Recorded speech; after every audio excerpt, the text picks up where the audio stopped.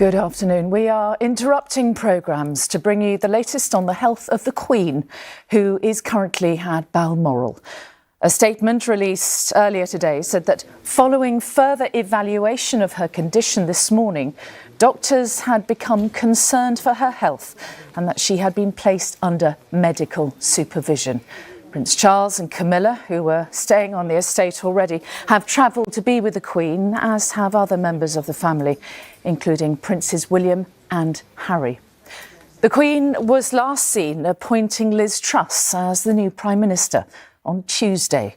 Yesterday, she pulled out of a virtual meeting of the Privy Council. And our royal editor, Chris Shipp, is here with me. Chris, what can you tell us? What do you know?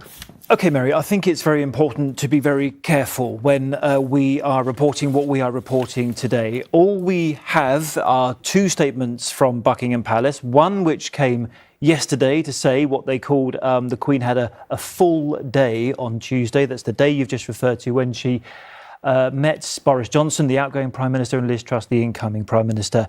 And she then had received doctors' advice to rest. That was yesterday.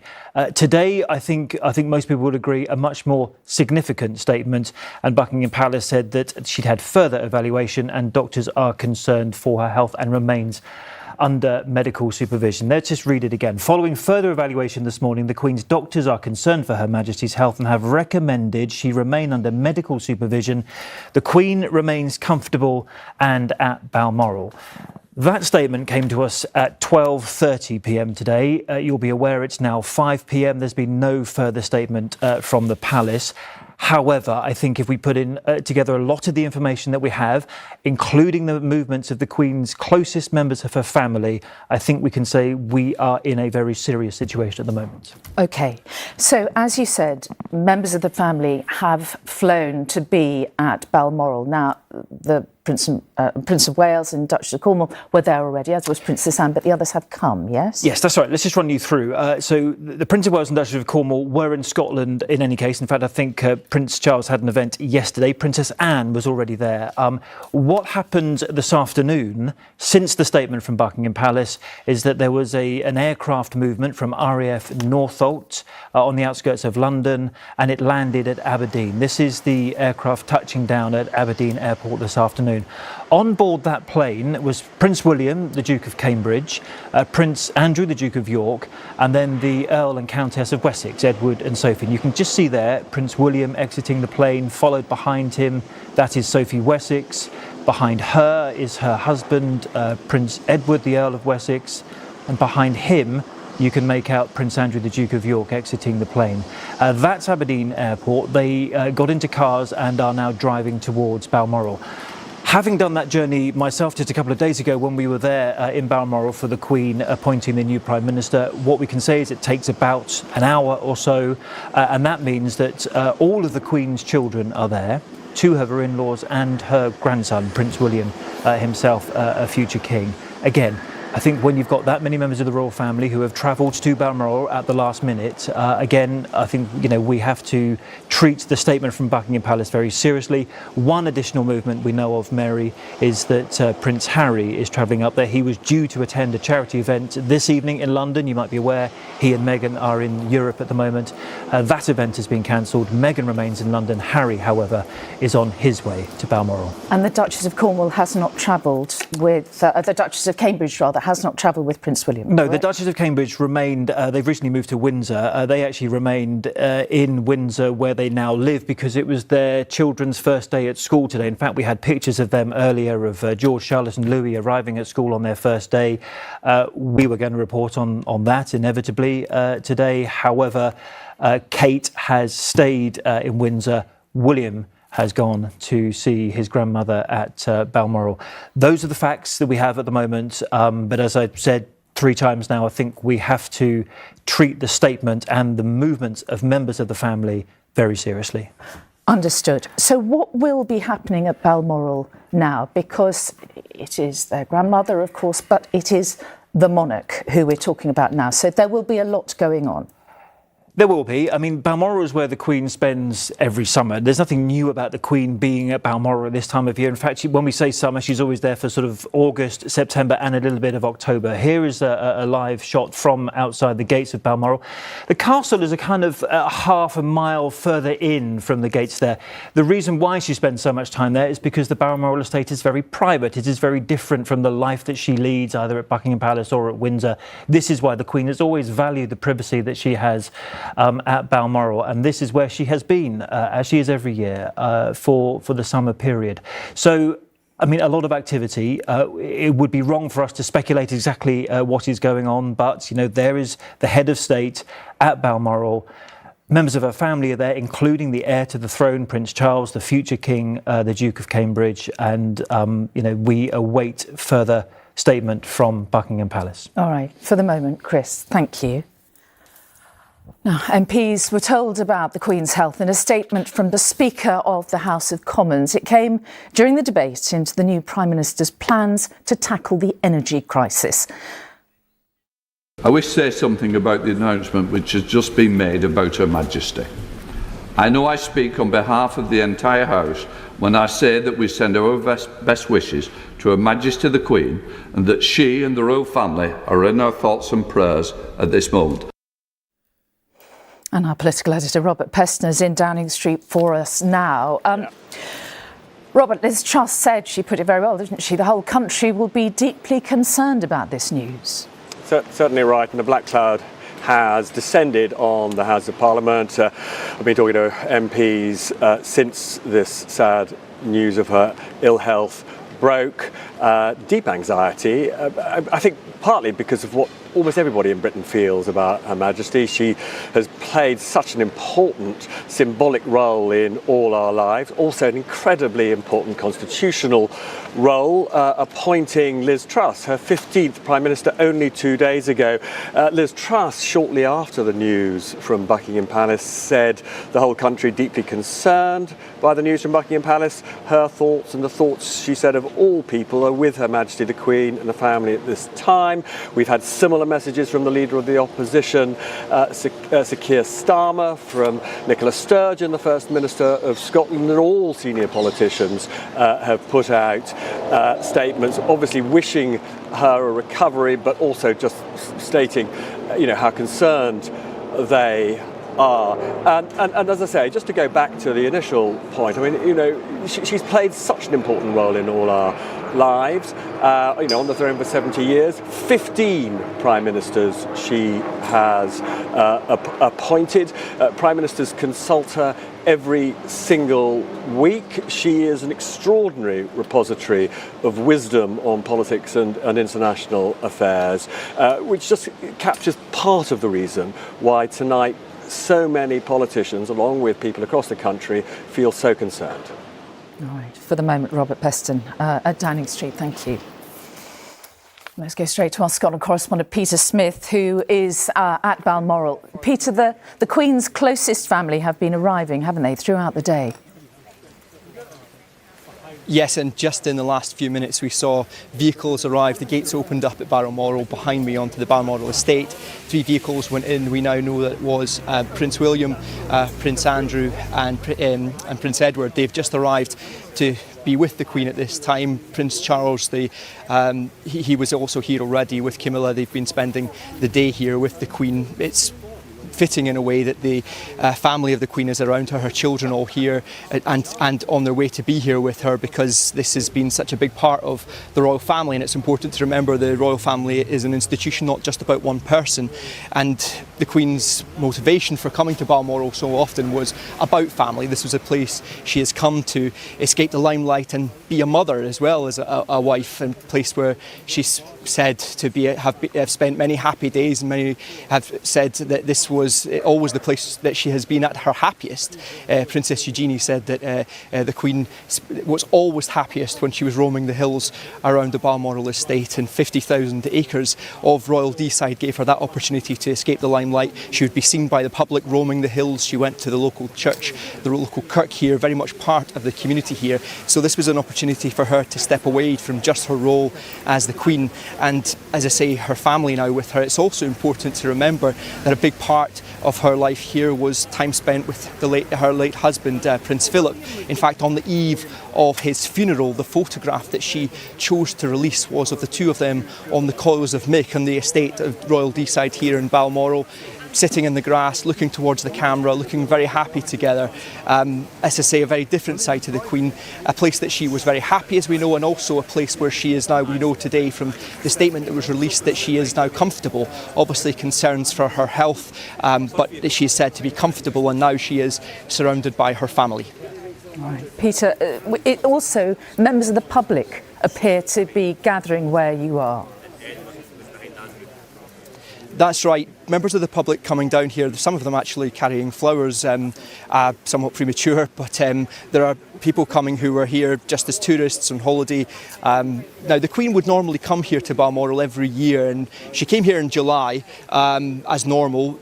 She would be waiting on the estate in her private residence, and then on the beginning of August, that's when the Balmoral Castle is closed to the public and she moves into Balmoral Castle. But it is still a huge tourist attraction here. People come from all over the world to see the gates, just to stand at the gates here. And yes, the public are assembled all around me, huge media presence as well. Clearly a lot of concern for the Queen's health at this point of time. As I say, no one's laying flowers. The police are not letting people to come through to do that, because we're talking about the Queen being made comfortable at this point of time. So people are coming, they're assembling around the gates, waiting for an announcement, and very keen, not just people from the UK but from around the world, very keen to keep up to date with the Queen's health. All right, Peter Smith for the moment at Balmoral, thank you. And let's go back to Chris, because despite the Queen's mobility issues, which you and I have spoken many times about over previous months, she has been very much taking part, leading events this week, hasn't she? Yeah, and I think that's right. And I think, let's be clear that on Tuesday, it is the Queen's constitutional duty to invite a new Prime Minister, or the leader of the biggest party, to form a new government. That's exactly what she did with Liz Truss, and something that the Queen was very keen to do, despite the fact that it was scheduled to have happened in London. So this is the drawing room at Balmoral Castle. This meeting with the new Prime Minister, remember Liz Truss is the Queen's 15th in her 70-year reign. This was meant to have happened at Buckingham Palace, but we were told a week before that the Queen was unable to travel, and to create some certainty in the diary of the outgoing and incoming Prime Ministers, it was moved to Balmoral, which of course then meant that both Liz Truss and Boris Johnson have to make the 500-mile journey north to Aberdeenshire to do it. However, I think it shows a determination on the Queen's part that despite her mobility issues, she was determined to do it. In fact, I spoke to someone who was in the room at the time, and they mentioned the Queen looked very frail. I didn't take that as any particular significant analysis of the Queen, because she's 96 years old. People of 96 do look frail. And I think perhaps what's more remarkable about the Queen is the fact she's still able to do these kind of things. Yes, she has a walking stick now and has used it for much of the last year. But let's remind ourselves, she has cancelled a lot of engagements in the last year. State opening of Parliament, the Royal Maundy service at Easter. She didn't go to the Commonwealth Day service at Westminster Abbey. She couldn't even go to Remembrance Sunday last November. So put all those things together, that's where the mobility issues began. And it's having an impact on her ability to do the job as head of state. And that's why Prince Charles has been standing in. And just looking at that picture of the Queen and Liz Truss, it's hugely constitutionally significant. It's called the kissing of the hands, but what actually happens in that meeting? Yeah, kissing of the hands, although the hands aren't actually kissed. The kissing of the hands is actually a reference to the type of audience that it is, and this is a very significant audience. Now, most people will know that the Queen and her Prime Minister meet every week. If they can't meet in person, they can talk on the telephone, and they can now, of course, do things virtually. It is a very important moment. The Queen's relationship with her Prime Minister. Remember, it's Her Majesty's government, and that's her Prime Minister who is invited to form that government. So yes, that's an important meeting. It is the Queen's personal prerogative to appoint a Prime Minister. She kind of retains that power. And, this is Tuesday. We are looking at a picture from Tuesday here of the Queen determined to do that part of her job. And she also made a statement, unless I'm mistaken, about the very sad events with the shootings in Canada. And that was just yesterday, wasn't it? Correct, yes. So the Prime Ministerial meeting or audience was on Tuesday. On Wednesday, she made a statement expressing her condolences and her thoughts to the people of Saskatchewan, where there was that dreadful stabbing incident which left 10 people dead. Let's remember, the Queen is also the Queen of Canada. She is the Queen of the Bahamas. She's the Queen of Belize. She's the Queen of a total of 14 realms. So that was the most recent communication we had from Buckingham Palace until yesterday. This announcement from them that she would have to postpone the Privy Council that was meant to happen up there in Balmoral virtually. A Land Rover coming out of the gates at the moment. I don't think that's anything particularly significant, but that is the movement that's happening at Balmoral Castle at the moment. And we now know that the Queen is there, Prince Charles is there, his wife, the Duchess of Cornwall, is there. All of the Queen's children, plus her grandson, Prince William, are all currently at Balmoral Castle, and Prince Harry is also on his way. All right. OK. Chris, thank you for the moment. And Nina Hussain is at Buckingham Palace for us now. Nina, despite the weather, people have been turning up, haven't they? Yes, Mary, as Peter Smith was just saying a few moments ago there in Scotland, just in the last hour really, the crowds have really started to gather. That is despite the torrential rain we saw just a few minutes ago. Just a few minutes ago behind me there was a sea of umbrellas, people clearly arriving here as that news broke this lunchtime that the Queen's doctors were concerned about her health, so very many miles away from her London residence at her Scottish home, Balmoral. And now really it is a crowd here, a country in general and a Commonwealth indeed that is anxiously waiting any updates about that situation, about her health from behind those palace doors here in London. For the moment, Nina Hussain, outside Buckingham Palace, thank you.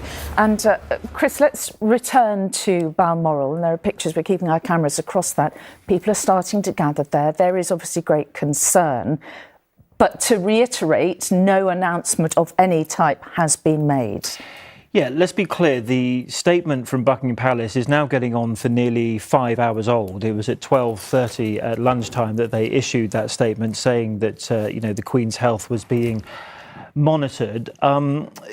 And that's the last piece of information we've got to go on. I've said to you many times in the studio before, Mary, that the Buckingham Palace doesn't give running commentary on the Queen's health. And therefore, we weren't necessarily expecting anything from them today. They told us last night that she was told by her doctors to rest and that she had to cancel that Privy Council meeting. The Privy Council, is age-old institution. There's about 700 or so members, and normally you have a Privy Council meeting after the appointment of the Prime Minister, because even Liz Truss needs to be signed in as the First Lord of the Treasury. Therefore, we weren't really expecting a statement or an update from Buckingham Palace today. That one came, and that it said what it did, I think has led everyone to be very worried about the Queen's health. And I think, as Robert Peston was saying, it changed the mood in the House of Commons on what was otherwise a very big political day, with Liz Truss, the new Prime Minister, announcing this very big package of changes to energy. So, the fact that the Palace said to us that the Queen's doctors are concerned for Her Majesty's health and recommend she remain under medical supervision, that's a highly unusual statement. We don't get that kind of statement from Buckingham Palace, and the fact that we did at 12:30 today shows the gravity of the situation that we are currently in. OK, all right. And we know that other members of the family have touched down at Aberdeen, and I believe that we have pictures of them driving through the gates of Balmoral, and we know that that is Prince William, the Earl and Countess of Wessex, Sophie and Edward, Prince Andrew. Prince Harry is making his way separately, we understand. Yes, of course. I mean, you don't need me to tell you Prince Harry's not part of the royal family anymore, but we have been told that he is liaising with the royal family in terms of his travel arrangements. Just to recap, Prince Harry and Meghan are in the UK and they were in Germany earlier in this week, so they're in Europe for 3 or 4 days. They were meant to do an event this evening for a charity called Well Child. It's one of the charities very close to Harry's heart. That was kind of meant to be happening about now, actually. They were meant to arrive there and present the awards. They've clearly cancelled that. Prince Harry's travelled to Aberdeen as well to be with other members of his family. It's a very sensitive time, but we should remind ourselves that actually he hasn't met any members of his family since he returned to the UK last weekend. So, again, I reiterate the fact that all those members of the family are there. Charles and Camilla, Princess Anne, the Princess Royal, the Earl and Countess of Wessex, the Duke of York, the Duke of Cambridge, and now the Duke of Sussex, all in Balmoral. This is why we are treating the statement with such gravity and seriousness. So what can we expect to happen over the coming hours? And I know it's very difficult because we don't want to speculate, but here we are talking about it. A lot of people are going to be very worried about this and very upset. I think, given the news at lunchtime and notwithstanding what I said earlier about Buckingham Palace not giving a running commentary on the Queen's health, I think we're going to have to expect some kind of update from the Palace this evening, just because of the severity of the statement they issued earlier. And I think, as Nina was saying at Buckingham Palace, as Peter was saying at Balmoral Castle, people do come to these locations in any event. In fact, I was there on Tuesday and there were people expecting that they could walk in the gates and wander around the castle because they've seen pictures of it. They know it's a very important estate for the Queen. So, those crowds will be gathering, and I think with the severity of the news, yes, they will go to places like Balmoral Castle and Buckingham Palace, perhaps even Windsor Castle, even though the Queen isn't there at the moment. But those are the kind of locations we expect people to go when there is a significant development and news of this kind. And just to give a little bit more detail about Balmoral, I think it was either Princess Eugenie or Beatrice who said it is the most beautiful place on earth, and it's the place that the family gather, and there are lots of people coming and going, and they have a lot of fun there. They can really relax. You're right, yeah, it was Princess Eugenie that said that. And actually, I've been there. It's quite the most remarkable place, set back from the road. The closest town is called Ballater, and that itself is about 7 or 8 miles away. Braemar's in the other direction, and it's not a small estate. There are lochs there. There are, I should say it properly in the Scottish way, there are lochs there. There are mountains. It's a place where the Queen has always found solitude, a place to get away from it. The weather can do unpredictable things, as we saw on Tuesday when the heavens opened, when the Prime Minister came. But it's a place that the Queen just values, a place she loves to be, a place where she can spend private time with members of her staff. Because unlike Buckingham Palace and Windsor Castle, actually places like Sandringham and Balmoral are private residences, so her time there is very distinct from the time that she spends in Windsor Castle and Buckingham Palace. It very much is the break that the Queen likes to have. And as we were saying earlier, because of all the events that she's cancelled recently, there was the Braemar gathering at the weekend. The Queen always goes to the Braemar gathering, save a couple of times when she's had to cancel because of pregnancy or whatever. She didn't go this year. Prince Charles and Camilla did. Princess Anne was also there. But she cancelled that, and she would have loved to have gone if she could. And the family, as we've said, have been arriving over the last half hour or so. And I believe that we have pictures of the Duke of York and the Earl of Wessex arriving in the last few minutes. Yes, and one would imagine that sitting next to the Earl of Wessex is the Countess of Wessex, so Edward and Sophie and Prince Andrew. You don't need me to tell you the news stories that Prince Andrew has generated in previous times, but we are talking here about his mother. There we are. You can see the Countess of Wessex sitting next to Prince Edward, and they flew up on that RAF plane. In fact, it was a very similar plane to the one that the Prime Minister's used on Tuesday. They flew from RAF Northolt to Aberdeen and then made that journey. It doesn't matter if you've got police outriders, Mary. It is quite a long journey. It takes a good hour, whether you've got police outriders or not, on quite small country roads, and that's their arrival to see their mother following the statement from Buckingham Palace at lunchtime. Like any family, I guess they all want to be together at this time. Yes, and I think, if this is a very serious situation, then, they are all together and all in the same place as we speak. Yes, indeed. OK, Chris, thank you. And the Queen and the royal family will be in the thoughts of people up and down the country tonight. She has an unrivalled appeal that crosses, it seems, the generations and spans many different countries and cultures. Rachel Younger heard some of the reaction. It has been the backdrop to so many moments celebrating her life. But today, tourists and passers-by alike struggled to take in the news. Shock, turning to concern, and then simply sadness. Makes me very emotional. She's just always been there for us. She's been lovely. She's 96, so I just wish her all the best. We've always known her always in our lives. All the special occasions. Yep. And she's the top of the mountain, isn't she? She is. Top of the tree. She pledged her life, and she has stood by that very word. She has. I didn't think I'd feel so sad personally. I had a little cry walking around the corner. Yeah.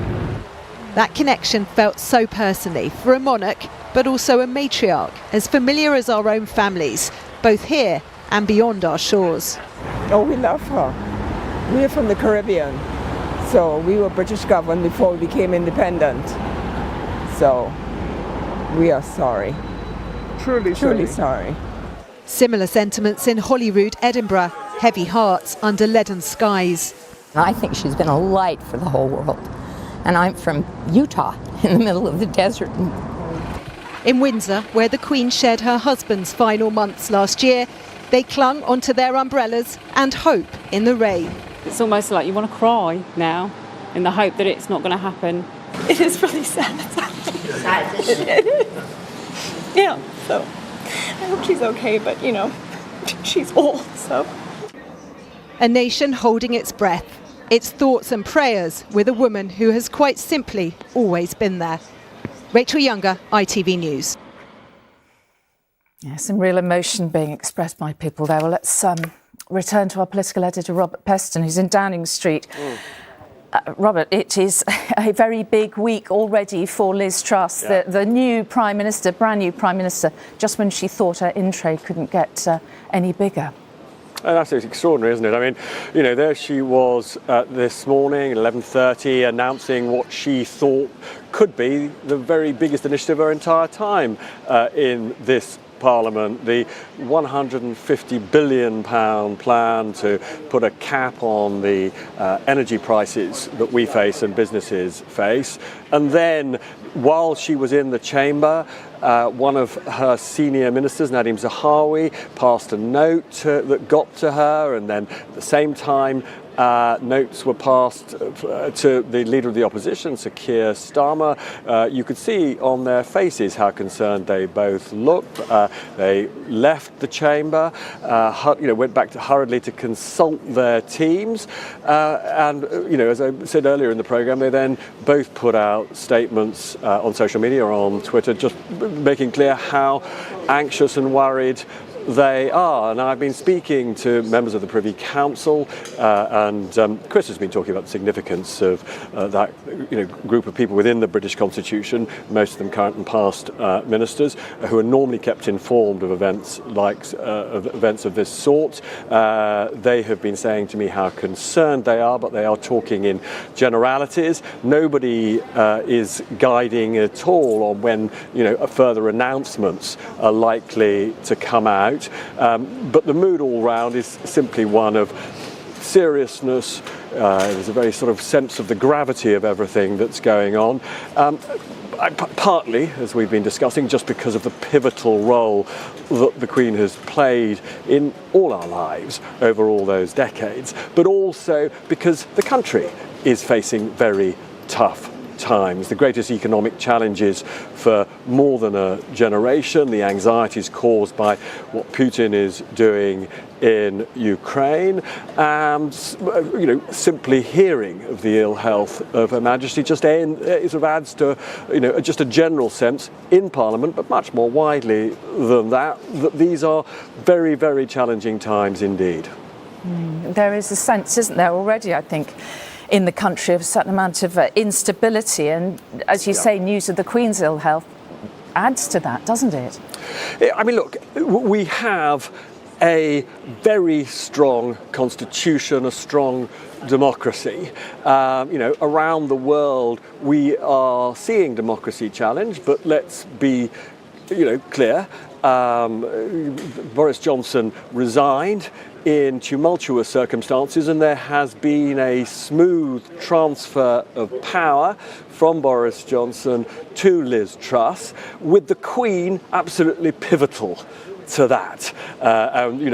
We saw those pictures on Tuesday of Boris Johnson going up to give his resignation to the Queen, and then Liz Truss curtsying and being appointed by Her Majesty as the new as the new Prime Minister. What this was all symbolic of is a constitutional parliamentary democracy underpinned by Her Majesty as head of state. And we can all take enormous pride in the way that she has fulfilled that function throughout her reign.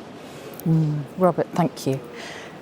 Back to you, Chris, and picking up on what Robert said, she has, for 70 years, carried out her duties in an exemplary fashion, hasn't she? Very little criticism of the Queen during that time. Yeah, and I think we should remember that this is the Queen's 70th year. We have just celebrated at the beginning of June, and the whole country, I think, needed that celebration, the Queen's Platinum Jubilee. This was the Queen coming out on the balcony of Buckingham Palace with other members of the royal family after Trooping the Colour, the annual military parade for her birthday, something the Queen loves. And there was that fly past, if you remember it, with the 7-0 in the sky. The planes went over the top of Buckingham Palace. But again, we should point out here, but even at that Jubilee, the Queen was able to go onto the balcony there, yes, with her walking stick that was the Thursday. But the other events that weekend she had to cancel. She couldn't go to the Epsom Derby. She couldn't go to St Paul's Cathedral for the Thanksgiving service. Prince Charles had to stand in for her again. She was able to come back out on the balcony on the Sunday after that pageant that went ahead in front of the palace. But, even that wasn't confirmed until the day. And I think we've got into a pattern in recent times where Buckingham Palace will not confirm events in the Queen's diary too far out, and they tell us only, with hours, maximum of a day to go before the Queen will attend something. So that's a kind of pattern that we've got used to in pretty much in the last year, so that we can no longer say the Queen has cancelled X or cancelled Y. They just don't confirm her attendance until shortly before. And of course, you mentioned before, there is the walking stick. The Queen uses very, very often now. I mean, here we go. This was the first time that she used it at an event at Westminster Abbey when she arrived with Princess Anne, her daughter. Holding it, as you can see, that was the first time. This was last autumn, and that was the first time we saw the Queen use a walking stick. At the time, age 95, I think most people would say, well, it's quite remarkable she has got to that age before she needed a walking aid. And that, in a way, is a measure of how we have come to regard her as sort of almost superhuman, haven't we? And she's done so much beyond the age that most people would still be doing, even half of that in terms of public appearances and so on. It was sometimes easy to forget that she was the age. It was easy to forget her age. It is easy to forget her age. I agree with you. And actually, I was rereading some of the books that were written about the Queen for her Diamond Jubilee in 2012. And actually, it was quite remarkable the difference that we've seen, and very recently. Now, the pictures you're seeing here is when she opened the Elizabeth line. Again, as I was just saying about the fact that they didn't confirm her attendance until the very last minute, I distinctly remember they had that Prince Edward was opening the Elizabeth line. Then they had to take the plaque off the wall and replace it with another one to say the Queen was going to turn up. That's the kind of the choreography that we've got used to in recent years. Clearly, a line named after Elizabeth, you would expect her to go, but they didn't confirm that until the day, and that's the kind of pattern that we've got used to.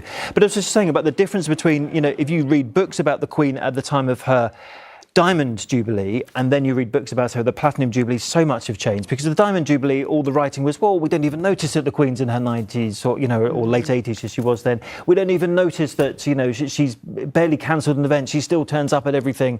And in that time, so much has changed. And much of that has happened just in the last 12 months or so. She lost her husband of all those years standing on the 9th of April, didn't she, 2021? And would it be fair do you think, to say that there has been a marked change in her demeanour since she lost Prince Philip? I think it would be completely fair to say that. And I think many people, medics among them, will say that often happens when somebody loses a life partner. Don't forget, they were married in 1947. They celebrated 73 years shortly before his death. And I think when someone loses a life partner, as the Queen did in April of last year, then it sometimes does hasten their fragility, their age. And I think that is what we have seen from the Queen since the death of Prince Philip.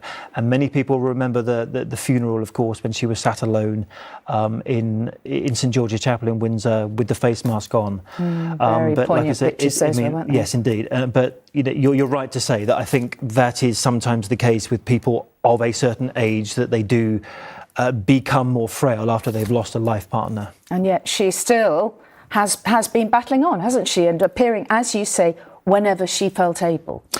Yes, whenever she's felt able. But, as I was pointing out, she was unable to make the state opening of Parliament this year. Now, that's a very big event in the diary, the constitutional diary, and Prince Charles had to stand in for her, as he stood in for her at an increasing number of events over the past year or so. So we are talking about a monarch who's determined to do the job, but being held back by her increasing difficulties with her mobility. As frankly, many 96-year-olds would find that they are. And it was significant, wasn't it, when she missed the Derby? We all know how much the Queen loves her horses, and the Epsom Derby, for her, Platinum Jubilee was something she really wanted to go to. It was an event that Princess Anne went on behalf of her mother. There was huge disappointment. I remember talking to the organiser of the Epsom Derby at the time. Absolute disappointment the Queen was unable to come. But as I say, when it comes to her Platinum Jubilee, there were a number of events she had to cancel, and in the end she bookended those 4 days of celebrations that we had as a country, that 4-day bank holiday weekend, and was unable to make all the events that she had wanted to go to. Indeed. Chris, thank you. And let's go back to our Scotland correspondent, Peter Smith, who is watching events at Balmoral. Now, Peter, as we've been saying, Chris and I have been talking, members of the royal family have been arriving, haven't they, in the last few minutes? What have you seen? Yes, well, in the lead vehicle we saw Prince William, and he had his uncles beside him, Prince Edward and Prince Andrew. So now we know the Queen is surrounded by her children, one of her grandchildren, because of course Prince Charles, Prince of Wales, was already on the Balmoral estate. He spent the day with his mother along with Camilla. So the Queen is now surrounded by her family, a place that the family has spent so much time. It means so much to the family. I'm reminded there's a quote here from Princess Eugenie that when she was speaking to the ITV documentary Our Queen at 90, she said, "I think Granny is most happy there," meaning at Balmoral.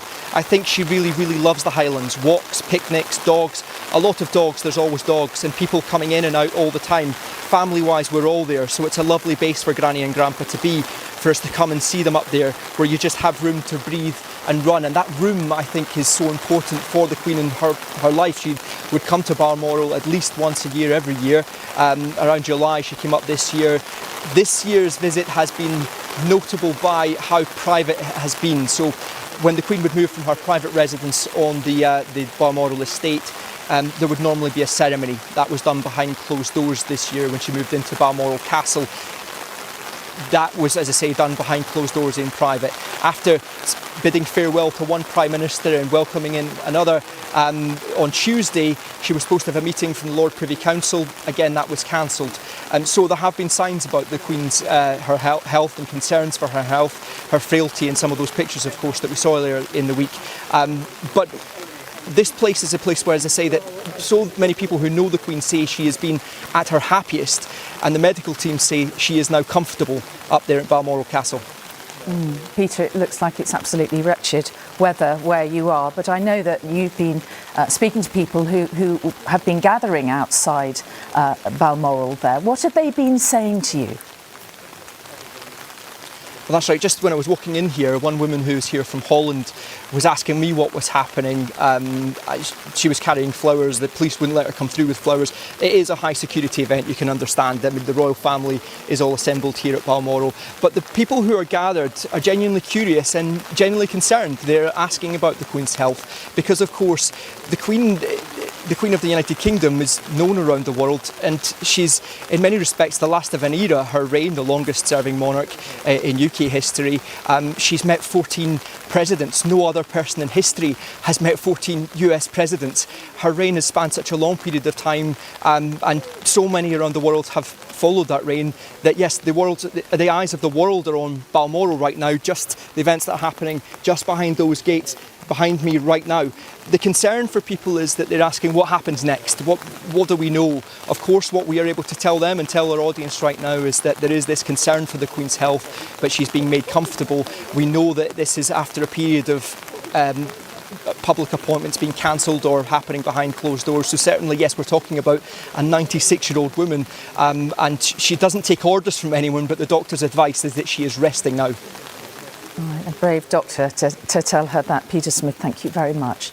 And our correspondent Romilly Weeks joins us now from, well, just close to Buckingham Palace, where she's been speaking to some of those who've been gathering there. Romilly.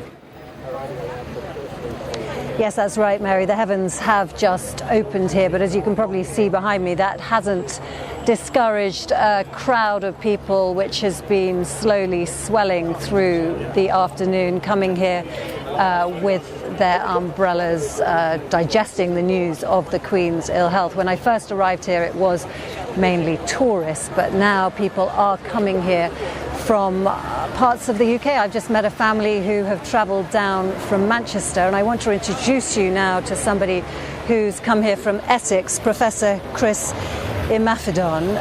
Professor, can you tell me why it was important to you to come here when you heard the Queen was ill? It's very sad news and very sharp turn of events, because only on Tuesday she welcomed Liz Truss, the new Prime Minister. So when I saw it, I said, really? This is really happening for a woman that combined monarchy with motherhood and yet with modesty? It just defies belief, probably because Prince Philip is not.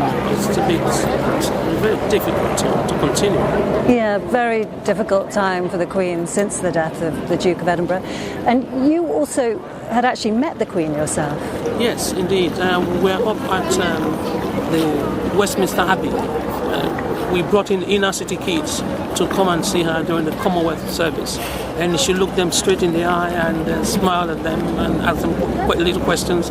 And she attaches importance to the greatest as well as the least of us. There was no superiority, there was no hierarchy in the way she interacted with a lot of people. And it's very difficult to be able to get, it's not just longevity. I know we celebrate the 70 years that she served and she inspired all of us. You can't talk about retirement if the Queen is still going on 96. So we're just really praying that she pulls through this like she's done through many storms in her life. Absolutely, and that is certainly the sentiment in the crowd here. Can you sum up what she means to you, what her extraordinary 70-year reign means to you? It means, as a woman, you can have it all. It was very empowering. When I did the first book on her, it showed one thing, that you can be a mother, you can be a wife, you can be a monarch. Because, you see, most foreign dignitaries couldn't separate the Queen, who is a queen because is married to a monarch, and the Queen, who is also the monarch. It's extraordinary that she was able to combine that, almost effortlessly. But, it's a lot of hard work to be a wife, let alone be a mother. And duty, service, she is very much somebody who is absolutely done her bit. Dedication to duty. No compromise when it comes to doing the work that needs to be done. whether sun or rain, she'll move in and she'll make sure that she does what needs to be done without excuses, without complaining, ignoring all the distractors. I mean, she is such a woman. I don't think and she was a mother to the nation. If she saw you, she asked about your children, and she was very gracious and awarded my daughter an MBE in 2017. I'll never forget that day. I'll never forget it. Professor, thank you so much for sharing your thoughts with us, and that really very much is the mood in the crowd here. People sending the Queen their best wishes, hoping for the best, but obviously very, very concerned. Okay, Romilly, outside Buckingham Palace, thank you. Let's return straight away to Chris Shipp. Now, we were talking, Chris, weren't we, about the Queen having maintained her phenomenal output of work, even if she hasn't been appearing in public. But she was seen in July, wasn't she? What was she up to then? Yes, I suppose you could call that her most recent public engagement, because the one at the castle with the Prime Minister this week was more private, you could say. But in terms of public engagement, we saw her on the 15th of July. She was filmed opening, as she's opened many things throughout her life, a hospice in Maidenhead in Berkshire, just a short drive from Windsor Castle where she was staying at the time. So this here is a hospice that she was opening. So we're talking just under 2 months ago, and these were the last images we currently have of the Queen. As you can see there again with her walking stick, which she's never seen without now. But walking very well and looking pretty. As you can see, yeah. Robust. And I should also point out that when she went to a Chelsea Flower Show, she used a golf buggy. So there have been these changes and adaptations made within the last year or so that she can carry out those kind of functions that she's done for so many years. And in terms of jobs that she's been doing over recent days, she met and appointed the new Prime Minister and said farewell to Boris Johnson, the outgoing Prime Minister, and there were also some announcements made. Yes, I mean, I mentioned it is Her Majesty's government, HM government, and you always get confirmation from Downing Street when a minister or cabinet secretary is appointed to their job, whether that's the Secretary of State for Health or Chancellor or whatever. It's always the Queen has been pleased to approve the appointment of X person to Y job. Interestingly, listen, I don't want to read too much into this, but Downing Street have put out a release just in the last few moments where they say on Wednesday, the 7th of September, in other words, yesterday, the Queen approved the following appointments to take effect today, open brackets, Thursday, the 8th of September. Then there's a list of more junior ranking ministers and Under Secretary of States beneath that email, rather suggesting that the Queen, whatever has happened today, which has given her doctors cause for concern, that she was not able to approve those appointments today, and the ones that Downing Street have just announced were approved by the Queen yesterday. OK, understood. So all of these things, people watching, they know, and very many people love the Queen and they see the public side of her, as we all do. But there is so much more to the job, isn't there, that is happening beneath the surface, the real business of the constitution of this country. Yeah, there's all those jobs that the Queen does that we never actually see, and the famous red boxes that she attends to every single day. In fact, at the accession day, so back in February is accession day, that's the day her father passed and the Queen officially took the 70 years reign. She was pictured with a red box then. I mean, that was clearly deliberately done by the palace aides to say, here is the Queen still working. We've got some pictures here of the Queen on various engagements in recent months and years. So, able to keep working. Let's remind ourselves that age 96, most people have been retired for somewhat close to 30 years by that stage. So let's just remind ourselves about how remarkable it is that she's been able to do any engagement in recent years. Yes, we've all been commenting on her, her assistance in the form of walking sticks or golf buggies or whatever else it is. But the fact that age 96, she is still doing these things, and on Tuesday was still determined to fulfill her duty as head of state to appoint the Prime Minister, I think, that speaks volumes. Yeah, with a big staff supporting her, of course. And I don't mean in terms of her day-to-day living, but in terms of actually running the business of monarchy. She is supported by a huge official staff, isn't she? Yes, there are, of course, lots of staff within the institution of monarchy. But actually, when she goes to Balmoral Castle, she does have a very slimmed down coterie of staff. And actually, quite famously, during the pandemic, she had a very, very small, it was called the bubble, HMS Bubble, which is the very small number of staff appointed to look after her, to make sure that she and then the Duke of Edinburgh were protected. So, yes, she has staff. At Balmoral, a lot fewer staff, because this is her private time, her way from official duties. But when you are Queen, when you are monarch, you're never off duty, and the work is still continued. And as I said, we commented on the weather in Balmoral, but that's part of the attraction in that part of Aberdeenshire. The River Dee is just down from those gates there. It is beautiful, it's tranquil, it's a place the Queen simply loves to be in. Chris, thank you. Well, we do know that what is happening here is being followed right around the world. And in the last hour, we have heard that President Biden has expressed his concerns and said his thoughts are with the Queen and the royal family. Robert Moore joins us from Washington. Robert, what exactly then did the president say?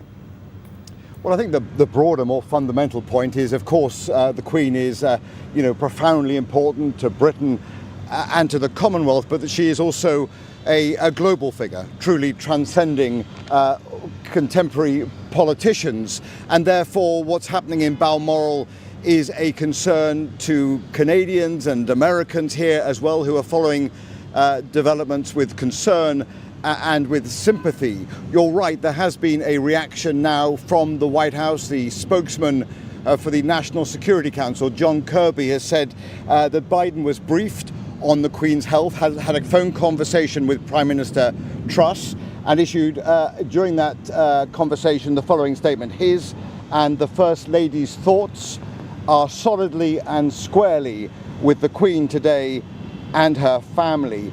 It's fair to say, Mary, that the Queen has a very special relationship with this country. She's visited the United States 8 times. She has met, as Peter alluded to earlier in this broadcast, 14 of the last 15 American presidents.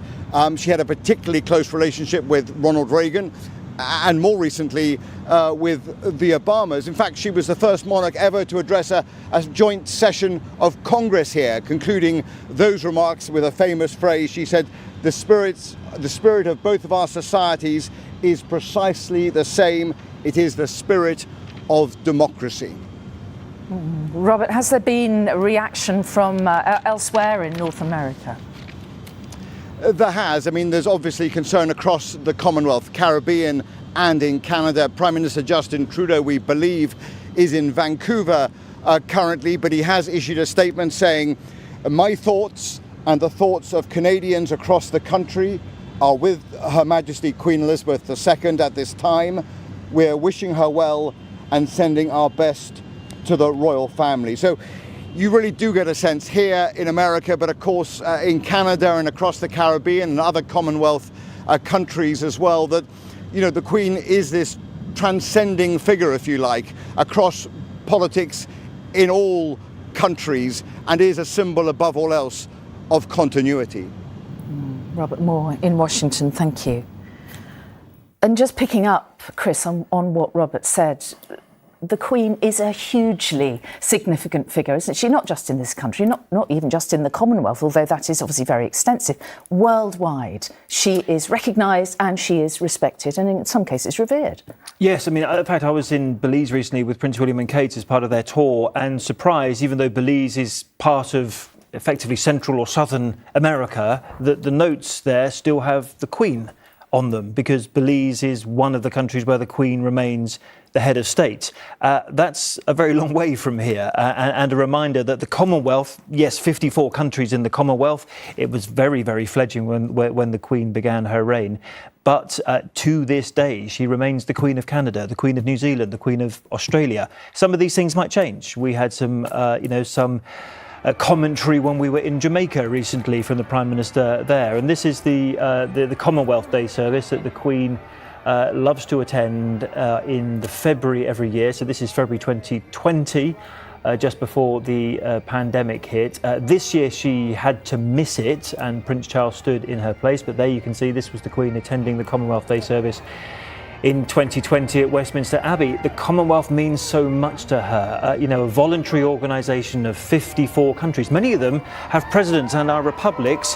A few of them, and perhaps we will have a few less in the future, but a few of them are still realms. And as I say, the Jamaican Prime Minister hinted that he would one day become a republic. In fact, I was in Barbados recently when Prince Charles went there, again on behalf of the Queen, as they made the transition from Commonwealth realm to a republic, but stayed in the Commonwealth. So the Commonwealth still has 54 members, and it means so much to Her Majesty the Queen, because it had barely any members when she began, and it was born out of the ashes of the British Empire. And it is not inevitable, or wasn't inevitable, that Prince Charles would take over that from her when she stepped back, but she was quite outspoken, wasn't she, and said she hoped that he would be appointed as head of the Commonwealth. There are a couple of things that I would point to that the Queen has done in recent years in order to make a transition in the future as smooth as it possibly can be.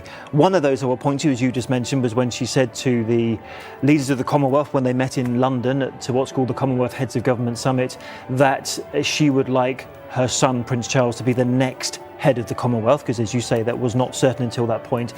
The other thing she did, and she did this on Accession Day this year, on February the 6th this year, was she said that she, when the time comes, she wanted her daughter-in-law Camilla to be known as the next Queen Consort.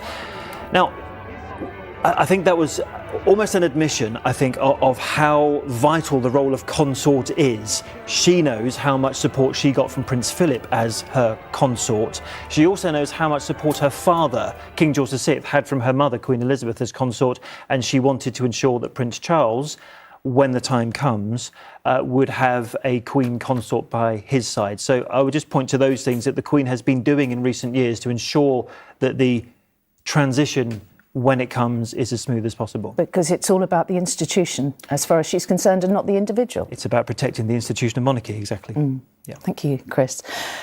OK, well, let's cross straight to Nina Hussain, who is outside Buckingham Palace. And Nina, you're joined, I think, by a special guest who has a great respect for the Queen.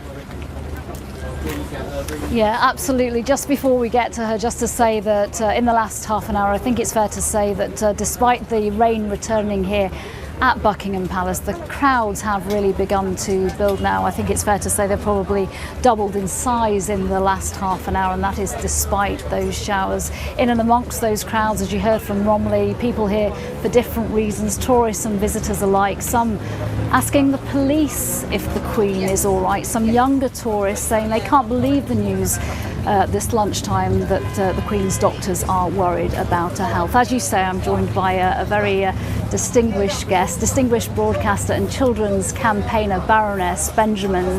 Dame Floella, thank you for joining me today on this day down here at the Palace. A day of great concern for so many people in that crowd behind us, but also around the country. You know something? My beloved mother, who was born the same year as Her Majesty the Queen, 1926, used to have a saying when we're waiting for anything to happen, waiting anxiously to hear what was going to happen next. She had a saying, no news is good news. And I'm staying very, very optimistic, because we're talking about a great lady, a woman who has given her heart and soul to her people and her country. And everything that she's given to us in the past years have been positive. So I'm staying very positive. And even if we do hear bad news, what a wonderful legacy she's left behind. I love Dame Floella seeing that smile on today of all days. I think we really need it right now, don't we? We heard some of the raw emotion earlier on in this programme from people taking in the news that we're hearing about the Queen's health.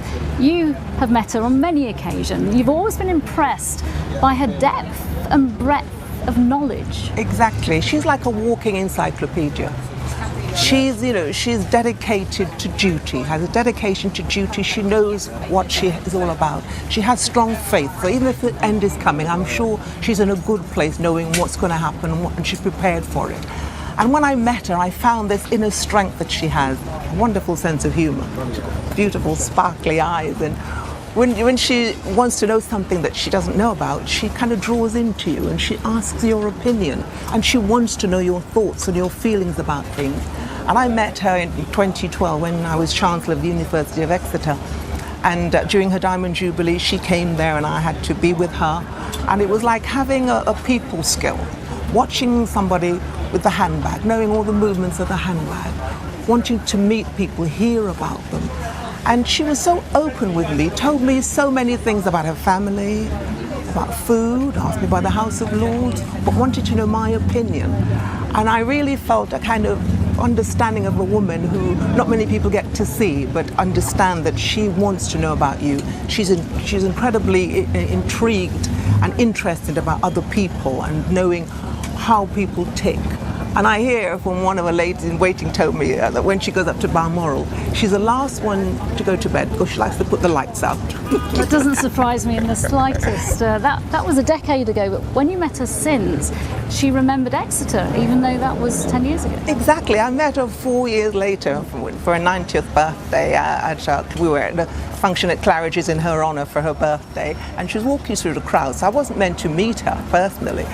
And when she saw me, she said, "Oh, I see Exeter's doing rather well," because Exeter had gone up into the league table, high up in the world league table of universities.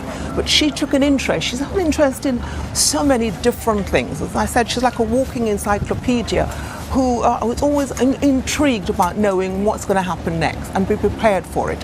And the only way you can do that is by hearing other people's opinions, understanding what's going on in the world around you.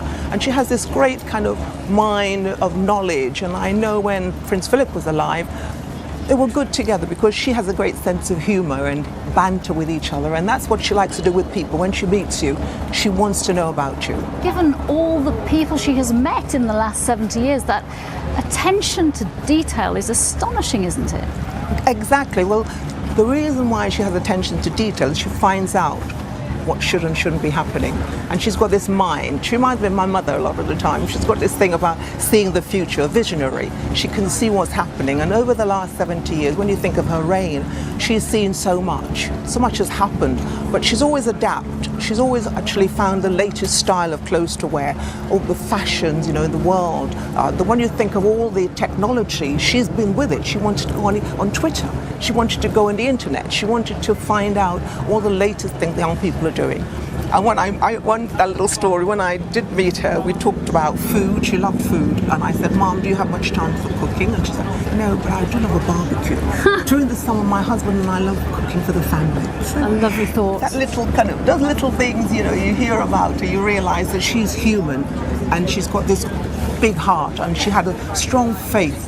And I know that she doesn't hold grudges, hatred in her heart. She's somebody who forgives. Because when she went to Northern Ireland, when you think of the history of Northern Ireland that affected her family, she was dignified, graceful, shook hands and forgave.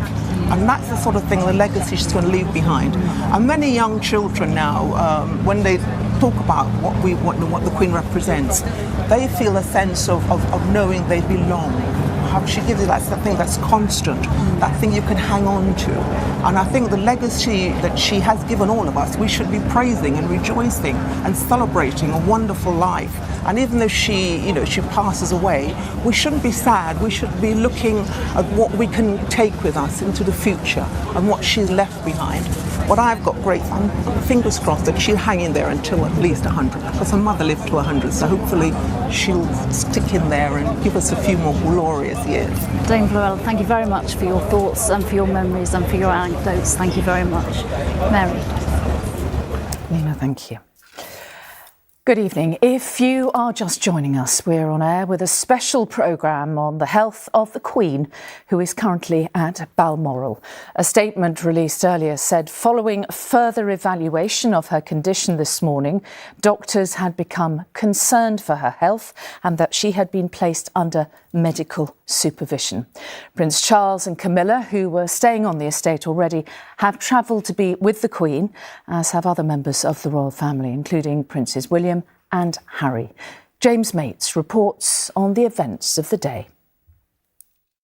In the most recent picture of the Queen, taken on Tuesday in the drawing room at Balmoral, she had looked frail but able to stand, able to conduct the vital business of head of state. Accepting the resignation of a Prime Minister and asking the next, the 15th of her long reign to form a government, was a duty she insisted she wouldn't miss. Although after the efforts of Tuesday, she rested yesterday, cancelling a scheduled meeting of the Privy Council. The hasty arrival this afternoon of an aircraft carrying Princes William, Andrew and Edward with his wife Sophie at Aberdeen Airport near Balmoral was an indication that the doctor's concern for her health this morning was serious. It was carrying Princes William, Andrew and Edward with his wife Sophie. Prince Charles, Camilla and Princess Anne were already in Scotland with the Queen at Balmoral now. Prince Harry is on his way north.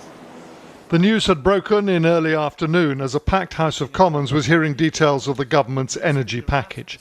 The Speaker, Sir Lindsay Hoyle, spoke for the House.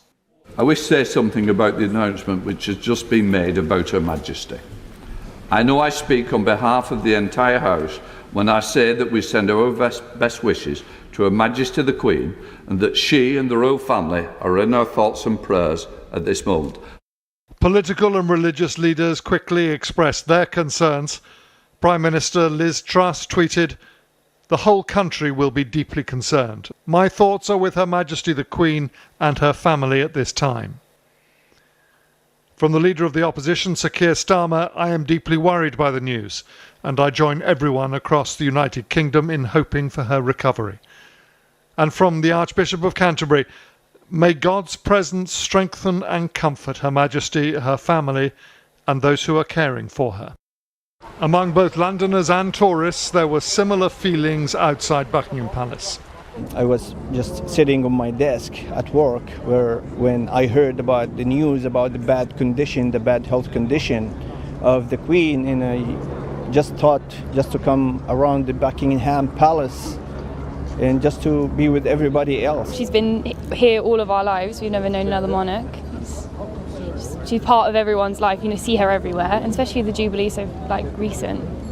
She has a unique blend of being able to understand the Commonwealth, which is a group of nations, and then being able to relate to the great powers of the Western nations.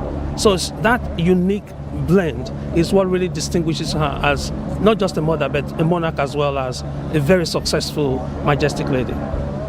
Within the last hour, the car driven by Prince William and carrying Princes Andrew and Edward and the Countess of Wessex has arrived at Balmoral to be with the Queen.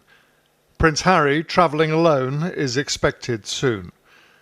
As her children and grandchildren gather around her, the nation the Queen has led for 7 decades can do no more than wait for news. James Mates, ITV News. And our royal editor Chris Shipp is here with me. That's all any of us can do is wait for news, but you're very plugged into how things work at the palace. What are you hearing? Well, look, the whole family are now at Balmoral. So all of the Queen's 4 children are there, 2 of her daughter-in-laws, plus her grandson, Prince William, and we are waiting the arrival of Prince Harry, as James has just been saying. Whatever is happening inside the castle at the moment, it would be wrong for us to speculate. The family are there. They are close to the Queen, and we will await an update from Buckingham Palace. I suspect we will have to have something this evening, given the severity of the statement that they issued at lunchtime today, talking about doctors being concerned for her health and recommended she remained under medical supervision. Which was very unusual, wasn't it? Yes, that in itself was so unusual, which is why, why we are here now. You put that together, that statement together with all members of the family flying to Balmoral, Prince Harry cancelling his charity event this evening, put all those things together. We have a very serious situation, but the family are there. Whatever update there is will have to go to, of course, the Prime Minister would have to go, as we've been speaking in the last hour about the Queen's realms where she remains the head of state. The people of Canada, for example, who she only yesterday she expressed condolences to for the dreadful events in Saskatchewan. So, all of those things, they'll be putting family first and the realms first. then I suspect we will get some kind of update from the palace. OK, well, we have, as we've been discussing, been gradually seeing less of her in the last couple of years, and particularly since Prince Philip passed away. She has been giving more of her day-to-day appearances to Prince of Wales and sometimes the Princess Royal, hasn't she? And, you know, that's actually a process that's been underway for a number of years now. I mean, we've been speaking about how that process has hastened in the last year and perhaps hastened since the passing of her beloved husband. But, you know, the Queen, when she's able to, as she did here, this was an event at the Palace of Holyrood House, which is her official residence in Edinburgh, alongside her son, Prince Charles. When she's able to do these events, she will. But we are often not told for certain about the Queen's movements now until shortly beforehand, because they simply don't know whether or not she is able to make them. But yeah, I remember seeing the Queen on Accession Day this year. The Accession Day is the moment that her father passed on the 6th of February. He died at Sandringham in 1952. And this is inside Sandringham House, where the Queen cut a cake to mark her Platinum Jubilee. Because whilst we all celebrated it in June, the actual moment of the 70 years was... I don't know whether we can hear what she's saying here. Have we got the sound? I don't know whether you would like to just do a little bit. I think I might just put a knife in it. I think that's a really good idea. See if it works. Oh yes, it does. Beautifully. The reason we were asking for the sound there is because she just made a joke about the fact that that cake, as you can see, was facing the cameras. It was the right way up for the cameras, not for her. And she sort of joked and laughed. Well, it's all about them, isn't it? It's all about them. I mean, you know, this was in February this year. She was 95 at the time, but still had that sort of kind of mischievous sense of humour that people often talk about the Queen, and people don't always see because of the very serious nature of her role as head of state. She has that twinkle, doesn't she, that Llewellyn Benjamin was talking about, those remarkable blue eyes and very bright smile. Well, look at this here. You mentioned bright smile just at the very moment that the Queen smiled there, and this was her using a golf buggy. I mean, she has used one before, but we all said this was the first time that she's used it at an official engagement, and it meant that she was able to go to the Chelsea Flower Show. There's a lot of walking involved in the Chelsea Flower Show. If you've ever been, the stands are very, very far apart. This meant, with complete with a royal chauffeur at the front of that buggy, it meant that the Queen was still able to see the flower show that she loves, but perhaps more importantly, that all of the exhibitors love the fact that the Queen comes to see them. So again, all of these events have been happening in the past year to 18 months. But actually, when I look back, I think about this process which began actually not long after I took this job in 2017, when she announced that she was unable to lay the wreath at the Cenotaph on Remembrance Sunday, and instead, as you recall, Mary, she watches it from a balcony of the Foreign Office up above. This year, she wasn't even able to go to the balcony, but that was a process that was sort of underway from 2017, because walking backwards down the steps at the Cenotaph after laying the wreath was simply too much for her at that age. At the age of 90, which is so remarkable. And that was 5 years ago, Yeah. I mean, I think what is so extraordinary is the way that we have over decades just come to assume that she would always turn up, always do what she always has done. And it was very... maybe too easy to forget her extraordinarily great age sometimes. The very fact that she still kept doing all those things into her 60s, into her 70s, into her 80s, and yes, into her 90s as well. Now, look, this is Buckingham Palace. I mean, the Queen actually does not stay here very much at all anymore. In fact, I can't remember the last time she stayed there. This was always called the Office, Buckingham Palace, HQ of the royal family. A lot of it actually is under renovation at the moment because it came into a state of disrepair. But there's always crowds there. But that looks to me like there are increasing numbers of people gathering at Buckingham Palace, awaiting some kind of update. Why do people go there when they could go anywhere else, or they could look at their phones? I don't know. I think there's a sense of kind of belonging, a sense of, this palace is a focus of the nation. People all around the world know what the front of that palace looks like and the balcony that the Queen has famously stood on. And it looks to me like, given it's pretty damp out there, it looks like there are people gathering because they've heard the news and are awaiting some kind of update. It is remarkable, isn't it? And we, our colleague Romilly Weeks, who is down there, tweeted a picture. I don't know if we have that. But she tweeted a picture not long ago that the rain clouds parted and there was a beautiful rainbow over Buckingham Palace just a few minutes ago. We'll try and find that. I'm sure people down there saw it as well. And, like I say, this is HQ of the royal family. Although, as you know, the Queen now, when she's south of the border, she lives and works from Windsor. That's where she went actually during the pandemic, and even when the pandemic was over, decided that actually that's where she wanted to be, particularly since the passing of her beloved husband, Prince Philip. So, I can't really remember the last time that she stayed at Buckingham Palace in the way in which we were kind of used to. But as you were just saying, we got used to that constancy. We are used to the constancy of the Queen, always there, and has been since 1952, when she was a very young, glamorous new queen. Yeah, she was perceived as a great beauty back then, wasn't she? Very glamorous. My mother and her generation all regarded her as an absolute fashion icon. Everyone wanted to be like her.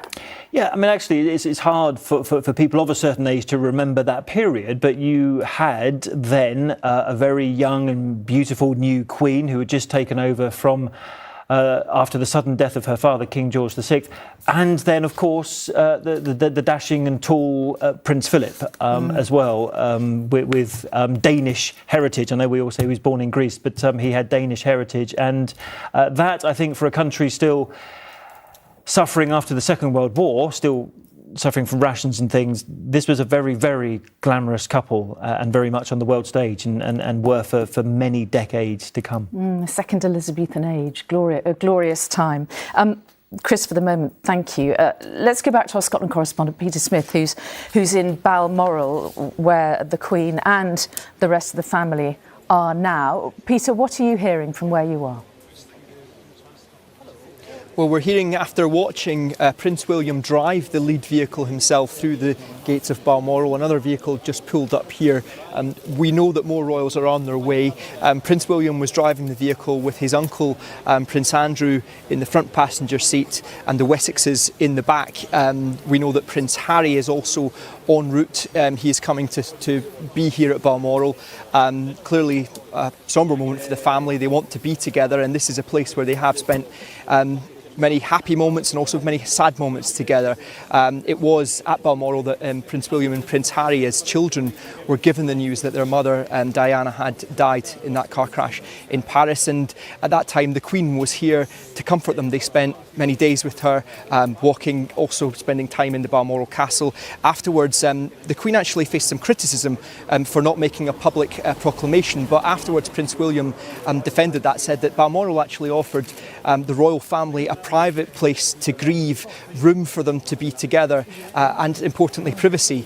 And it is certainly a moment when Prince William reflected that it was a point in time where the Queen was torn between her duties as Queen and also her role as mother and grandmother. It's a sacred place, Balmoral, here for the royal family. We know that, and we cannot talk about the Queen without talking about her faith, her deep faith. And the Cratty Kirk just along the road there, the royal family have been attending that for well over a century. In fact, the foundation stone of the current Kirk building was laid by Queen Victoria, and her servant John Brown is buried on the grounds there. Well, the Queen has been attending services at Cratty Kirk since she was a child. Regularly, the royal family would attend services. Notably, this year, the Queen has not attended any services at Cratty Kirk. Again, it's in keeping with what we know about the health of this 96-year-old lady, that she has been suffering declining health. She's made a number of cancellations. Some of the events, for example, at Balmoral behind me, when she moved from her private residence to Balmoral Castle, there's normally a public moment, a public display, but that was done behind closed doors this year. And also after she had bid farewell to one Prime Minister and welcomed in Liz Truss as the next Prime Minister on Tuesday, she cancelled her appointment with the Privy Council. And then we heard the news overnight, obviously, that her condition had declined again, and that we know that her health is now a concern for her medical team. Now, I think, as we said earlier, it would take a brave person to order the Queen to do anything, but she is being advised to rest, and she is resting at a place where she is at peace and very, very happy, and she is now surrounded by members of her family. OK, Peter Smith at Balmoral, thank you. And our political editor, Robert Peston, is in Downing Street. Robert, the Prime Minister earlier on today, Liz Truss, expressed the concerns, didn't she, of many? Yes, that's absolutely right. I mean, she passed on her best wishes to Her Majesty and the royal family, obviously signalling a hope that things would improve. But, you know, I've been talking to senior politicians, members of the Privy Council, and they are all deeply concerned about the statement and then subsequent news that we've got from the royal family. Extraordinary day for Liz Truss. I mean, she sort of started the day, you know, announcing what, you know, could have turned out to be, you know, the most important policy of this, you know, this Parliament. 150 billion allocated to put a lid on energy prices, and then during that debate, she's sitting on the front bench, and a note is passed to her by Nadhim Zahawi, her Cabinet Office Minister, informing her that the Queen is seriously ill. Similar note passed to the leader of the opposition, Keir Starmer. Both left the chamber, both looking very serious, very anxious, and of course the news has dominated, you know, the mood in Parliament all day, and you know, lots of rumours circulating, MPs, you know, collaring me, passing on what they've heard, asking for information, and it's not surprising that everybody is so concerned and wants to know what's going on, simply because you know, she's of course played this incredibly central role in all our lives throughout her 70-year reign, but she is the foundation of our parliamentary democracy. She is the head of state. Only 2 days ago, she appointed Liz Truss as Prime Minister, having accepted the resignation of Boris Johnson. She has, as you know, throughout her reign, weekly audiences with Prime Ministers in which they look to her for advice. She has the power to be consulted on anything of significance. Now, let's be absolutely clear. She does not ever speak out in public in terms of expressing her views, and one of the most remarkable things about Her Majesty is we've never really known what she thought about any policy of substance, or there was much talk during the 1980s that she had a difficult relationship with the then Prime Minister Margaret Thatcher, but in general, she has been this extraordinary model of neutrality, and as I say, the bedrock of the Constitution, because she has played this so important role in getting power transferred from one Prime Minister to the next, something which we saw, as I say, literally only 2 days ago. And it is remarkable, isn't it, Robert, when you think of the length of time that she's been on the throne. Her first Prime Minister, Winston Churchill, of course. Her latest one is Liz Truss. And occasionally Prime Ministers have spoken, haven't they, about that remarkable relationship that they share with the Queen during their weekly audiences, where they can almost tell her anything, and she is a wise head of so many decades standing. That's absolutely right. And the other, so there are two things I think one wants to say. One is when I talk to Prime Ministers, both during and after they've been in office, they all say that she's an extraordinary reserve, a fount of good advice and knowledge, but also just astonishingly discreet. I don't know if you remember, there was only been one occasion in recent history where people thought there'd been a sort of leak of what she thought. There was this leak of, allegedly that she was in favour of Brexit, but actually, truthfully, nobody knows whether that's true. It felt like a sort of big moment at the time, but only a big moment simply because she has just been this absolute model of discretion, where it's just been impossible to know on any of the contentious issues that have been promoted by Prime Ministers and parties over the years, where she stood. Robert Peston in Downing Street, thank you. Well, joining us now is the royal historian Hugo Vickers with us in the studio. Welcome, Hugo. Thank you very much. A worrying day, a lot of concerns being expressed, some quite unusual, concerning statements from the palace, as we know. But what is remarkable is how people are already gathering together, and we've seen pictures of members of the public coming to Buckingham Palace and gathering there. Well, as well they might, because the Queen has been the most fantastic person in this country for 70 years, a wonderful unifying force, and people absolutely adore her. And, you know, in the last few months they've been concerned about her, and today they'll be more concerned than ever before. So I'm not at all surprised that they're all there. You know, she is a much, much beloved monarch. And for most of us, almost everyone in this country, she is the only monarch we've ever known. Well, absolutely. And, you know, you were mentioning just earlier on about Churchill. It's extraordinary to think that the Queen's first Prime Minister was born in 1874 and her present Prime Minister was born in 1975. It's an enormous span, and it's absolutely extraordinary. And while we have the Queen, in a sense, we've actually been living in a kind of golden age, and I think it's, you know, it'll be very, very different, and it'll be very, very sad. And I think the nation has been warned about the Queen, which had all this happened a year ago, they hadn't been. But I mean, I think even so, it's going to be a tremendous shock. It's just, you know, it's just amazing to see her. You know, going back to the Churchill thing, the first sight we had really of her as Queen is as she comes down the steps as an assured young woman to be greeted by Winston Churchill. And literally 2 days ago, she is still continuing her constitutional duty by signing in a new Prime Minister. And if you had dropped in on her at any time during those 70 years, you would have found her doing exactly the same. It is extraordinary in a way, isn't it? That, it is. That any of us are surprised that a 96-year-old lady should be suffering health problems. I mean, we have perhaps always taken for granted her robustness and the fact that she is always there. Well, she's had very good health most of her life, actually. And what's so lovely is that actually even in June she was riding. She was riding in the riding school, and I think she went out in the park once. I was terribly lucky because towards the end of June I was allowed to go and see her for 15 minutes, and she was in sparkling form, absolutely alert, had come in from doing her red boxes and chatted about all sorts of things, just as, you know, with the same vigour that you and I are talking now. Amazing. It is amazing. And when you think of the changes that she's witnessed during those 70 years on the throne, I mean, this country has altered beyond all recognition. Yes, and I think that's one of the big things, is that in a way she's steered this very gradually, you know, sort of she's adapted to change very often over the years, but it's been a slow process, you know, evolution, not revolution. It's completely different the way that she does her engagements now as how she did them in 1952. But still carried out with enormous grace and just a presence, you know, that we're all so used to.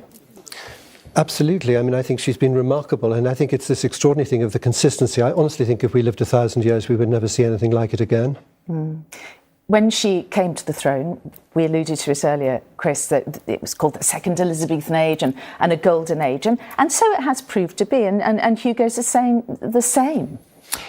Yeah, I mean, the monarchy has had its ups and downs, particularly in recent years. But I think for the large part of that 70-year reign, it was in very, very safe hands with the Queen. There was that small exception, or so let's say significant exception, in the mid-1990s when things were going a little bit awry, but never for the Queen herself. People still and do still have so much respect for her as the head of this institution.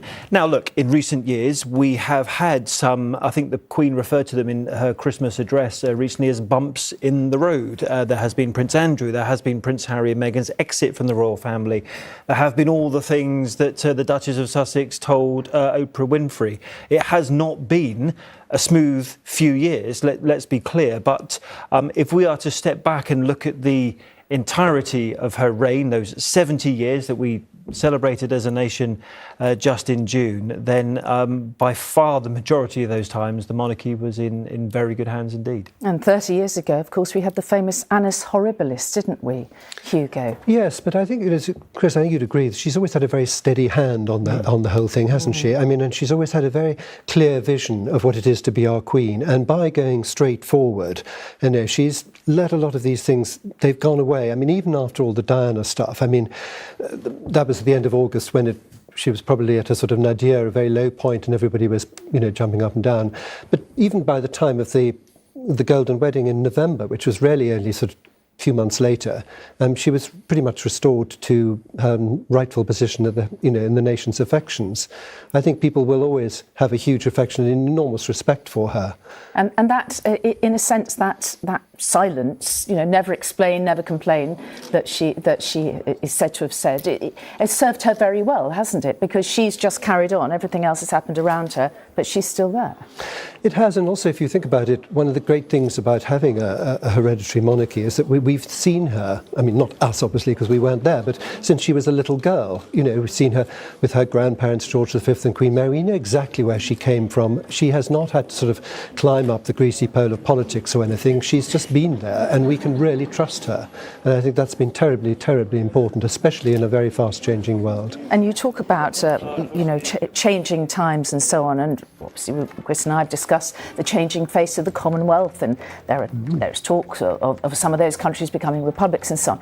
But what they all seem to be united in is their massive respect for the Queen. Yes, and it was always for her, and I think a lot of people may predict that situation might change, it might accelerate in the future, but right now I think there are so many countries, not just in the Commonwealth, 54 members, there's a couple of new members even in the last few months, but then look at the realms, many of them, for example, Canada, see a point of difference in having a Queen of Head of State, which makes them a very different kind of country and a very different kind of setup to their southern neighbour, the United States of America. There might be some change afoot. Australia currently has a Prime Minister who is pro-Republic.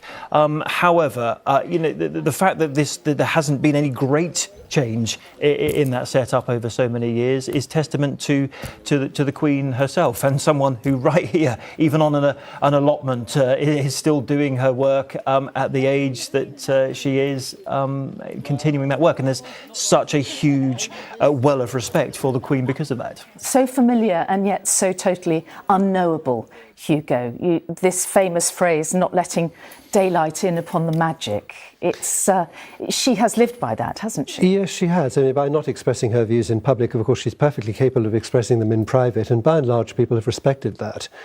I think sort of the Commonwealth thing you were just mentioning is terribly interesting. She was called as a family of nations, and they, in a way, what she's witnessed and helped is a sort of change from, as it were, empire to a group of countries that like to come together for trade, for sport and all those things. It is terribly, terribly important. The other thing which I think you'll find in the course of her reign is that, and I don't know how long it took me to realise this, that she's a tremendous conciliator. She's been a great one, even from the early part of the reign, for saying things like, well, we cannot change the past, but we can build bridges to the future. Chris?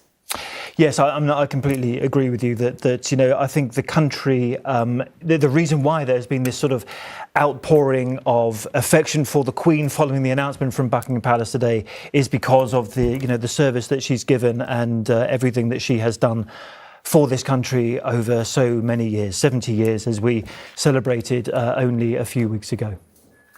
Yes, and generations have come and gone, and they might have, from time to time, thought, well, this Jubilee won't be as popular as the last one, but every year people turn out, every time there's a landmark I think occasion. That's right. And if you talk to people in the palaces, they say exactly that. They're always worried about the Jubilee. Will people come? Well, I know for myself, I was there on the Mall when it happened. People did come and people did celebrate in the way that they did. All right, Chris and Hugo, thank you.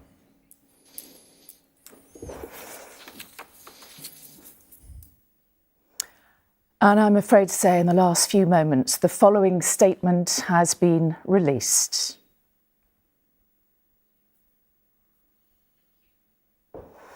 It reads, I will find that statement for you. The Queen died peacefully at Balmoral this afternoon. The King and the Queen Consort remain at Balmoral this evening and will return to London tomorrow. So let's take a moment to reflect on that news.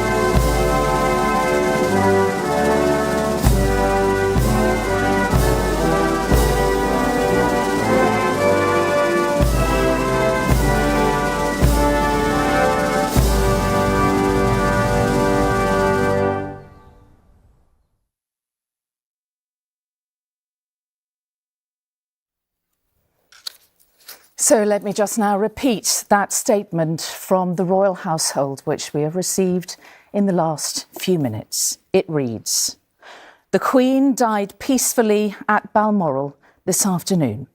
The King and the Queen Consort will remain at Balmoral this evening and will return to London tomorrow." And so the reign of Elizabeth II comes to a close after 70 years at the age of 96. Her son Charles is now king. For most of us, she has been the only monarch we have ever known. Her reign has been the longest and, in the view of many, one of the most successful in British history. Since her coronation in 1953, the young woman who became our Queen at just 25 years of age set the standard by which future monarchs will be judged.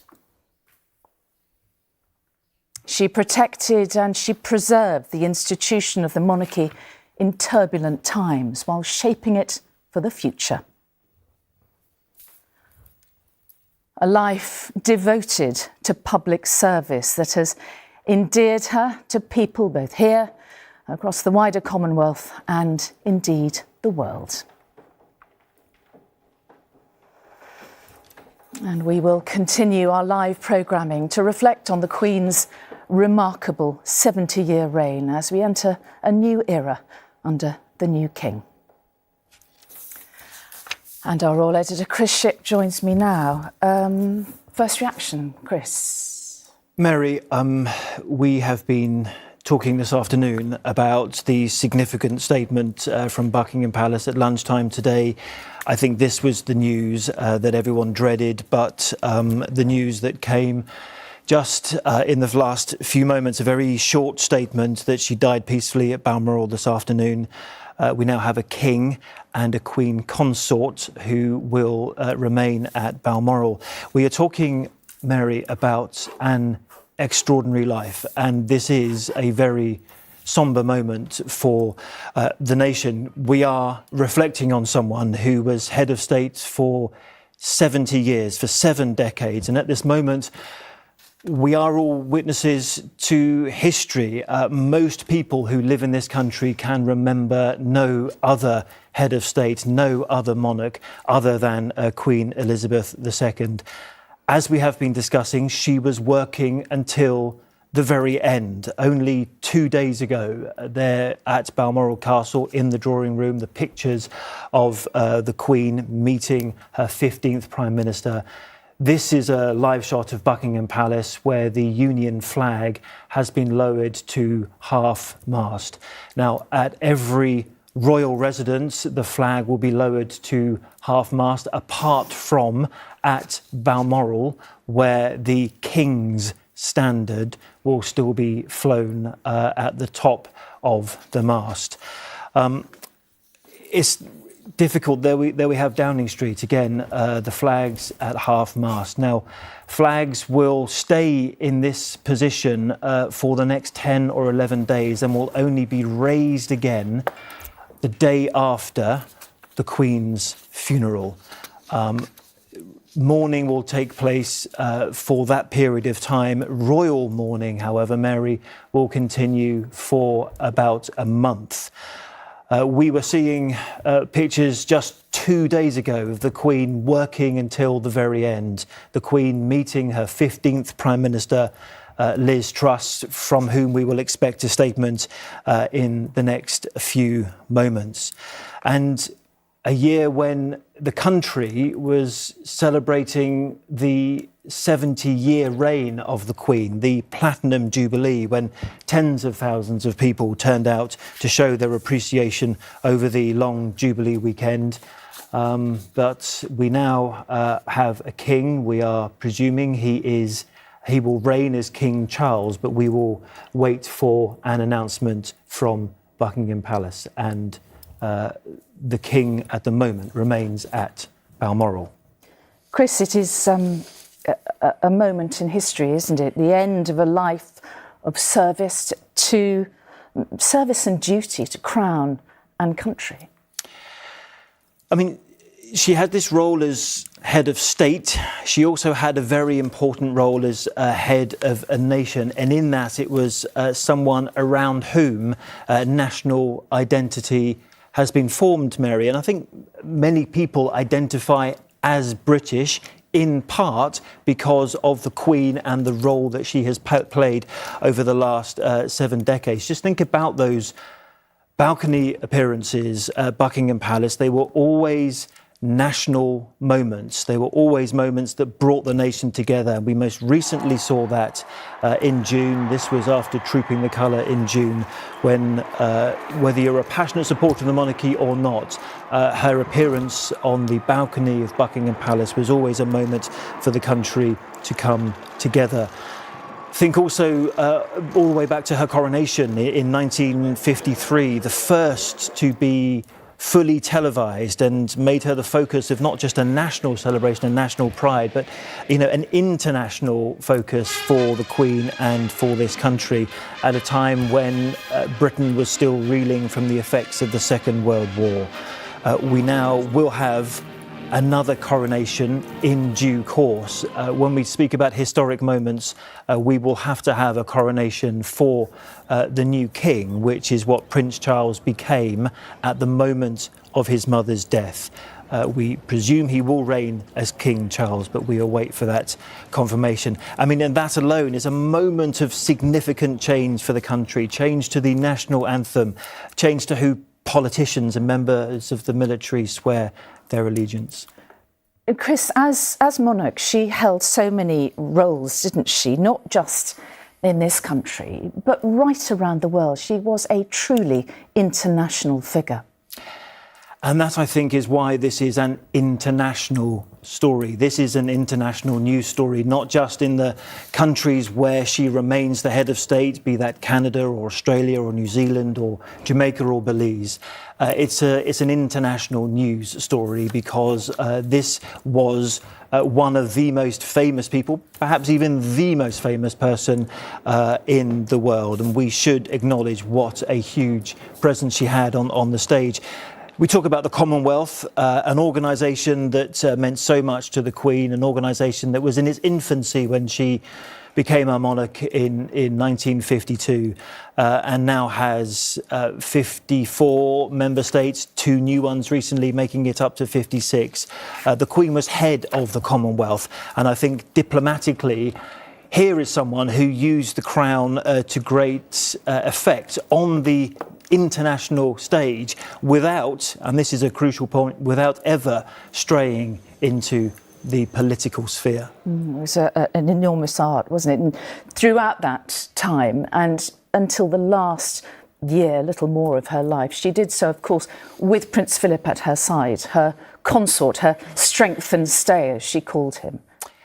Yes, and I think, as we have been discussing, we have witnessed a diminished figure since the passing of her beloved husband, to whom she was married for 73 years, and they reigned together. We are talking about the second Elizabethan era, but that was a reign that she shared for most of that time with her beloved husband. They saw the world together, and they saw that world change together. And I think most people will agree, he was the consort. They reigned together, and it's a testament to the legacy that they both leave behind, that they managed to keep the monarchy relevant throughout all those 7 decades. And of course, when Prince Philip died last year, many will remember the pictures of the Queen sitting alone at his funeral because of the COVID restrictions in place at the time in St George's Chapel, as elsewhere. And she has spent her last months, a little over a year, as a widow queen. And I think many people will agree she found that very difficult because she was used to having her support, her consort by her sides throughout that whole time. Chris, what happens now? What happens now is that we have a king and we have a major constitutional change in this country. We will expect to hear from the king at some point. Given the timing of this announcement, we don't know when that will be, but we know they're staying in Balmoral. It's likely that something might happen in London tomorrow, but we will hear from the Queen, and we will shortly hear from the Prime Minister, the Queen's 15th Prime Minister, and she's only been in place for 2 days, and we expect to hear from her very shortly. None of this happens without an enormous amount of planning. It is the passing of an elderly, very much loved mother, grandmother, but she was the monarch. And so everything that happens over the next few days will have been very carefully planned, won't it? Nothing will happen by accident or as a surprise. So what can we expect, do you think, to see? There is a sequence of events which will now move into place. As you rightly say, they are events that have been long planned. However, we have always been told that they are never certain until the king himself has signed them off. That sequence of events is slightly altered because the death of the monarch happened in Scotland. Therefore, there will be a different set of circumstances. We are expecting the coffin to remain at Balmoral Castle, where the Queen died. Perhaps for the next day or so, and then it will move to the Scottish capital, Edinburgh, where the coffin will go to the Palace of Holyrood House. That is the Queen's official residence in Scotland. And then there will be a moment when the people of Scotland can pay their respects to the Queen at St Giles Cathedral on the High Street in Edinburgh. All of these things will now slowly fall into place, but it all requires the King to sign them off. And that is a process that will be going underway at the castle right now. And this cannot be unexpected in terms of the palace arrangements, but there is a great deal that we do not know yet, do we? We don't even know what the new king will call himself. No, we know that we have a new king, and we know that we now have a queen consort. Let's be clear, we haven't had a king and queen consort since February 1952. And this in itself is a significant change.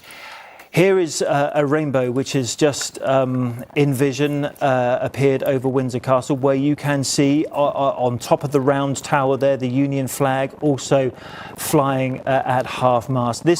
Windsor was a place the Queen loved, a place where she loved to be and where she spent many of her final months. But Balmoral was also so close to her heart, and that was the place where we now know she passed this afternoon. So a sequence of events will now fall into place, and that will involve staff at Balmoral. Don't forget, staff are very closely attached to the person that they have served for so long, and it will be for the staff at Balmoral first to pay their respects to the Queen, and we expect the coffin in due course to be moved to the ballroom at Balmoral, where members of staff on the estate there will be able to pay their tributes. But you can see here pictures from Buckingham Palace, and I think if you just look in the corner there, Mary, you can see them bringing out the official notification that is going to go onto the railings. That is the notice of the Queen's passing.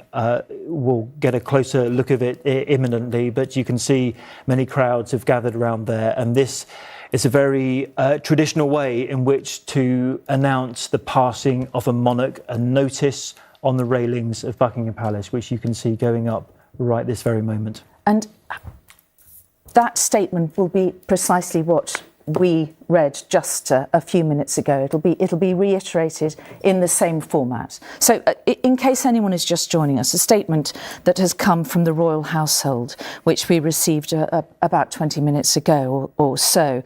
And it goes as follows. The Queen died peacefully at Balmoral this afternoon. The King and the Queen Consort will remain at Balmoral this evening and will return to London tomorrow. So what happens when they return to London tomorrow, Chris? Again, it will be for the King to sign off this plan, but we are expecting him to make a televised address to the nation. He knows better than anyone else how much his mother was loved and respected, not just in this country, but around the world.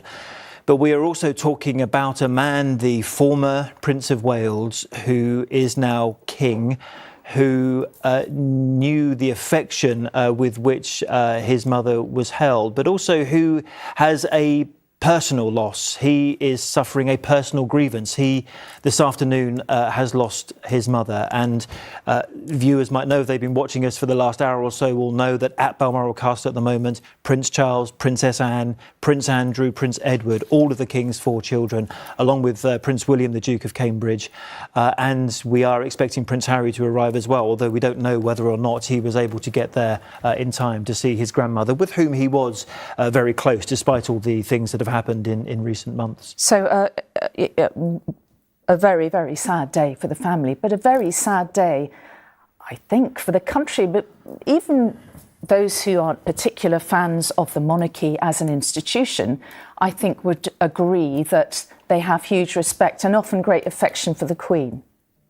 Unbelievably so, yes. Whether or not you support monarchy or you would rather Britain had an elected head of state, I think everyone will be united in the belief and the realisation that this Queen did this job for so many years and gave her life to the role that she inherited, and of course inherited unexpectedly, because her father, King George VI, was the second son of King George V, and were it not for the abdication crisis of 1936, it might be an entirely different set of circumstances that we are talking about. I do understand that the process by which things will now happen, the movement of the coffin, the speech from His Majesty the King, will likely be pushed back slightly because of the late timing of the announcement of the Queen's death this afternoon.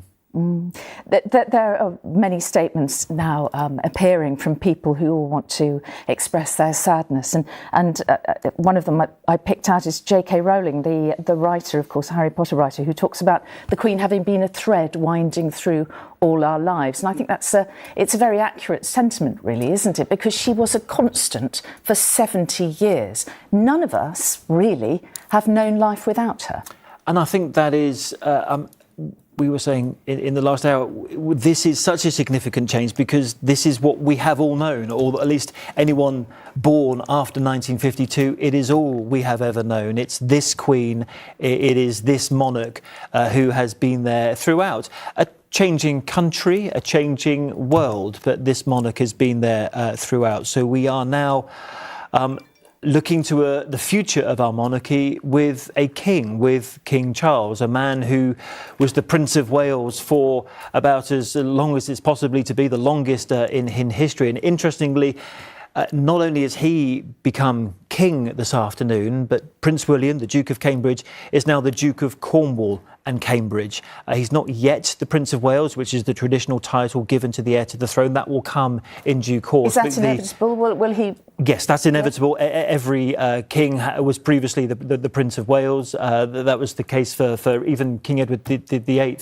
And all those who came before him. But right now, Prince William and Kate are the Duke and Duchess of Cornwall and Cambridge, because they have inherited the Dukedom of Cornwall, which was created to provide an income and an estate for the heir to the throne, which is what Prince William now is. His father is King, Camilla is Queen Consort. And that is a significant set of changes. Yes, it is. But in the fact that she has become Queen Consort, that in itself was unthinkable even a few years ago. But the Queen made sure that that was going to be in place. The Queen put all these things in place in the last few months. In fact, the announcement about Camilla being the Queen Consort was made by the Queen herself on Accession Day on February the 6th, the day that she marks the passing of her own father, and still did, even though it was 70 years before. And this year, on Accession Day, when she officially marked her Platinum Jubilee, she said that when the time comes, and that time has now come, she would like her son's wife to be known as the Queen Consort. So we now have King Charles, we wait for confirmation, and Queen Camilla, who is not a Queen Regnant, but she is a Queen consort. And explain the difference, if you would. She's not a queen by birth, she is a queen by marriage, in the same way that Prince Philip was a consort to Queen Elizabeth II. Camilla is now queen consort to King Charles, if that's the name he decides to take, in the same way that Queen Elizabeth, the Queen Mother, people will remember, was the consort to King George VI. That is the position that we now have following the passing of Her Majesty the Queen this afternoon. It is a fascinating. I mean, it is a very sad day, and I think many people in this country and around the world will be deeply saddened by what's happened today. But it is also an enormous event in terms of our country, in terms of the changes that will now happen, and perhaps even in terms of the way that we're seen internationally, because she was such an international figure, wasn't she? You're right.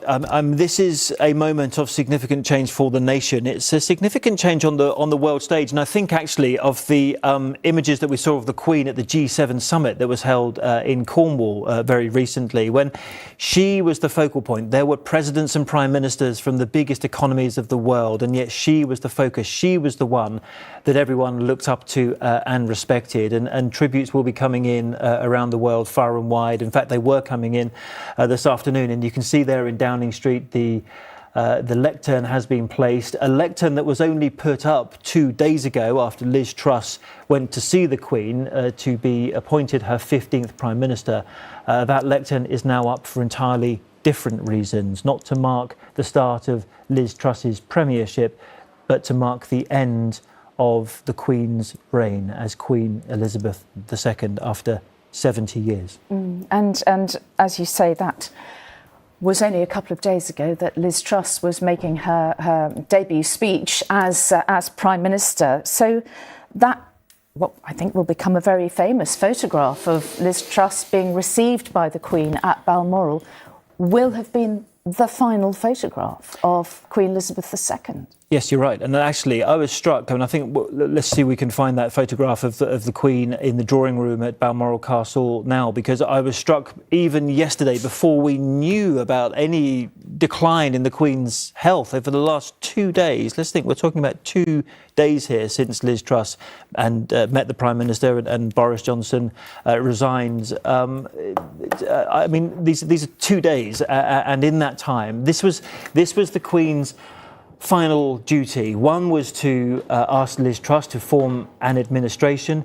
The other was to issue just yesterday, to issue a statement expressing her condolences to the people of Canada for the attacks in Saskatchewan. So, I mean, people will talk about how this Queen worked, did her duty right to the very end, right until 2 days before her death.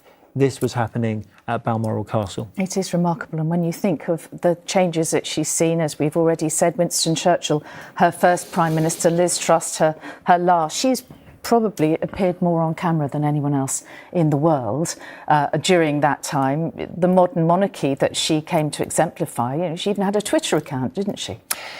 Yes, and actually, you mentioned Prime Ministers. We go Churchill, Eden, Macmillan, I might miss a few here, Sir Alec Douglas-Home, Harold Wilson, Edward Heath, James Callaghan, Margaret Thatcher, I mean, John Major. I mean, there's so many changes that this Queen saw. They were all Prime Ministers who served her because it's her government, and the Prime Ministers who valued her counsel. The weekly audience they had with this elderly and international stateswoman was something that each one of those 15 Prime Ministers welcomed. And the most recent audience was with Liz Truss, her 15th Prime Minister. Yes, it is remarkable, isn't it? We were looking at the aerial view of Buckingham Palace just a few moments ago with the Royal Footman putting out the statement on the railings of Buckingham Palace, as is traditional, as you so rightly say, Chris, of any significant news. And there it is, the statement announcing the death of Queen Elizabeth II. And it reads as follows: "The Queen died peacefully at Balmoral this afternoon. The King and the Queen Consort will remain at Balmoral this evening and will return to London tomorrow." So that on the railings of Buckingham Palace as we speak, and many people starting to gather there.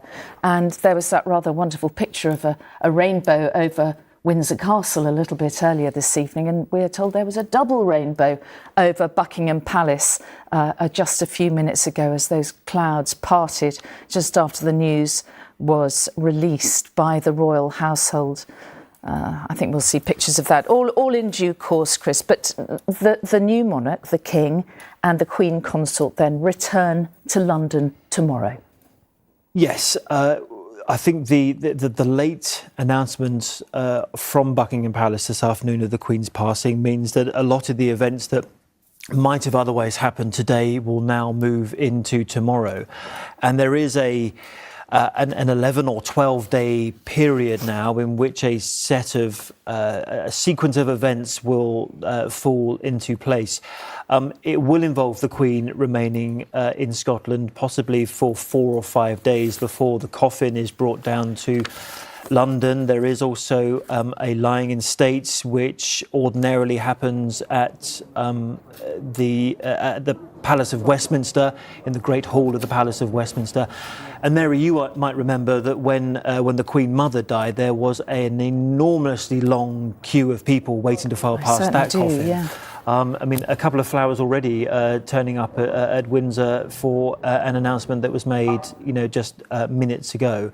So I think this is a moment that the country will pause and reflect, but it will take a very long time, I think, for it to sink in that the Queen, this constant figure for 7 decades, is no longer with us. Yes, it is an extraordinary thought, isn't it? And we're told that crowds broke out into the national anthem outside Buckingham Palace, and many of them were weeping as the flag was lowered to half-mast. That's the Union flag, isn't it? Not the Royal Standard, because that would have been at Balmoral, I'm guessing. The Royal Standard can never fly at half-mast because there is always a monarch, and the very moment that the Queen passed, then Prince Charles became king, and it will be his standard, the Royal Standard in Scotland, as I believe, which will now fly above Balmoral Castle, where he, the King, is in residence. At all other royal residences, as we just saw at Buckingham Palace, as we saw at Windsor Castle a short while ago, the Union flag will fly at half-mast. And you're looking here at pictures of the state opening of Parliament, which the Prince, as he was, the King as he now is, had to do on behalf of his mother recently. Well, now, of course, the state opening of Parliament, when it happens next, will be opened by the King and the Queen Consort. And as I just said, I think it will take a very long time for this kind of news, for the changes that we are seeing to sink in. The stamps, the money, and all that might change in due course. But this is a significant moment in the life of our country. So we will never see the Queen's Royal Standard again? I mean, there will be a Royal Standard in Scotland draped over her coffin. So when the staff at Balmoral pay their respects to the Queen, the coffin will be placed in the ballroom. Her coffin will be draped in the Royal Standard in Scotland, but it will never fly from a flagpole again. Extraordinary, isn't it? The Lord Speaker of the House of Lords, Lord McFall, has said following the death of the Queen, the nation and the whole Commonwealth is united in deep mourning. He says, on behalf of the House of Lords, I extend our thoughts and prayers, first and foremost, to His Majesty the King and the other members of her family. Her Majesty's supreme dedication to public service is unparalleled, and her legacy will be eternal. Today, he says, the nation should reflect on the service she gave to the Crown and to her people and give thanks. And that's the statement from the Lord Speaker of the House of Lords there. And I think that sums up, doesn't it, very, very well, I think, what many will be thinking. I think, many people will be thinking exactly that, and we wait for the Prime Minister to express her thoughts, her condolences on behalf of the nation. A huge job for the new Prime Minister in order to get the tone right and pay the right kind of respects to the Queen. And it was always about the future generations. If you're just looking at the balcony pictures there, is where you can see Prince George himself, a future king, elevated, of course, today to slightly closer to the throne than he was at the start of the day. He actually started in a new school today with his sister and younger brother. And, it was always about the king and her future heirs. And we're talking about the longevity of the Queen, President and there where we Kennedy are. there. President Kennedy, President Reagan, famously when they went riding horses at Windsor. I mean, there were so many presidents that the Queen met as well. I think she met 14 of the 15 US Meeting presidents. Gorbachev there, of course, just Gorbachev. died himself. Yep. She was living history, wasn't she, during her 96 years, Yeah, absolutely. And from 1952 to this year, there we are with Nelson Mandela. I mean, just a queen on the world stage, someone keen to affect change. Yes, she had no political power, but her very presence, her convening power, was to bring people together. To invite Nelson Mandela, for example, here to go travelling in the Eastern Bloc after the fall of the Berlin Wall. All of these things the Queen did, inviting American presidents to Buckingham Palace. Even presidents who are slightly more controversial, like Donald Trump or leaders of other countries. She knew the power she had by just getting those leaders together. Canada's Prime Minister Justin Trudeau has just tweeted. He says it's with the heaviest of hearts that we learned the passing of Canada's longest reigning sovereign, Her Majesty Queen Elizabeth II. She was a constant presence in our lives, and her service to Canadians will forever remain an important part of our country's history. And he famously said that he remembered her when he was a baby. Exactly, Mary. And I'm just interrupting you because we just had a statement from His Majesty the Queen. I should read it to you. It's literally just been issued by Buckingham Palace. So it's from His Majesty the King. It reads this: "The death of my beloved mother, Her Majesty the Queen, is a moment of the greatest sadness for me and all members of my family." He goes on, "We mourn profoundly the passing of a cherished sovereign and a much-loved mother. I know her loss will be deeply felt throughout the country, the realms and the Commonwealth by countless people around the world." And the King concludes, "During this period of mourning and change, my family and I will be comforted and sustained by our knowledge of the respect and deep affection in which the Queen was so widely held." And it's dated Thursday, the 8th of September, 2022. A statement from His Majesty the Queen, a statement from His Majesty the King. You can see that even those of us who have followed this for a long time can still make those mistakes. His Majesty the Queen. The King. His Majesty the King has just issued that statement on behalf of Buckingham Palace. Yes, it is as difficult as it might be to roll off the tongue. we will get used to it, won't we, I guess. But he has been preparing for this job his entire life, hasn't he? He has, and I think a lot of people say that he will be a better king for the preparations that he's made throughout his time as the heir to the throne and officially the Prince of Wales after he was invested with that title in 1969. The pictures you just saw there was the king supporting the Queen at the G7 summit not that long ago. But and here is the person we used to know as the Prince of Wales, and now His Majesty the King with the Queen consort in the House of Lords in the state opening of Parliament in May. More world leaders are issuing revealing their sadness. Volodymyr Zelensky from Ukraine says it's with deep sadness that we learned the death of Her Majesty Queen Elizabeth II. On behalf of the people, we extend sincere condolences. And Michelle O'Neill, Sinn Féin Vice President, Northern Ireland, of course, said she'd learned of the death of the Queen with deep regret. And the Queen, of course, famously went to build bridges in Northern Ireland and wore green and put a hand of shook friendship hands with Martin McGuinness, exactly. And the fact we have a statement from Sinn Féin, I think articulates the respect with which the Queen was held right across the political spectrum and right across the world. Yes, it is remarkable, and we are expecting any moment a statement from Liz Truss. And you can see the lectern, the famous lectern out there. It's been dodging the rain showers for the last few days. And here she comes, the Prime Minister.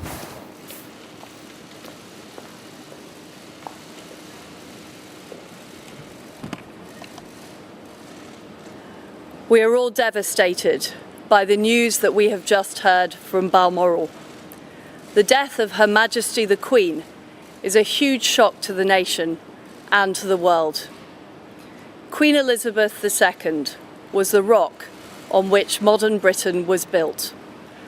Our country has grown and flourished under her reign.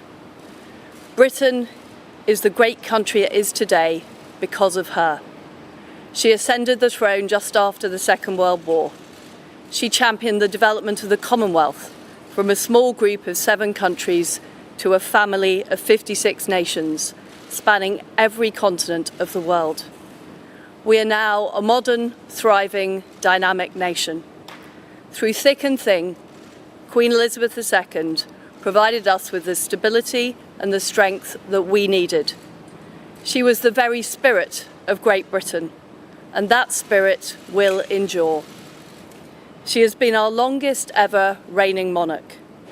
It's an extraordinary achievement to have presided with such dignity and grace for 70 years.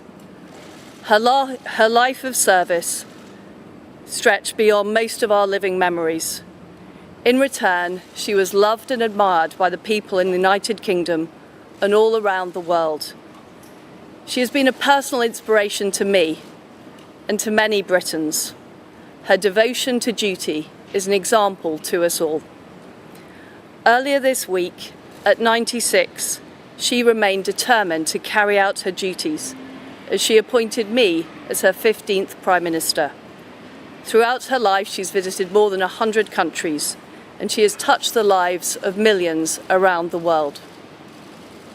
In the difficult days ahead, we will come together with our friends across the United Kingdom, the Commonwealth and the world to celebrate her extraordinary lifetime of service. It is a day of great loss, but Queen Elizabeth II leaves a great legacy. Today the crown passes, as it has done for more than 1,000 years, to our new monarch, our new head of state, His Majesty King Charles III. With the King's family, we mourn the loss of his mother, and as we mourn, we must come together as a people to support him, to help him bear the awesome responsibility that he now carries for us all. We offer him our loyalty and devotion, just as his mother devoted so much to so many for so long.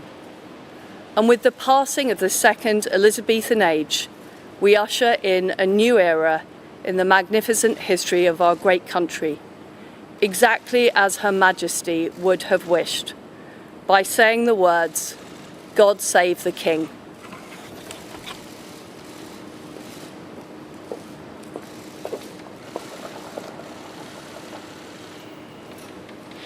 The Prime Minister of just 2 days standing, Liz Truss, with her statement and ending with the words, "God save the King," Chris, and announcing that he will indeed be called King Charles III.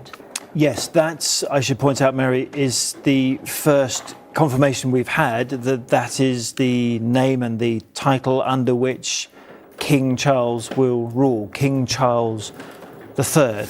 And as the Prime Minister herself said at the end there, God save the King. It's a reminder of the profound changes that are now taking place in the country. We do expect, we can now call him this, King Charles III, to visit all 4 nations of the United Kingdom in due course.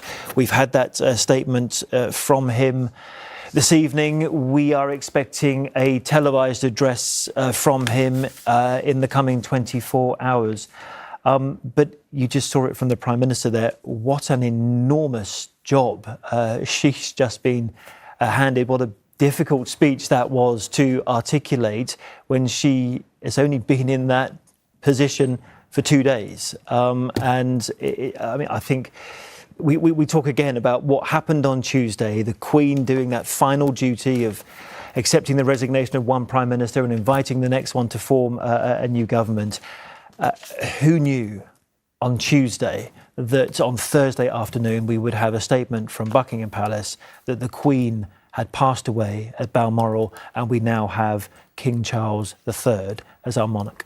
And that speech by Liz Truss, the Prime Minister, some phrases that stand out. You know, she talks of the shock to the nation.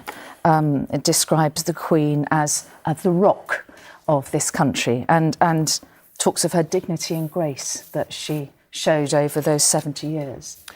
And I think that will be reflected not just here, not just in the Commonwealth, but in countries which actively got rid of the monarchy. For example, the United States. We will expect an announcement in due course from President Biden. He was talking this afternoon about his thoughts being with the Queen. And you're right, it's that moment when the whole country will have to take a very deep breath, and these are and were difficult times even before this announcement this afternoon, with the onset of winter and the financial difficulties that are ahead because of the energy crisis. There was a big statement in the House of Commons this afternoon designed to alleviate the pain that was to come for many people. Now people have to acknowledge the fact that this head of state, this monarch, this Queen that they've known for 70 years is no longer with us and no longer our head of state. I think, I wonder whether it will come as a real profound shock to people, because she has been such a constant, as you say. We have almost forgotten to notice, haven't we? We've never known life without her. We have always we've always assumed that she would be there in times of crisis. And I think this country is facing, as you said, particularly challenging times to come. And we will not have that constant with us. There is a big challenge for the new king, isn't there? To step in and not replace her, because he wouldn't seek to do that and it would be impossible anyway, but to find a way through, I'm guessing. It is kind of like a dual path now. It is at one moment mourning the death of a beloved Queen who this country has known nothing else, whilst navigating the path of a new king. And he himself, as we pointed out a short while ago, is having to deal with his own grief at the loss of his beloved mother. Now, look, there's Windsor Castle, the King Henry VIII gate at Windsor Castle. People have already started gathering. And you often wonder, why do people gather at events like this? Why do they choose to go to Windsor Castle? The Queen is not even in residence there and was not even in residence there. But I think this is people want to go somewhere where they can collect their thoughts, where they can take in this news, process this news. This is an international news story. This is a significant change for this country, the death of a monarch of 70 years, a queen who's reigned longer than any other monarch who came before. No matter how much the Prince of Wales, as he was, Prince Charles, has spent his life preparing for this, I wonder how much of a shock it is to him, as it is to all of us. He's lost both of his parents within 18 months of each other.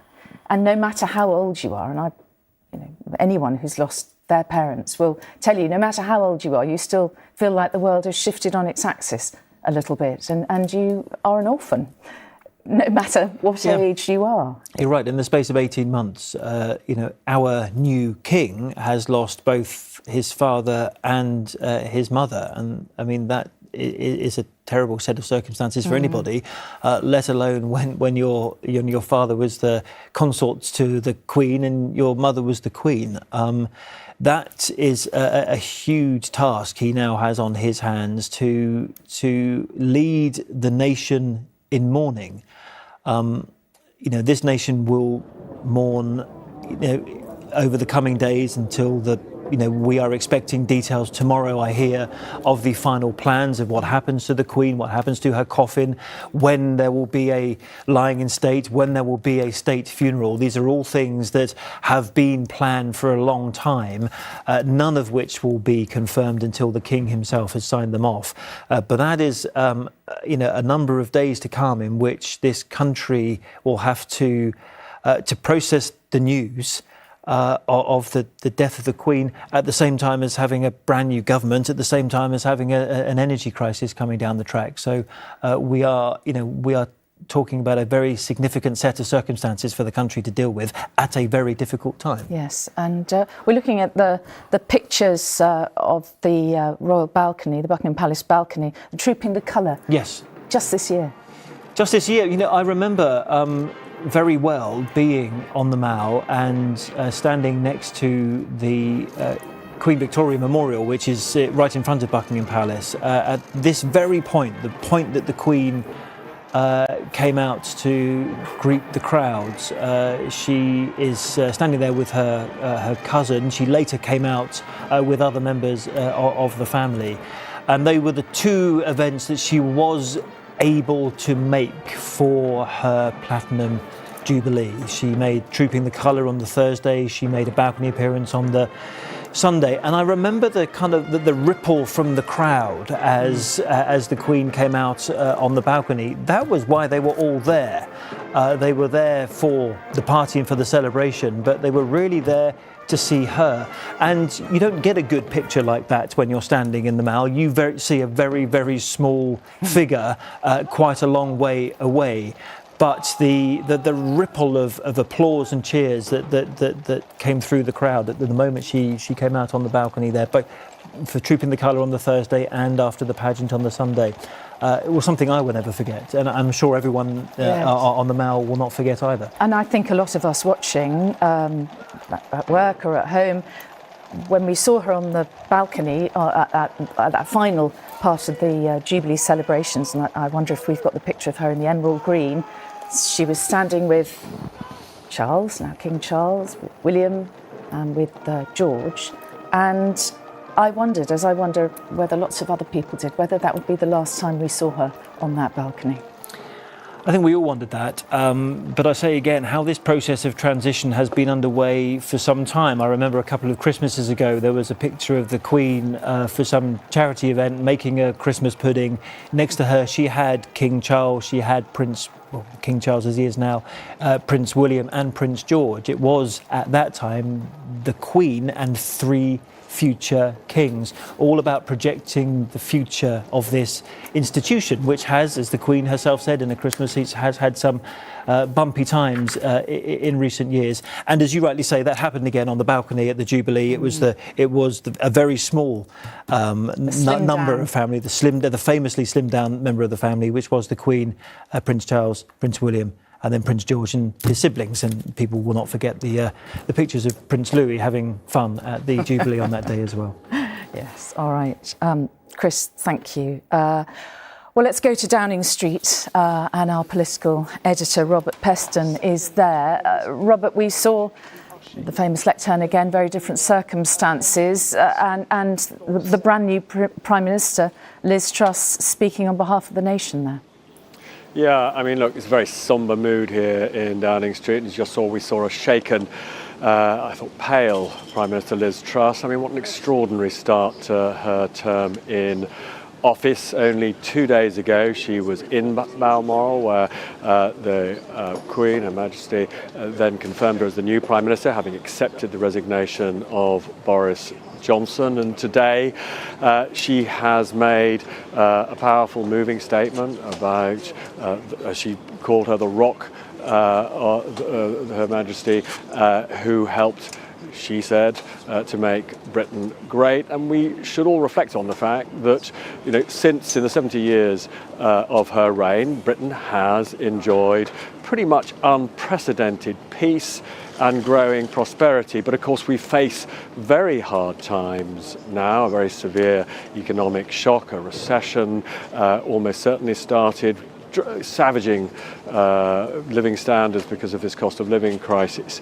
And so this bleak news, I think, will shake people up and down the country. The other thing I was struck by, of course, is the way that Liz Truss, in a sense, made clear that very special link between the head of government, that's the Prime Minister, Liz Truss, and the head of state, the monarch, because she revealed, as I think you pointed out, the title that the new king will have, King Charles III. We didn't know that until Liz Truss told us that. It is a very important and special relationship. Liz Truss now with King Charles III will, when the period of mourning is over, see King Charles III once a week in the traditional way, where the Prime Minister will inform the monarch of her important plans and policies and take advice from the king in just the way that 15 Prime Ministers, I mean this is utterly without precedent in British history, took advice from Queen Elizabeth. This is a genuinely momentous day for the UK because as head of state, she underpins our parliamentary democracy. And the way that she has fulfilled that function with enormous style and competence has been shown literally just in the last few weeks when we saw the peaceful transfer of power from Boris Johnson to Liz Truss. All right, Robert, we've just had a statement from Boris Johnson, of course, her 14th Prime Minister. And he says this is our country's saddest day, and he talks of a deep and personal sense of loss, far more intense perhaps than we expected, about the bright and shining light that has finally gone out. And he said we had come to believe, like children, that she would just go on and on. Very sad. Well, let's go straight to Buckingham Palace, and Nina Hussain is there for us. Nina, what's happening? Well, Mary, let me take you back to that moment when the Queen's death was actually announced, and it was actually, and perhaps unexpectedly, quite a shocking and emotional moment when the Union flag behind me started to be lowered. The traffic continued, but the crowd stood in silence, and as you have already noted, some of them then broke into song singing the national anthem, a country this moment surely will never forget. Watching it with me is the author and journalist Catherine Mayer, who has written extensively about the royal family in her career. Catherine, goodness, let's just take a deep breath. Yes. This is a moment we have not experienced before. We don't yet know how to respond to it. I think this is much more profound at the moment than most people will have realised yet.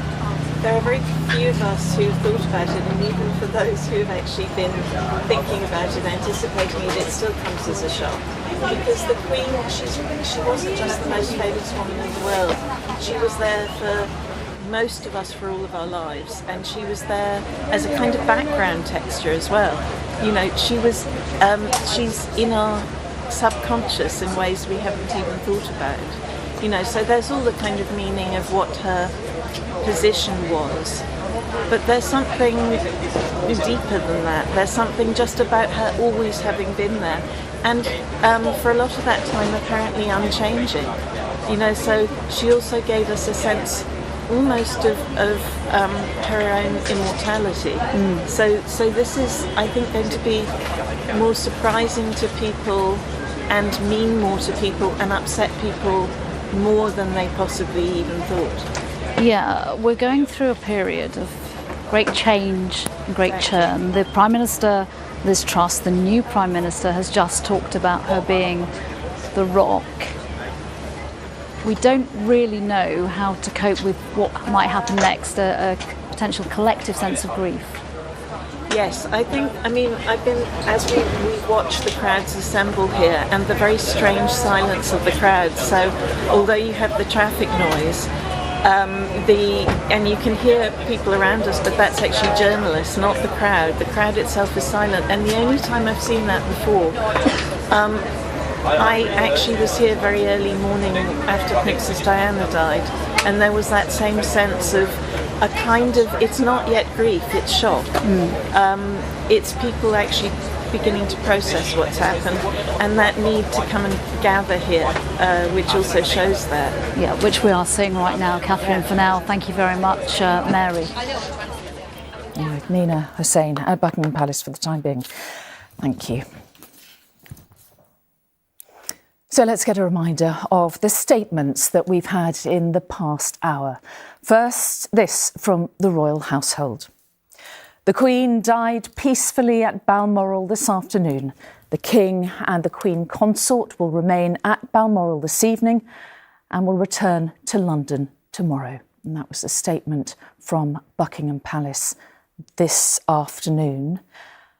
And that was followed by one from the new King, King Charles III, as we know he will now be. The death of my beloved mother, Her Majesty the Queen, is a moment of greatest sadness for me and all members of my family.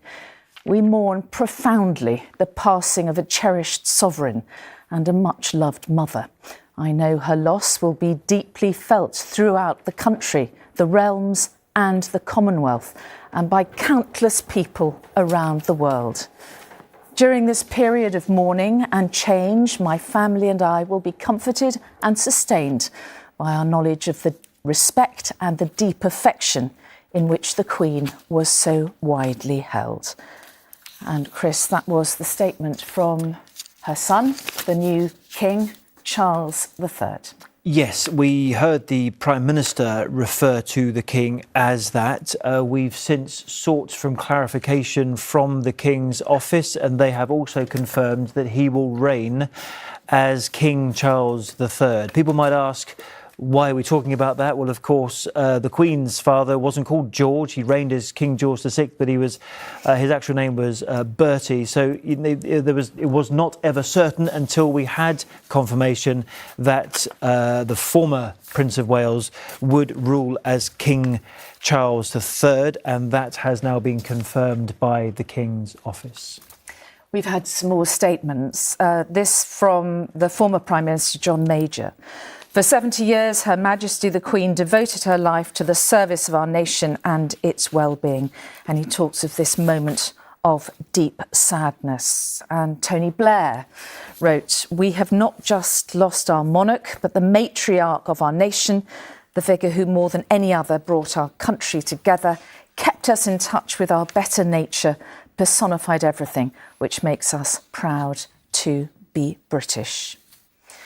And the Leader of the Commons, Sir Lindsay Hoyle, wrote, "For all of us, the Queen has been a constant presence in our lives, as familiar as a member of the family, and yet one who has exercised a calm and steadying influence over our country. Most of us have never known a time when she was not there. Her death is not only a tragedy for the royal family, but a terrible loss for us all." And I think that is a sentiment that will chime with so many people this evening, both here and across the world. A sense of profound, in a way, personal loss, which is, in some ways, seems ridiculous. We didn't know her, did we?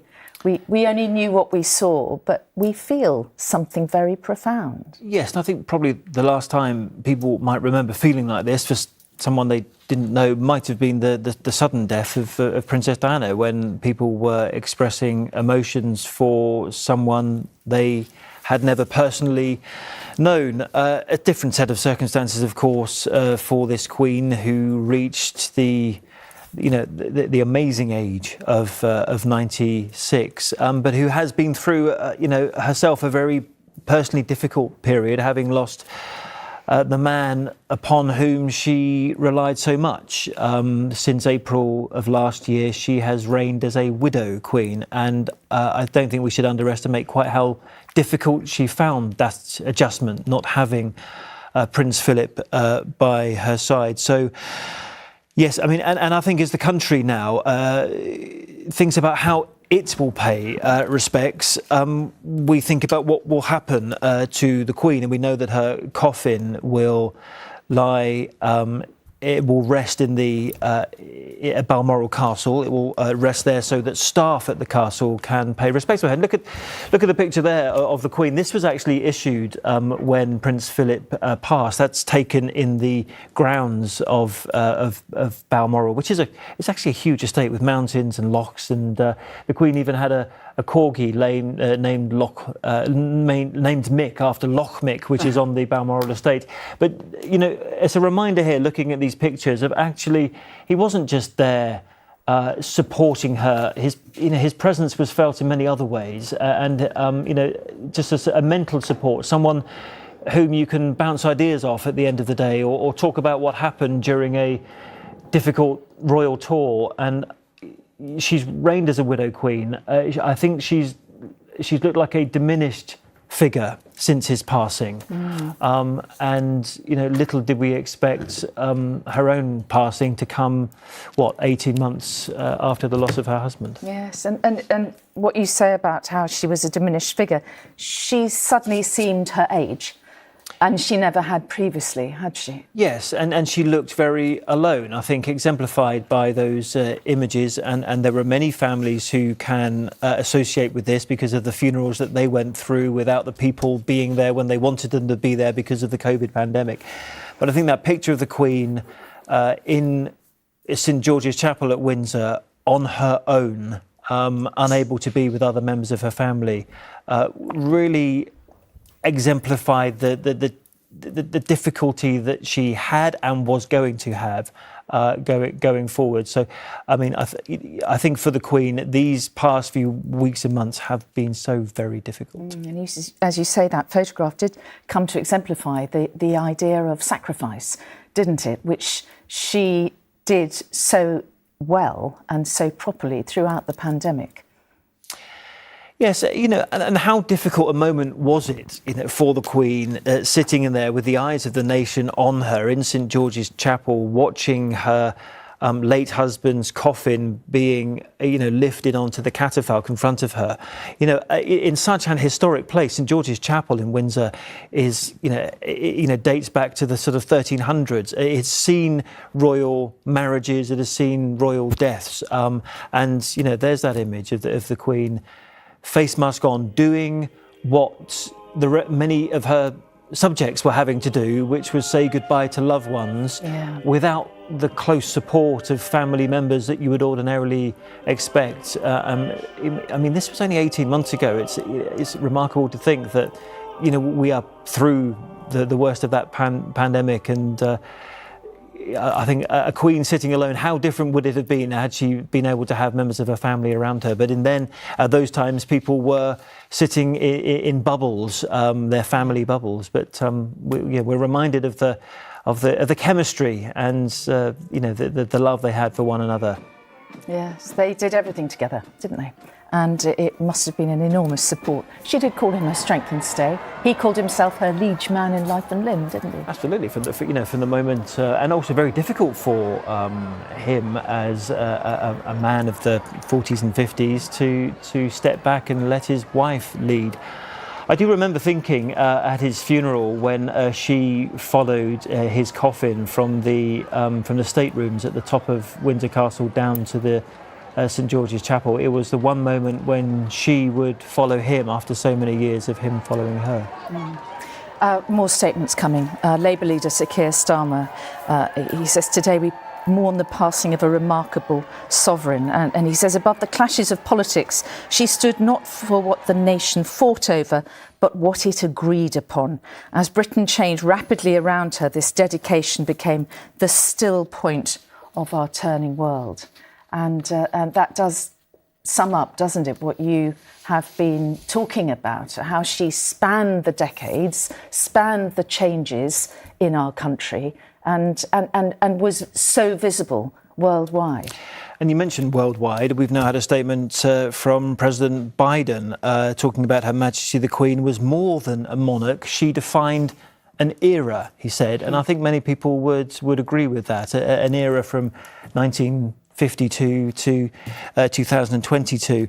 Mr. Biden wrote, in a world of constant change, she was a steadying presence and a source of comfort and pride for generations of Britons, including many who have never known their country without her. And that's exactly what we've been discussing, yes, isn't it, in the past few minutes. An enduring admiration for Queen Elizabeth II united people across the Commonwealth. The 7 decades, Mr. Biden wrote, of her history-making reign bore witness to an age of unprecedented human advancement and the forward march of human dignity. And there's the Queen meeting Mr. Biden and the First Lady when they came to visit her at Windsor Castle not that long ago. And, you know, we've remarked on Liz Truss being her 15th Prime Minister. She also met 14 of the 15 US presidents in the time that she was Queen. And you refer back to what Joe Biden himself has just said. She defined an era.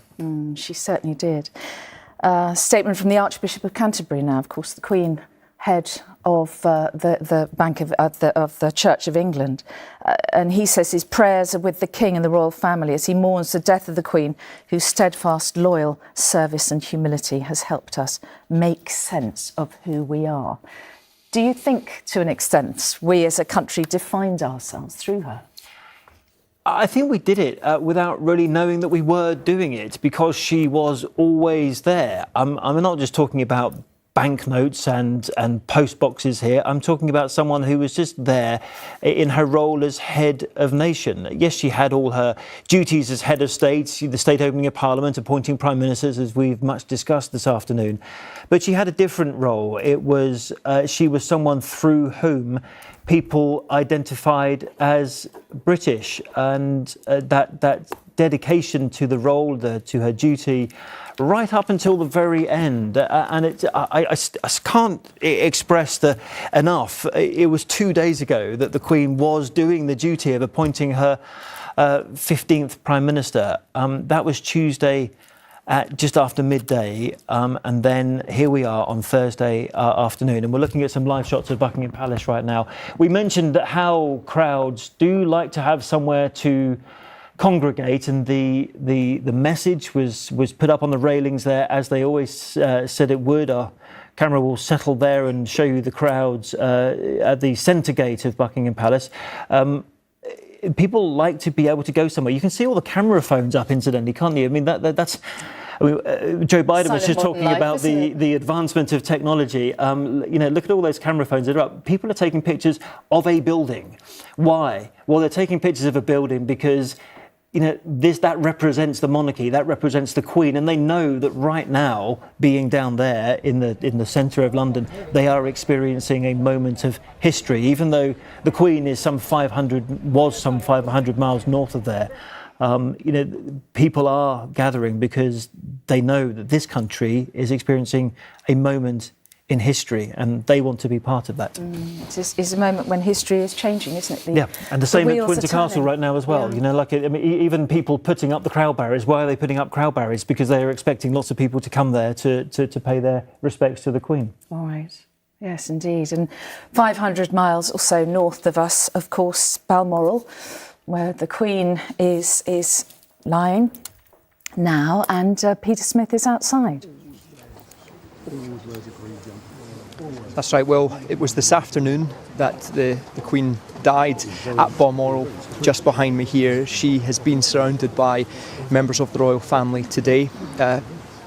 King Charles, as he's now titled, has spent the day with her along with Camilla and the Queen Consort. The other members of the royal family, the Queen's children and her grandchild, Prince William, also made their way here. Prince William was driving a vehicle through the gates of Balmoral. He had his uncle, Prince Andrew, and the Wessexes in the back a couple of hours ago. We know that Prince Harry is also en route. He's already landed. His plane landed at Aberdeen Airport just under an hour ago, so he should be due here almost imminently now. It is a time for the family to come together, and they are being given that space, that privacy to grieve at Balmoral. Some well-wishers who had come down here, some of them wishing to lay flowers, were asked by police to move back. I think that's an indication of the space that the royal family is asking for and will be given here at Balmoral. It's a place where they have come in times gone by looking for that privacy. For example, it was at Balmoral Prince William and Prince Harry Mary were at Balmoral when the Queen gave them the news that their mother Diana had died in Paris, and they spent time here. Again, saying that it was an opportunity for them to be normal people, to be a family. And I think that's what we'll see here. We know that the Queen's body will lie at the ballroom of Balmoral, expected for the next couple of days, because what was known as Operation London Bridge, as Chris Shipp had said earlier, now what we see is Operation Unicorn comes into effect. That was the code name for what would happen if the Queen died while in Scotland, as has now happened. So her body will lie in Balmoral for a couple of days. We expect after that it will be moved to the Palace of Holyrood House in Edinburgh. Now that's a journey that should normally take about 2 hours, 2.5 hours, but what will happen is a very careful, slow pace where the body will be taken through towns and villages of the Highlands of Scotland until it reached Scotland's capital, giving people the opportunity to line the streets to mourn, as the nation will be mourning, as the body is carried past. After it reaches the Palace of Holyrood House, it will lie in wait in the throne room overnight, and eventually there will be a hearse that takes the Queen's body up the Royal Mile to St Giles's Cathedral. There will be a procession. We expect that members of the royal family will be following in that procession. In the days afterwards, the public will be given the opportunity to pass the coffin and pay their respects. The Queen's body will then be taken, we understand, by an RAF charter jet to London, and that will be the end of Operation Unicorn, the time that the Queen has spent in Scotland. But this will be a chance for the people of Scotland to connect, because the Queen connected very deeply with this nation. She spent many happy days here. In fact, Princess Eugenie said that Granny was never happier than when she was in Balmoral. She recalled the barbecues, walks with the dogs, visitors, it was a chance here for the Queen to be a mother, a grandmother, as well, of course, taking on her role as the monarch and head of state of the United Kingdom and the Commonwealth. We also know that this place means a great deal to Charles the King, King Charles as he will be titled. Birkhall is his estate, very close by here, 50,000 acres. He went to school in Gordonston, very close by as well. It's a place where he has great affinity, and he spent many happy memories as well with the Highland Games, the Braemar Highland Games, along with his mother and father here. He is now, along with other members of his family, with his mother as they come to terms with their loss. Peter Smith at Balmoral, thank you. And just before we move on to Windsor, more statements are coming in. And this one from Dame Helen Mirren, who, of course, portrayed the Queen on the silver screen and on the stage. And she described her as the epitome of nobility. And she said, "I'm proud to be an Elizabethan. We mourn a woman who, with or without the crown, was the epitome of nobility." That from Dame Helen Mirren. Chris, quick word from you. We just had confirmation, as I was explaining to you earlier, Mary, that Prince William, upon the death of his grandmother, who was the Duke of Cambridge, is now officially the Duke of Cornwall and Cambridge, because he has, as we anticipated, he has inherited the Dukedom of Cornwall, which is the dukedom which is given to the heir to the throne, which Prince William now is. Prince William is the heir to the throne. The monarch is King Charles III, and it's just worth repeating that. Yes, it does. It is worth it takes some repeating, time to because sink it is in, quite doesn't difficult to grasp, really. Yes. So you've had confirmation from the King's office that he will reign as King Charles III, and confirmation from William and Kate's office, or Catherine as she is officially known, that they will be called the Duke and Duchess of Cornwall and Cambridge. He is not yet the Prince of Wales, because that is a title that needs to be bestowed on him by his father, the King. all right, all of which will happen in due course, yes, as is the way with these things. There's a very strict set of rules, and they will be followed. I think I would point out that things are a little bit different to when when the Queen became monarch in 1952. Prince Charles was only 4 years old. I mean, it is a very different set of circumstances we've got now. So he wasn't officially bestowed with the title of Prince of Wales until 1969. I expect that a lot of these things, for example, the coronation of the new king, for example, Prince William being bestowed the title of Prince of Wales, I expect that will happen a little bit more quickly, just because of the age of the individuals involved and the very different set of circumstances we've got than the one we had in 1952. Yes, interesting stuff. Chris, thank you. Well, let's go straight over to Windsor Castle now, and Emily Morgan is there for us. Emily, what's happening? Well, I mean, as you can expect, a very sombre mood here this evening. I think the news this evening is the news that the residents here in Windsor were most fearing. At around 6:30, just before 6:30, that's just over an hour ago, the flag that had been flying all afternoon here over Windsor Castle was lowered. At that point, silence descended over this hill in front of the castle. The whole town, it appeared, fell silent. That flag then went back up to half-mast, and almost simultaneously a rainbow appeared next to the flag. It was a moment as symbolic as it was poignant, I think. Now, as you can see behind me, flowers have begun to be laid outside the castle. Until just a few moments ago, there were huge crowds here. Residents and tourists from Windsor had come out. They've been laying flowers. Now, those crowds have been slightly pushed down the hill. There are still an awful lot of people coming. They've been taking photos, standing still, hugging each other, many of them spontaneously crying. It has really been scenes of huge emotion, and I think the people here of Windsor are feeling this most poignantly, mainly because the Queen had been living here for the last 2.5 years. It really was her home during the pandemic. It is somewhere that the residents feel the Queen was her neighbour, that she was part of the community.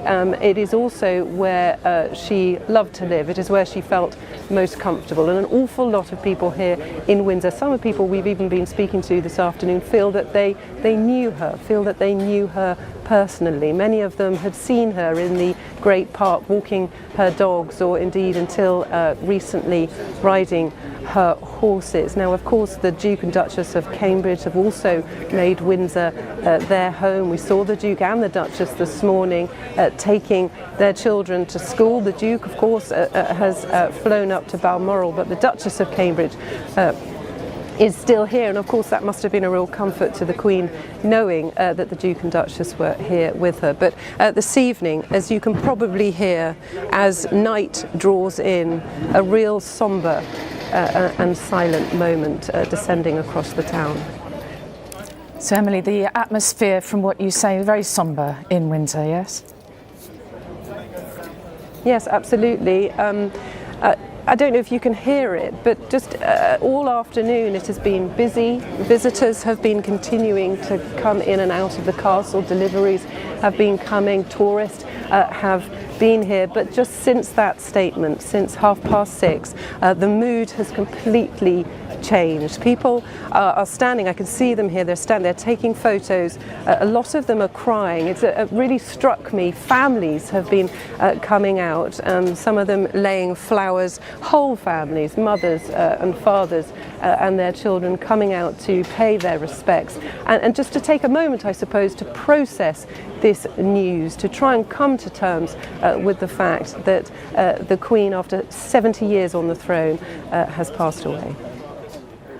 Emily Morgan at Windsor Castle at the moment, thank you. And Chris, that was very notable what Emily was saying, and we're joined also by historian Anna Whitelock. Thank you, Anna, for coming to us today.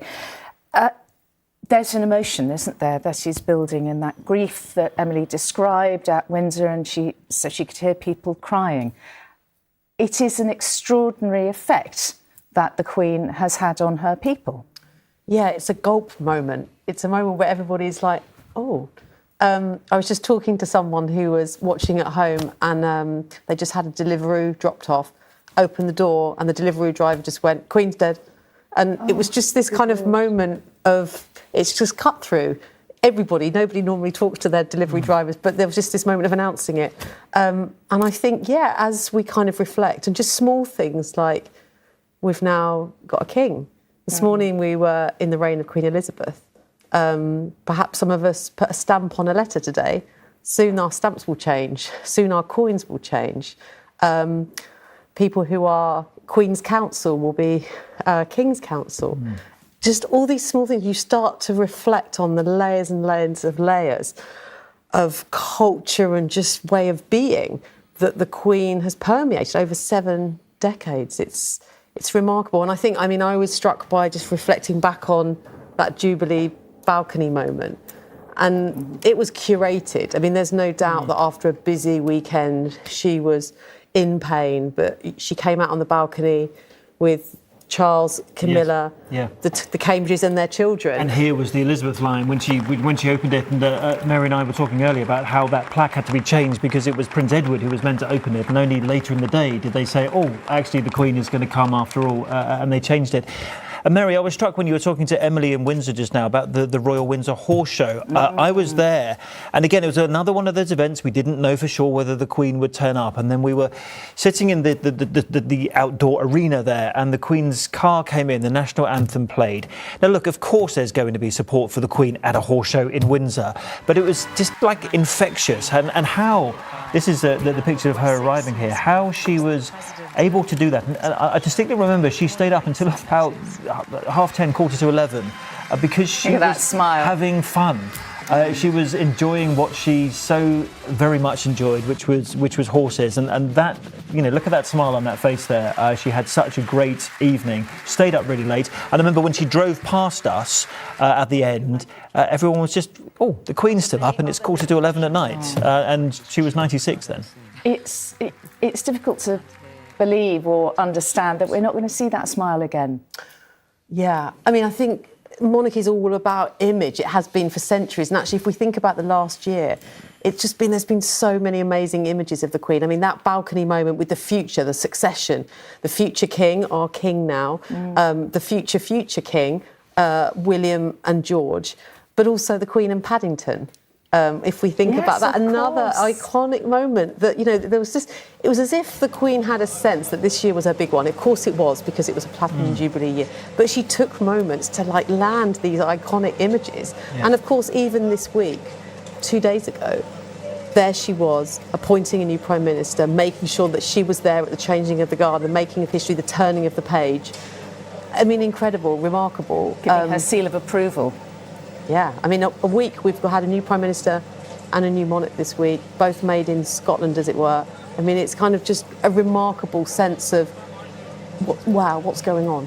I think a sort of national kind of identity crisis, I think, of sorts. We've seen new Prime Ministers, we've seen new governments, we've had general elections. What we haven't had since 1952 is a change of monarch. I mean, you were talking about coins. I even remember when my grandma would give us our pocket money, and some of the coins still had King George VI's head on, and I used to think, that's a bit old, I don't want one of those. I mean, the very thought that we're going to have to change our coins and our notes and our stamps and our, you know, the ER on the post boxes. That's if we even use money in years to come, or post letters, or of indeed course. Stamps. So, you know, again, just an illustration of the enormous change that we have seen during her reign. And I can guarantee to you, Mary, Buckingham Palace wouldn't have these crowds outside it were it not for that statement tonight. And again, you know, people are drawn to this building which symbolises the monarchy and symbolises everything they've known for 70 years. Yeah, absolutely. And I think that statement from Charles, the King, and of course he's, as the Queen was, a grieving child, and also now stepping into this huge job, trying to step into his mother's tiny shoes, but, you know, at the same time, enormous shoes. I think it was interesting, that statement, it wasn't signed off CR, Charles Rex, Charles the King. It was almost like it was just held back slightly. It was a statement. Of course he's king, but it's almost like he didn't want to quite sign off yet in that way to acknowledge quite what he's exactly. And some of that formality that we all grew up with the royal family has sort of loosened, hasn't it, in recent years? And he's called her in public mummy. And I remember that was a big moment when that first happened, and that was in the Diamond Jubilee, wasn't it? Diamond Jubilee or Golden? I think Diamond Jubilee was it, when you said, yes, Her Majesty the Queen, mummy, and the whole crowd cheered. And we had a not dissimilar event. Again, I distinctly remember it being right about there in Buckingham Palace. At the time, there were big stands all built and temporary seating, and Prince Charles, as he was then, said if we all cheer loudly enough, then Mummy will hear you at Windsor Castle, and you know, the crowds did cheer, and that was a phenomenal event that evening, that party on the Saturday night when the palace was lit up and there were drones in the sky, and as Anna just mentioned, the Paddington Bear moment. all hard to appreciate now that we're never going to see any of that again. We're never going to see the Queen stand on the balcony of Buckingham Palace again. Yeah, and you know, those of us, we do all sorts of different stories in our work, don't we, as journalists?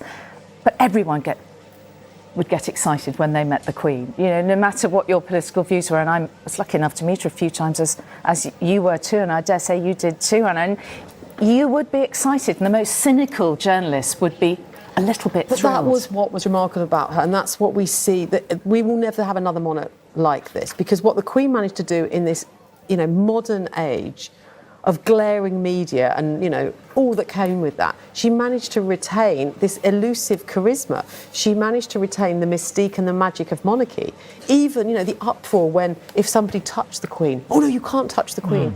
The reverence of the royal Michelle Obama. Exactly, Michelle Obama. Why did you do that? And actually, the Queen would have not been offended by it one bit. Michelle Obama said she put her arm around her back again. Because she felt like she wanted to protect an elderly lady. Yes. But in fact, it's this idea that the royal body is sanctified, is special, and that's a sort of medieval, it's an age-old thing. And this remarkable, tiny woman managed to maintain this kind of mystique of monarchy and magic when we're all so cynical now that institutions are being challenged and questioned, and, you know, in every walk of life we're thinking about equality and diversity and inclusivity. The monarchy is about none of those things. It's about privilege, it's about birthright.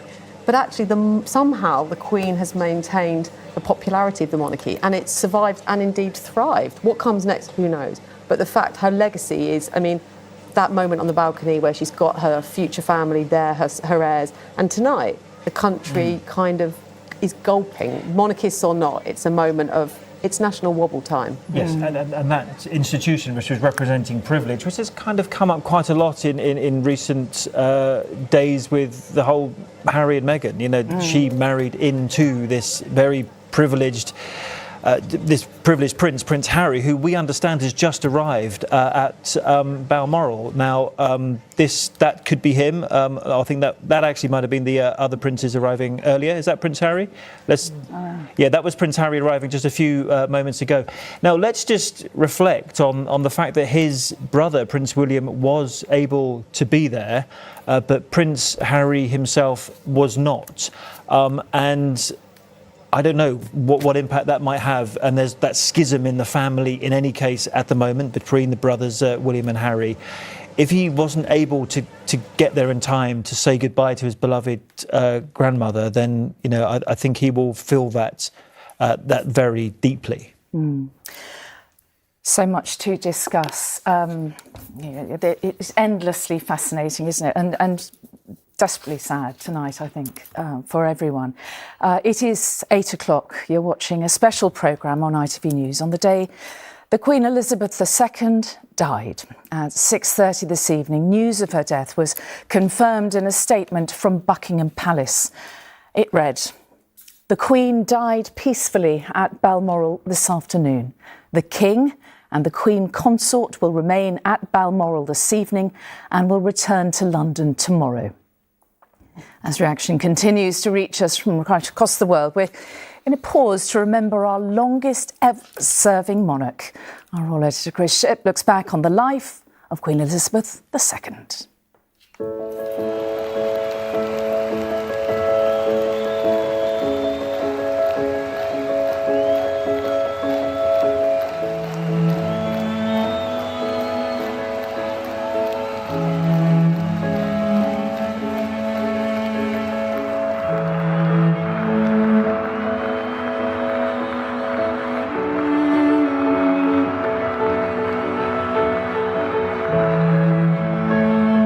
I declare before you all that my whole life, whether it be long or short, shall be devoted to your service and to the service of our great imperial family to which we all belong.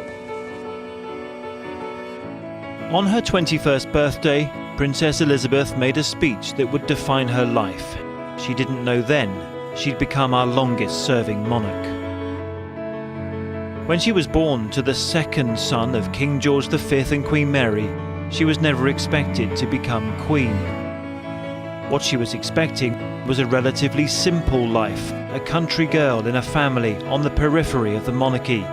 with a focus on dogs and, of course, horses.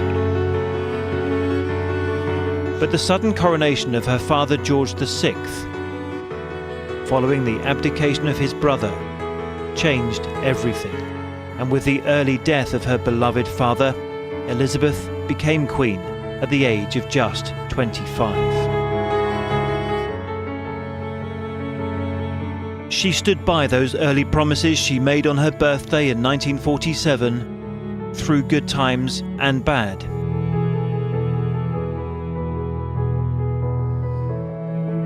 She was the head of state, someone who offered to so many identity, continuity and pride. An embodiment of Britain and of the Commonwealth. And as she promised, she did serve her whole life.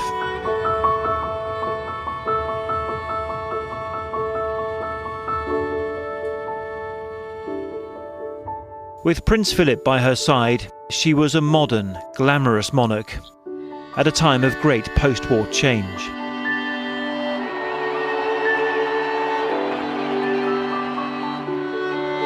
What she might have lacked due to her age and her inexperience, she made up for from the outset with a formidable commitment to the role. The fascination with the couple stretched far beyond the UK. She was more than just a British queen. She was Queen of the Realms and head of the Commonwealth, a growing association of former colonies and newly independent nations. The Commonwealth, to which she was so committed, began with just 8 countries. Today, it has more than 50.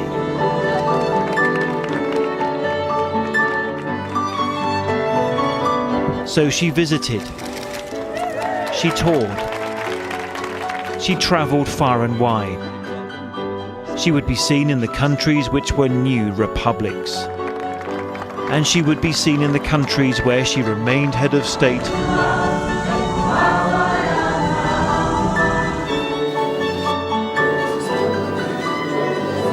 She would travel year in, year out, right up until 2015. That year, she had returned to her one-time home with Prince Philip in Malta. This meeting of Commonwealth leaders would be her last trip overseas, shortly before her 90th birthday. Ladies and gentlemen, I feel enormously proud of what the Commonwealth has achieved, and all of it within my lifetime. But while this queen had a commonwealth rather than an empire, she did have a significant position on the world stage.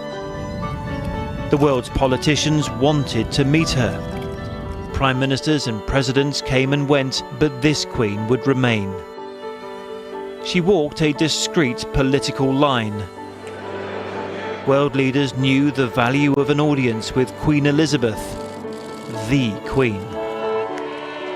At times she became the world's diplomat, at others a healer of past wrongs, meeting leaders of countries who'd fought against the British Crown, even shaking hands with a former commander of the IRA, the group who'd killed members of her own family.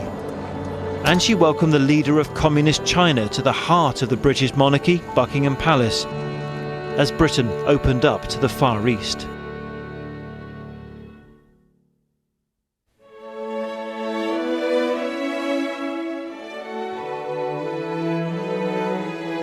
She was the mother of the nation, someone everyone knew, as well as a mother to her own 4 children. She had to protect her private life as well as theirs. Never an easy task when their lives were also lived in the public domain. Particularly for Prince Charles, our future king.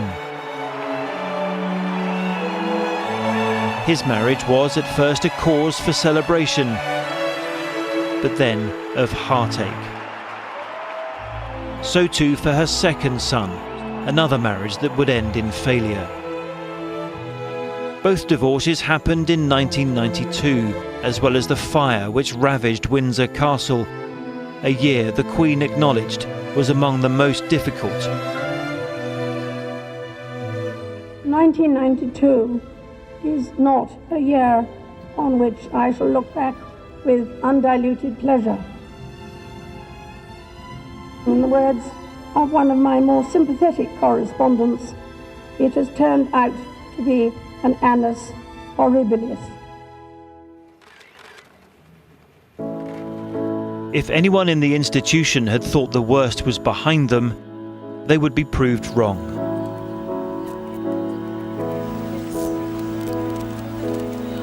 A more testing moment was to come later that decade.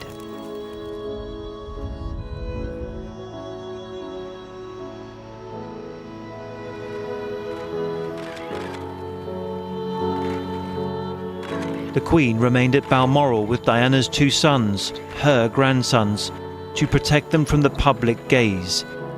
The grief in the rest of the country turned to anger.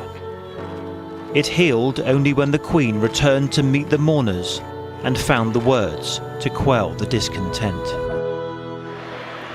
She was an exceptional and gifted human being. In good times and bad, she never lost her capacity to smile and laugh, nor to inspire others with her warmth and kindness. I admired and respected her for her energy and commitment to others, and especially for her devotion to her 2 boys. The Queen knew that in her role as head of nation she was a focus of both national grief and national celebration. Good evening, Mr. Bond.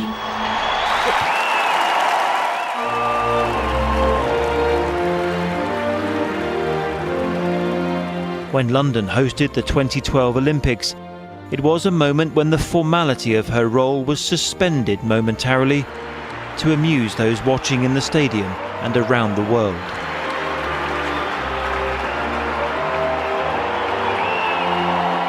Being there for the nation when it needed her most was something she learned was an important part of the job, every bit as important as the formal state occasions. When, in 2020, the deaths from the COVID pandemic were spiralling, she spoke to and for her people, using a phrase which meant a lot to her, having lived through World War II. Better days will return. We will be with our friends again. We will be with our families again. We will meet again. The Queen's own wartime contribution as a member of the Auxiliary Territorial Service taught her lessons in duty and perseverance which lasted a lifetime. As Commander-in-Chief, honouring those who fought for the country was always a priority. She attended service after service, commemorating the memory of the fallen and all victims of conflict. As the years went by, those who served and survived D-Day became fewer and fewer. The Queen marked each anniversary, becoming visibly moved at the 50th commemoration in northern France in 1994. Veterans of the Normandy campaign, you deserve your nation's thanks. May we, your fellow countrymen, be worthy of what you did for us.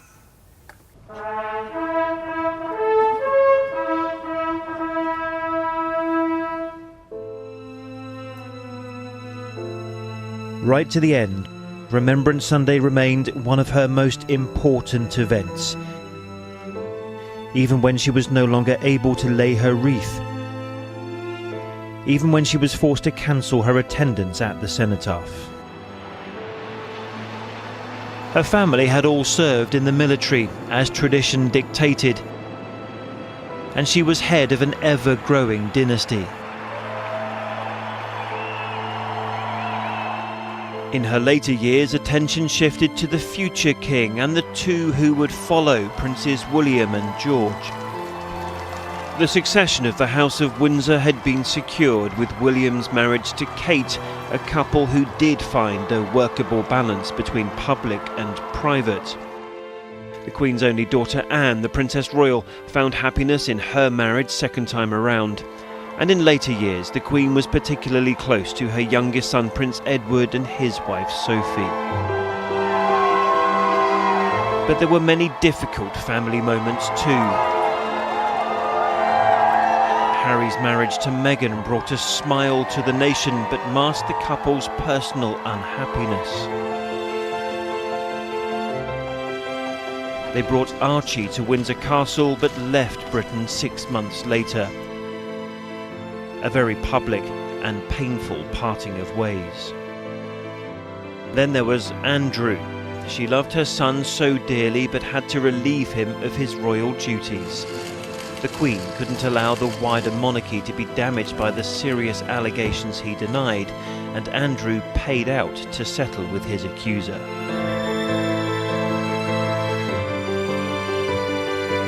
In 2021, after 73 years of marriage, the Queen lost Prince Philip,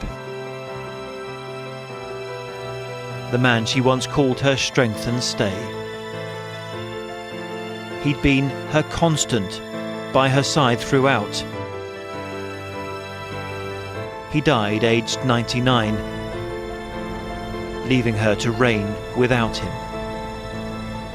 The nation's thoughts were with the Queen, as alone she said goodbye for the very last time. She drew on her deep personal faith that day, as she had promised. I shall not have strength to carry out this resolution alone, unless you join in it with me, as I now invite you to do. I know that your support will be unfailingly given. God help me to make good my vow, and God bless all of you who are willing to share in it. When the world looks back on the 20th and 21st centuries, one woman, more than any other, embodied the age. The world kept changing, and Queen Elizabeth slowly and carefully changed with it. The second Elizabethan era is now at an end.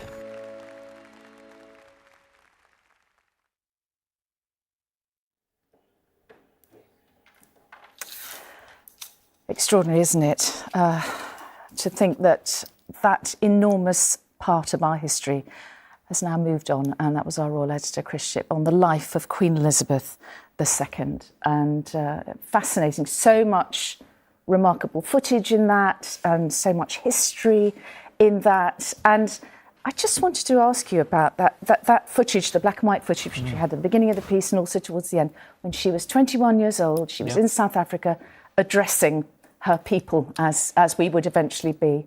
Knowing then what was to come, the job of Queen, the job of head of state. It came much sooner than she had anticipated, but there she was, sat in Cape Town on the occasion of her 21st birthday. I think it says 1974 there. We should probably change 2 of those digits to 1947, of course, because that was when she was, that was the occasion of her 21st birthday. But yeah, that speech, I declare before you all that my whole life, whether it be long or short, shall be devoted to your service and the service of our great imperial family. Well, the imperial family moved on into a commonwealth of nations, but her life wasn't short. It was a long life, and one that she devoted to this job. And you look back at those images from a different era, 1947. She had sailed down to South Africa with her father, the King, and mother, Queen Elizabeth, the Queen Consort, and her sister, Margaret Rose. She had to leave Prince Philip behind, although we now know that she'd already agreed to marry him. But they knew that she had to make this speech, not to Britain and the UK, but to the world. And that was a very important speech that she made when she devoted her whole life, which is why the Queen, despite the difficulties with her mobility and her health that we've been talking about in the last year to 18 months, she would never abdicate. She kept doing her duty, as we've discussed, right to the very end, with the appointment of a Prime Minister 2 days before her death. And a role that was, we often talk, don't we, of the huge privilege and the wealth and so on, the palaces and the jewels, but it was for her all about service. Exactly. I mean, for her, it was really simple. It was about duty and it was about service. And I think, you know, we can judge her by her own account. There, she said, it's all for me. I'm going to be devoted, whether my life's long or short, to your service. And so she has been. So, and then we have the coroner on her way to the coronation. You know, that was Prince Charles looking out of the window there as he was just a little 4-year-old boy, and now our king. And he watched his mother in 1953 there and his father leave for that coronation at Westminster Abbey.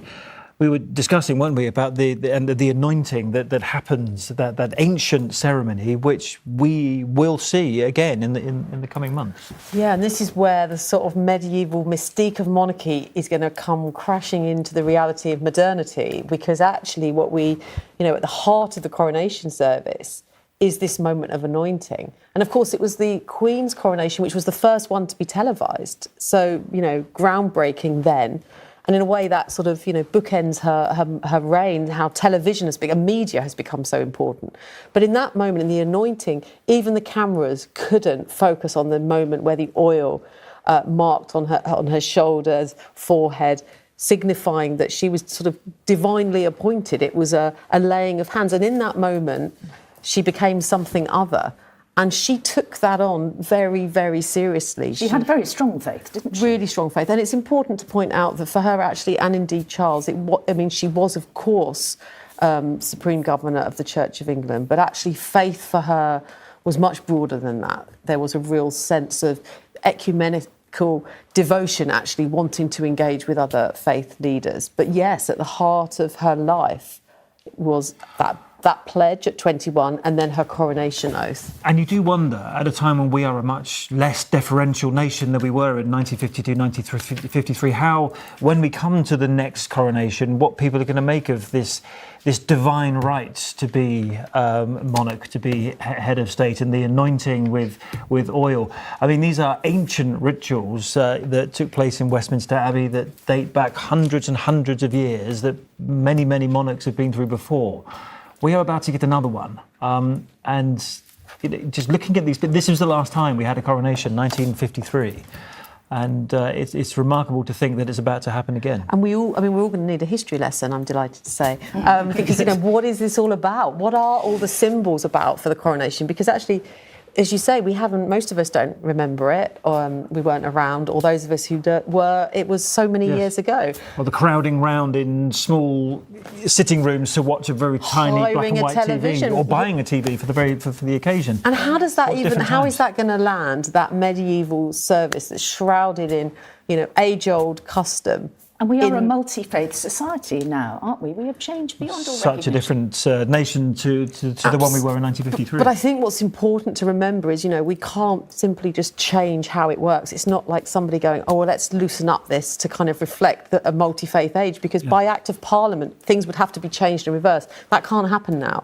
So by the things like the Bill of Rights, there's certain oaths that have to be made, certain statements have to be made. We can't change up the coronation. So we all need to understand it and we need to explain it. And that will begin this new chapter in trying to understand and accommodate the monarchy in modern Britain. And we haven't really had a conversation about how that all fits in, because at the end of the day, we've been like, it's the Queen, we respect her. Whether you're a monarchist or not, people think, you know, the woman has devoted her life in service, and she does represent us pretty well. Now I think people are going to go, what's it for? What's it about? What's it saying about Britain in the world? What is all this hocus pocus, as some people will see it, with all these medieval superstitious customs? Or is it still something that binds the country together? I think we're only going to find that out in the next few weeks, months, and probably years. How will it sit in a multi-ethnic, multi-heritage United Kingdom of 2022? And I think you're right to say it will trigger a conversation about the place of monarchy in a modern-day society. They've got Spain and the Netherlands and Sweden and Norway. They have these conversations as well. But will this event today, will it trigger a debate about the place of monarchy in Britain in 2022?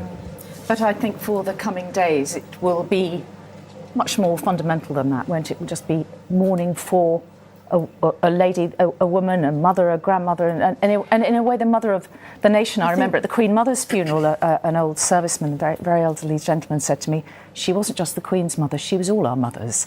I think that's right. And I think, she was a lady of 96. She died surrounded by her family in a Scottish, residence. So that in itself is not a tragedy. But of course, what it signifies is a great loss. But also, I was thinking for me, it made me actually think about my grandparents, for example, because of course they were alive, they knew the Queen. And it suddenly makes you feel one step away from people that we've loved and lost because, she's been the kind of thread that's bound generations of us together. And I think now we are a bit all at sea. Literally, we've got a new Prime Minister, we've got a new monarch. What are we about? In the same week. In the same week. Who would have predicted such things? And actually, I think people will now have an opportunity to express their gratitude, their respect for the Queen, because not only will there be what's called lying in rest in Edinburgh, we're expecting the coffin to be moved first to the Palace of Holyrood House and then depart in procession to St Giles Cathedral. Anyone know the beautiful city of Edinburgh that is on the High Street, or what becomes the Royal Mile, right up to the castle? There will be a lying in rest there. So people can, if they so wish, choose to file past. And then we are expecting, and this is all to be signed off by the King in due course, but when the coffin comes to London, there will be a lying in state. Now, at Westminster Hall, at Westminster like the Queen Mother, like what happened with the Queen Mother, like what happened with Winston Churchill, to which world leaders will be invited. The President of the United States, the King of Jordan, the President of France. We are about to see, the world's leaders descend on London because they want to pay their respects to the Queen. But in addition to that, how many people will choose to do the same? We know from the Queen Mother's lying in state that the lines of people wanting to file past her coffin went all the way along the river, over the bridge and back down the other side. What's going to happen with the Queen? And I suspect hundreds of thousands of people will want to pay their respects after 70 years of reign. Yes, I suspect you may well be right. We will continue talking in just a moment, but as we're seeing that people are gathering at Buckingham Palace, as you mentioned, Chris, and Windsor Castle this evening, the Queen had an amazing way of bringing together people from across the generations, from different countries and indeed cultures. Well, let's go first to our UK editor, Paul Brand, who's at Buckingham Palace.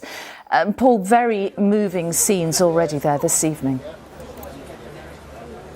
Yeah, Mary, thousands upon thousands of people have already made their way here to the gates of Buckingham Palace. They're just circling around here, paying their respects, walking down in relative darkness, relative quiet this evening.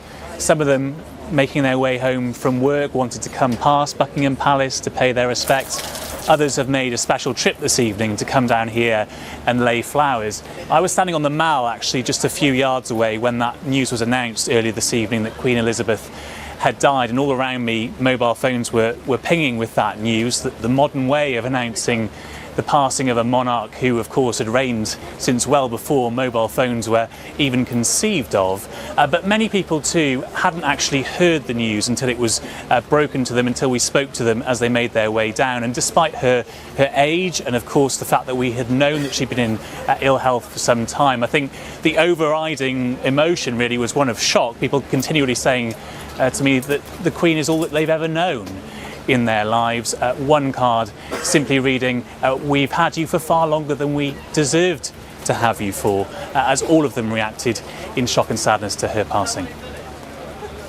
No! We've got to be joking. Sorry to tell you, but she has passed away. Oh my God. We're just walking down. We've come to London to go to the theatre, and then we heard, oh, that's just awful. Look, oh God. The Queen has passed away. Oh no, I haven't. Oh my God. I'm so sorry to tell you that she passed away. Really? Just now? I've just been watching news. It's just awful. Just can't quite believe it. She just had a new Prime Minister in 2 days ago and she looked okay. But yeah, well, it'll be a sad loss. She's been amazing. But one of the most moving scenes here this evening is over on the Mall, where hundreds, perhaps thousands by now, of black cabs have lined up along that Mall with their lights on this evening. And they did the same for the Duke of Edinburgh when he passed away, and they wanted to come down this evening to do it for the Queen too. Of course, many of them have happily made many a journey here, picking up tourists as they've come to see the Queen, and many of them have made a livelihood out of the love and affection and interest that there has been in Queen Elizabeth. And tonight they're paying their respects in quiet, lining up on the Mall. Many of them, I've got to say, very emotional, some even in tears this evening. What is it you're doing down here today? It's for the Queen. We did it for Prince Philip as well when he passed. It's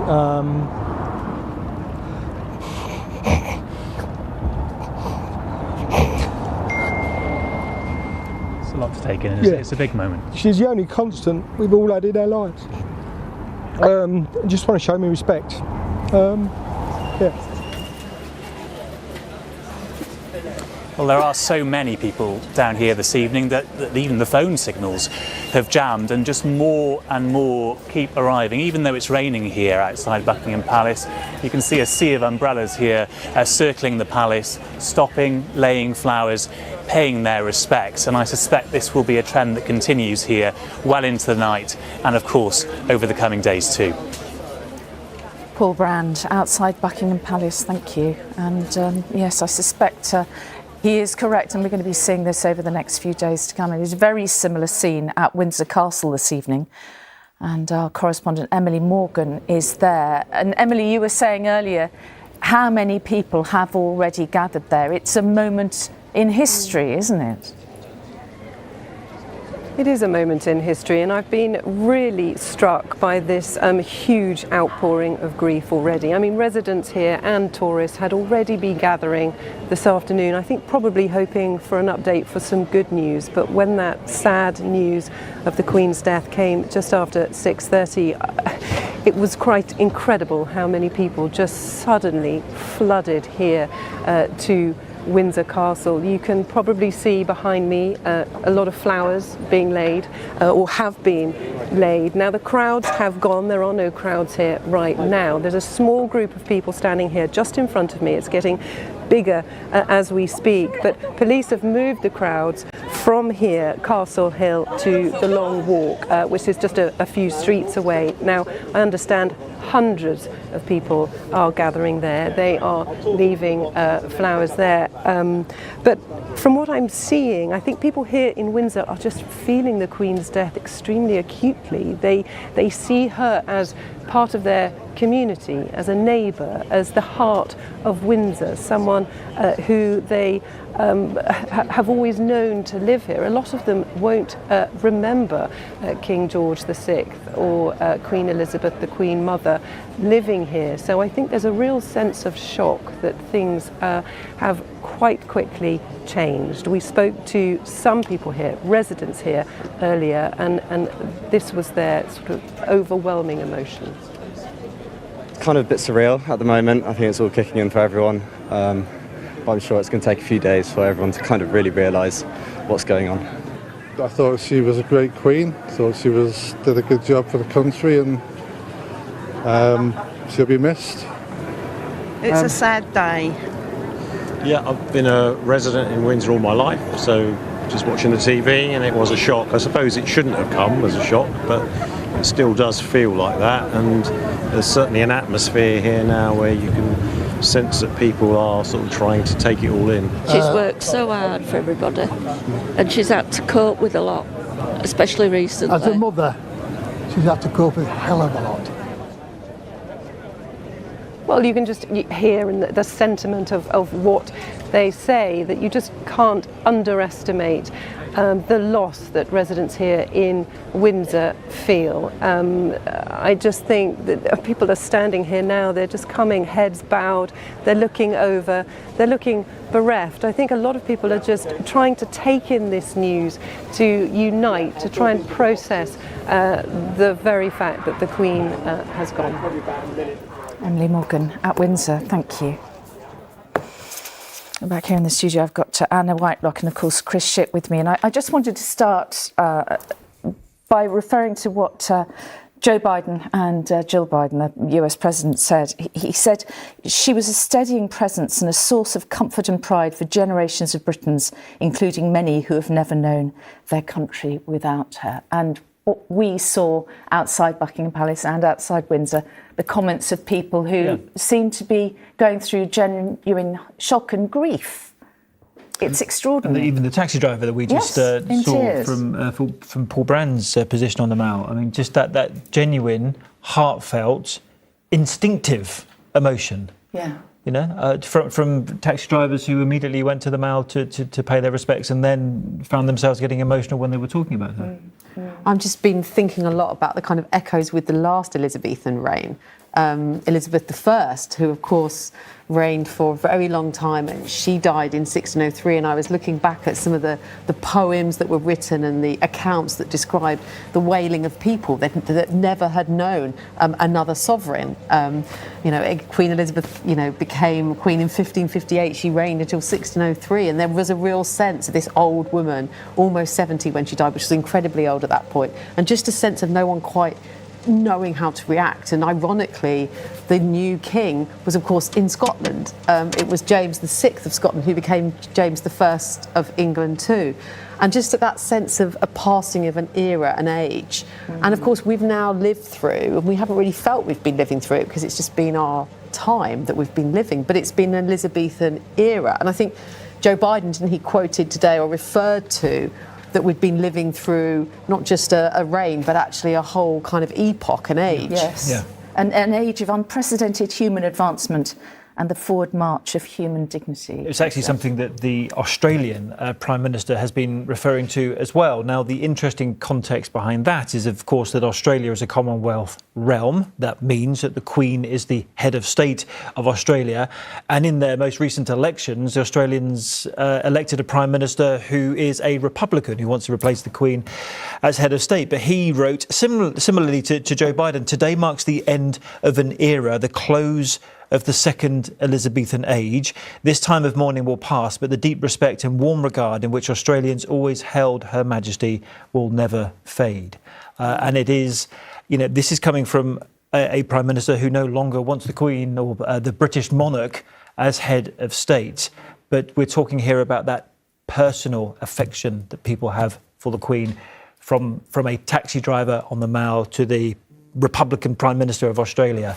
I think that is a sentiment that we will see again and again. And of course, the fact that she has passed away in Scotland does have some sort of significance, doesn't it? As we're talking again about United Kingdom and Nicola Sturgeon is what a week for Scotland. Yes, I mean, quite. Scotland was where the new Prime Minister was appointed by the Queen. It's made a new Prime Minister, it's now had a new monarch. And at the moment, the monarch of the United Kingdom is in Scotland, the late Queen is in Scotland, and the story of this new reign begins in Scotland. Now, whatever that might mean, however this reign will play out, there is significance in that. And at the moment, all eyes are, as they were in 1603, on London, waiting for the arrival of the new monarch, but also in Scotland, in Edinburgh, as people anticipated the change, the departure of the King to London. So really, really interesting parallels and echoes, I think. And even the First Minister of Scotland has been talking, and she doesn't often talk about the UK because of obviously her political position when it comes to Scotland's part of the United Kingdom. But Nicola Sturgeon wrote tonight, the death of Her Majesty Queen Elizabeth is a profoundly sad moment for the UK and the Commonwealth and around the world. Her life was one of extraordinary dedication and service. And I think, I would support Anna in what she's just said about the fact that the United Kingdom Prime Minister has just been invited by the Queen to form a new government, and the death of this much loved Queen and the start of King Charles's reign is all happening in Aberdeenshire, all happening in that castle on that estate next to the River Dee. I think it's Shakespearean, isn't it? It is, and I mean, some of us, might have written recent exam papers, and often it's like, what makes a successful monarch's reign? And whether it's in the 12th century, the 13th century, whenever, it was often if they survived or they, died in their own bed was the expression, and then that they passed the throne on safely and securely. And the Queen, died peacefully. She's passed the succession on. She's got a line of heirs. And we can say that glibly, but actually we have to remember that this is at a time when we're in a world of such profound societal change. You know, institutions have been challenged and questioned. And so the greatest achievement in many ways, I think, for the Queen is that the monarchy has survived and indeed thrived. She has a future series of heirs. She has tried to make the monarchy relevant as far as it can within the kind of strictures of being this an anachronistic institution born centuries ago. And the fact that that's still retained popularity, I mean, that is an incredible achievement in a world that's so different even from when she became Queen. The challenge, of course, is with the younger population who don't support monarchy in the way in which older populations do. In fact, I think just before the Jubilee, I remember seeing a survey that said something like a third of people aged 16 to 24 supported the monarchy, but equal numbers, a third, supported the UK having an elected head of state. That is in among a lot of challenges, and we'll come to this in due course, I'm sure, but in terms of the challenges facing the new king, I think that will be one of them. It will be very difficult to replace. I mean, you can't even imagine such a phrase. And I don't think he'll attempt to either. No. And I think he will know that, you know, he's become the monarch, you know, at the age of 74, I think he is right now, and that is very different to his mother, who became queen at the age of 25. So he will know that he's not replacing her, but he will have to, you know, he will have to make his reign in his own image, and it'll be very interesting to see how he does that going forward. But, you know, we might be jumping ahead of time here because we're talking about someone who's just lost his mother. Yes, absolutely. And has just at that moment become king. You know, it's quite how you process that, and I'm sure he's had many years to prepare for it, but it's difficult for us to process it, and it's happening to him personally. And in the public gaze, and tomorrow he will have to come out and be the king, and he's lost his mum. And also, I mean, I think it's important to reflect that, you know, everybody's moved up. So with the passing of the Queen, William and Kate, who I think their kids today started school, suddenly, soon, they will be the Prince and Princess of Wales, and next they will be heirs. William will now be heir to the throne, and the level of expectation that comes with that. Yes, and we were running images earlier of the Cambridge children arriving at school today, and you know they started the day in a certain position in terms of the succession to the crown, and they have all moved up a notch. And we were talking earlier, weren't we, that William and Kate are now called the Duke and Duchess of Cornwall and Cambridge, because the Dukedom of Cornwall, at the moment of the Queen's death, has passed to Prince William. As well as all the other titles as well, which just go on and on, don't they? Yes. Don't ask me to name I them all. won't. But Not there is always, for example, Prince Charles, as he was, and Camilla were always called the Duke and Duchess of Rothesay when they were in Scotland, because that was their official title when they were north of the border.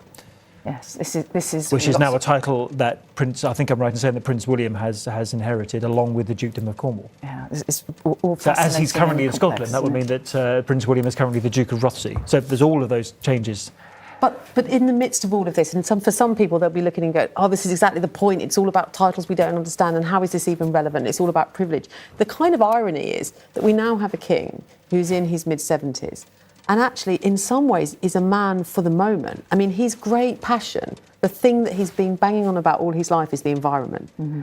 And if there was one thing that kind of unites people around the world, it's concern around the environment. So there is, and I think the Queen, the late Queen, was very proud of the fact that actually both her son and her grandson had continued actually the work of her husband, their father and grandfather, in championing the cause of the environment. I'll just bring you a statement from the leader of the Roman Catholic Church. We've been talking about the Queen's position, the one she had and that Prince Charles will have as Supreme Governor of the Church of England. But Pope Francis has sent a telegram to King Charles III, it says, on the death of the Queen, and he paid tribute to the Queen's steadfast witness of faith and assures the King of his prayers, as the Pope put it, as you now take up your high responsibilities. Back to this question of faith and her significance being so much broader than monarch of our country, so much more. Faith and constancy, but I also think, I think have seen the last of a certain type of monarch, because, you know, yes, there'll be some people who say we should have an elected head of state, but actually there's also a middle ground position, which I hear a lot from younger people, which is actually the idea of a head of state who doesn't speak out on things, that's bonkers. Like, they have a platform. Why would they not speak out about the big issues of the day, whether it be the environment, whether it be racism and so on? So maybe there's a moment where actually the idea that we've never known what the Queen thinks about things, that perhaps, I mean, which was what people kind of respected so much in her, maybe that's no longer sustainable. Maybe Charles is now going to have some space, very carefully, because of course there's all the legacy of him being seen as a bit of a meddler, but actually to speak for many, many people. And in that sense, ironically, this centuries-old institution could be very relevant right now. Talking of centuries old, a development in the last few moments that the palace has confirmed that the Accession Council, something that is centuries old, which is also the principal proclamation for the new king, which incidentally doesn't happen at Buckingham Palace, it happens at St James's Palace, because in hierarchy, and we will talk a lot about hierarchy in the coming days, St James's Palace is the most senior palace. The Accession Council is going to take place on Saturday. It was always meant to take place the day after death, but as we were saying earlier, because the announcement has been made so late in the day, things in the programme have shifted. So the Accession Council and the principal proclamation will now happen on Saturday morning. OK, and that will set in motion the rest of the developments that have been set in stone. You have to have a proclamation in Edinburgh and in Belfast and in Cardiff as well. What does that mean? What is a proclamation? What does it look like?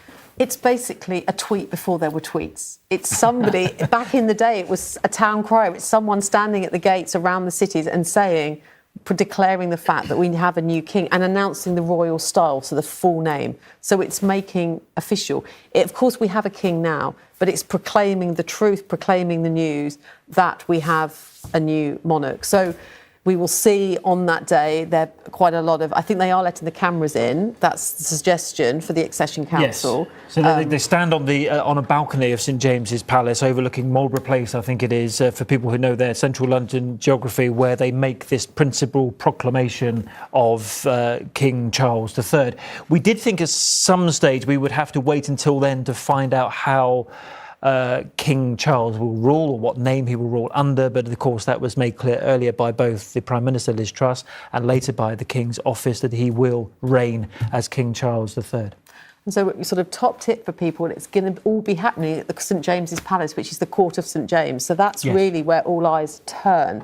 Which, of course, is what ambassadors are called. I was at the US Embassy recently, and there's a big sign up there saying, had a list of all the, what we would call US ambassadors to the UK, but they are called ambassadors to the court of St James. Yes. And that's something that the Queen, we're talking about the Queen working till the very end. She received new ambassadors to the court of St James virtually often, because she was at Windsor Castle and they're at Buckingham Palace. But those events were kind of happening week in, week out, despite the Queen's age of 96. Well, and we also have the sort of significant, slightly odd situation that actually the Accession Council was cancelled. So our Prime Minister hasn't actually been sworn of the Accession Council. I think that was going to happen yesterday. That's what the Queen cancelled last night. It's interesting you were mentioning having met the US ambassador, and obviously, as we've discussed, there's a reaction coming in from all around the world. In just a moment, we're going to go to our correspondent Robert Moore, who's in Washington. Robert, what has been the reaction out there? We know that the Bidens have issued a statement. That's right. I mean, I think from the range, the breadth and the depth of reaction from around the world, it is extraordinarily clear that the Queen was inspiration not just to Britain, not just to her realms, not just to the Commonwealth, but many other nations as well, including the United States. This was a country that the Queen visited 8 times. She knew and had met 14 of the last 15 American presidents. And the current American president, Joe Biden, has issued a long and deeply moving tribute to the Queen, in part which reads, Her Majesty Queen Elizabeth II was more than a monarch. She defined an era in a world of constant change, he wrote. She was a steadying presence and a source of comfort and pride for generations of Britons. And he went on to say that Queen Elizabeth II led always with grace, an enduring commitment to duty, and the incomparable power of her example. His predecessor, Donald Trump, has also issued a statement saying what a grand and beautiful lady she was, there was nobody like her, perhaps one of his less controversial statements. Flags here at Congress and around this city are now flying at half-mast. One prominent American magazine has called the Queen tonight a queen of the world, describing her as a modern global monarch. And I think that does capture a sense of how much impact her passing is having right around the world. Robert, thank you. Robert Moore there in Washington. And that phrase Robert used, a modern global monarch. What an extraordinary thing to say about someone who was 96. Modern. Yeah, but she was. Well, she was Queen of the world. I mean, I think people everywhere, even though, she's Queen of the United Kingdom, she's Queen of Canada, you talk to anybody, they just go, the Queen. Yes. Yeah. But of course, there's other queens, yes. But actually she's just the Queen. Even in Germany, she's referred to as Die Queen because that is the Queen. There is no other, as far as they are concerned. Of course, there are other monarchies in Europe, or other monarchies in different parts of the world. But there was a title of a book recently, The Queen of the World, because she has travelled so widely. She, even to this day, she remained a queen of so many countries. Remarkable, really, that at age 96, as you say, she would be referred to a modern queen of the world. We'll have all read that book written by an author called Robert Hardman some years ago, and it was entitled Our Queen. And I think that was also very telling, wasn't it? Because she is the Queen, but she was our Queen. And there was a sense of, ownership, I suppose. She's everybody's art. It's like, whose art? It's like everybody's the world, I think if you're in Australia, she's the Queen, she's ours. I think there was this sense that, people grew up with her. She became Queen in her 20s. And she's lived on into her 90s. There's just, that's remarkable. But also what struck me, for so long, she hasn't really changed. The kind of, she didn't lose her hair. The sort of, outline of her remained really the same. There didn't need to be that many new casts on, coins and stamps because actually her silhouette didn't change very much. And she established her image, didn't she, very early on? Those bright colours, mono blocked colours, didn't she? And she once said, "I need to be seen to be believed." Queen needs to be seen, exactly. But she was. But this is again the idea of what a monarch, does. The importance of a monarch. You have to be seen to make. It has to be seen to be believed, and she knew that. And so, even though she was a tiny figure, she knew that if someone saw her and locked eyes on her, it would be a moment. And this is the power of the royal charisma. And for all of Charles's strengths, he's not going to have the kind of charisma that the Queen had, that you had an audience with her. And world leaders wanted to have an audience with her. When she didn't make it to the Environment Summit in, was it Glasgow? COP26, COP26. There was another thing she had to pull out of course, a sense of, yes. I met an ambassador a few months ago and he was new and I said, what are you excited about? What are you looking forward to? He said, I just want to meet the Queen. He said, I want my audience with the Queen. I'm really hoping it won't be cancelled because of COVID or whatever. He just wanted to meet her. But I also think it's, we have to remember that she does have weekly audiences with the Prime Minister. Yeah. And she has had so much wisdom, doubtless, to share. I mean, she's lived through so much. There's been so many parallels of late about the 1970s and so on. The Queen lived through all of that. Yeah. But now the new Prime Minister... That's why Prime Ministers valued their audience with the Queen. It was in private and it was with someone who'd been there and seen it and done it and seen crises come and go. Who never spilled the beans. I'm sorry to interrupt you, but there has been I think you'll agree, a rather wonderful moment at Buckingham Palace, which we have managed to capture on film. And really, I think, illustrates the strength of feeling that is beginning to emerge tonight.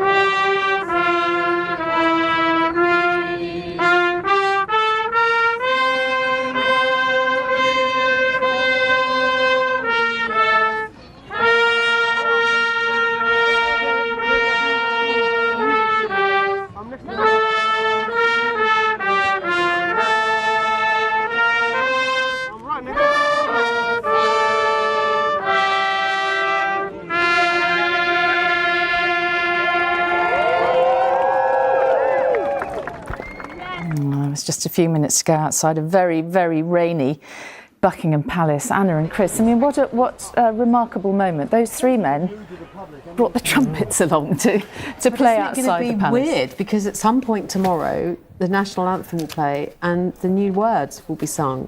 God save our gracious King.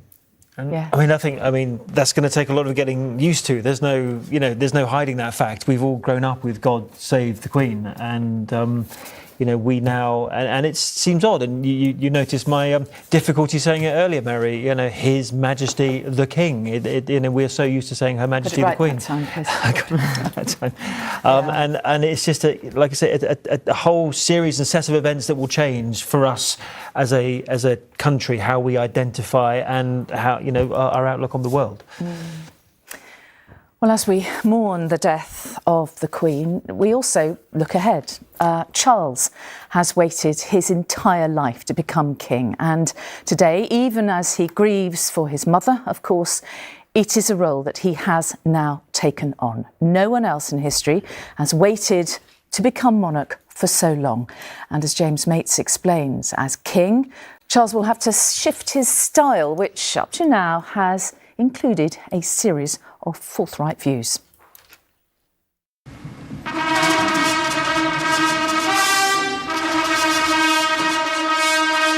When you succeed the longest reigning monarch in British history, you're likely to have served a long apprenticeship. 7 decades as first in line. Heir apparent since the age of just 3, we should have a good idea what kind of king Charles is going to be. But do we? My lords, pray be seated. As he said emphatically to a television interviewer in 2018, Prince Charles, Prince of Wales, may be very different to King Charles III. I'm not that stupid. I do realise that it is a separate exercise being sovereign. The idea somehow that I'm going to go on exactly the same way if I have to succeed is complete nonsense, because the two situations are completely different. It is no mere figure of speech to say Charles learned the job at his mother's knee. Since he was a toddler, there has never been a moment in his life when he wasn't a heartbeat from the throne. Unlike his own son, there were no carefree years to build slowly towards the responsibilities of office. At 9 years old, he was both playing on dodgems and being created Prince of Wales. Invested at Carnarvon Castle at just 20, aware even then that just being himself was not an option. At one time, you were reputed to be a very shy boy. Do you now find it much easier? I think I do find it easier a bit, yes. I'm still fairly shy. I think one has to conquer this, it's just one of those things that comes as you grow older. I don't, I think, make friends all that easily. Perhaps, the position one is in builds up a little bit of a barrier. But I find now that I am making more friends, I think, yes. A successful military career, first as a pilot in the RAF, then the Royal Navy, ending as commander of a minesweeper, gave little indication of what was to lie ahead. Because it soon became apparent that royal restraint on expressing any public opinion on anything was not going to be his style. First in his sights was modern architecture in general, the extension to the National Gallery in particular. What is proposed seems to me like a monstrous carbuncle on the face of a much loved and elegant friend. He went further. Modern architects had done more damage to London than the Luftwaffe, he declared, and that was just the start. The man who's now the head of the Church of England said he wanted to change the title, first adopted by Henry VIII, of Defender of the Faith. He said he would be Defender of Faith, to include other religions widely practiced in multicultural Britain. All I have ever wanted to do, basically, is to help build bridges that could span these chasms and reunite us with the patterns of divine harmony in our souls and within the world. So. It now seems he will, after all, use the original title, but the belief that his role goes beyond the Church of England to incorporate all faith is still strongly held. As he sought to define his role as Prince of Wales, Charles realised he could use his privilege to help those in need. He often went out of the way for those who were hard up, and he used his Navy severance pay to set up the Prince's Trust, encouraging young people to further their careers. Part of my cunning plan has really been to invest in the future, in the lives and the abilities and the talents and the potential of so many young people. And now, you see, we have a growing number of remarkable young ambassadors. The writing of dozens of letters to ministers on matters that concerned him was controversial, though hardly improper. But now that he's king, there may be no more of what he himself called meddling. The one exception, though, might be the environment. If any issue defined his long wait for the throne, it has been his passionate campaigning on environmental issues. I know you all carry a heavy burden on your shoulders, and you do not need me to tell you that the eyes and hopes of the world are upon you.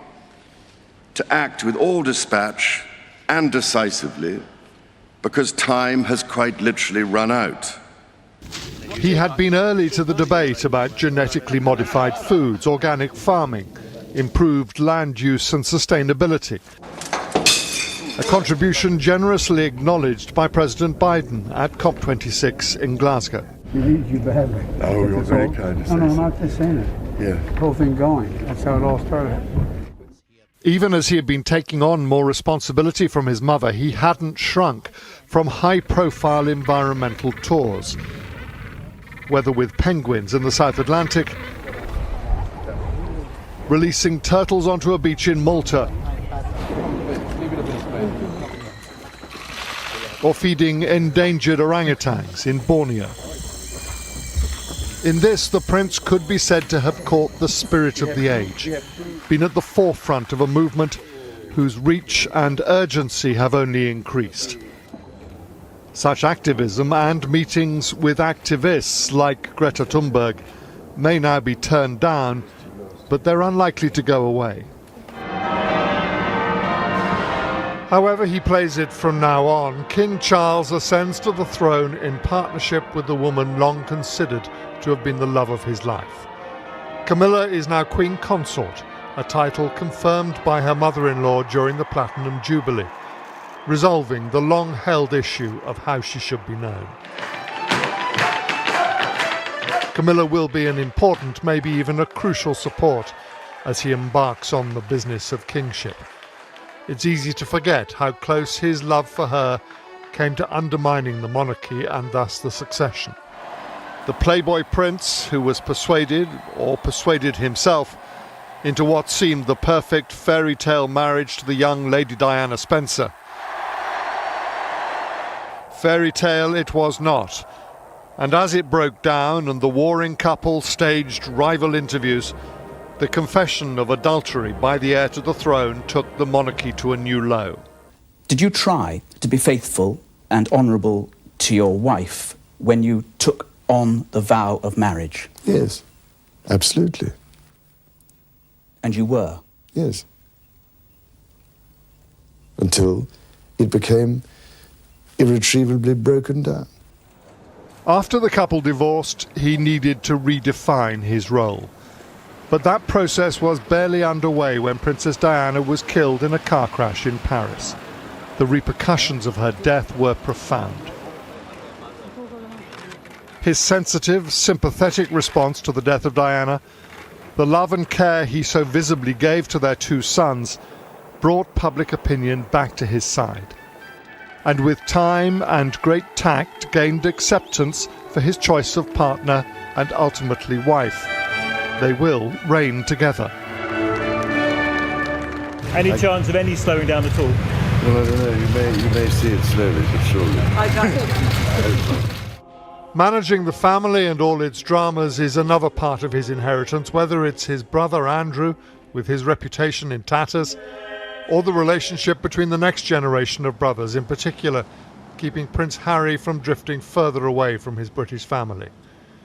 It will require more of the tact and diplomacy of which the Queen had seemingly inexhaustible supplies.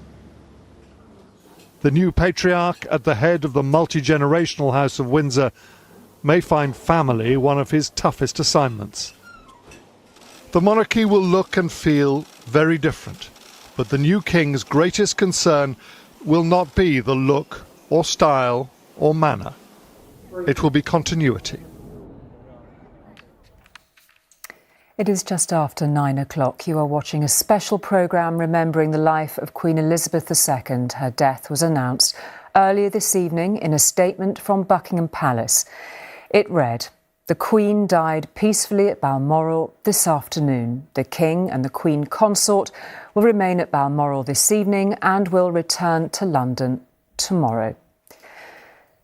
Well, the royal family will keep many of their deepest thoughts private as they mourn a monarch they knew as mother, grandmother and, of course, great-grandmother. But over the years, they've all spoken of the love and affection they have for her and she for them as we all begin life without the Queen. Let's first hear their reflections on the life she lived.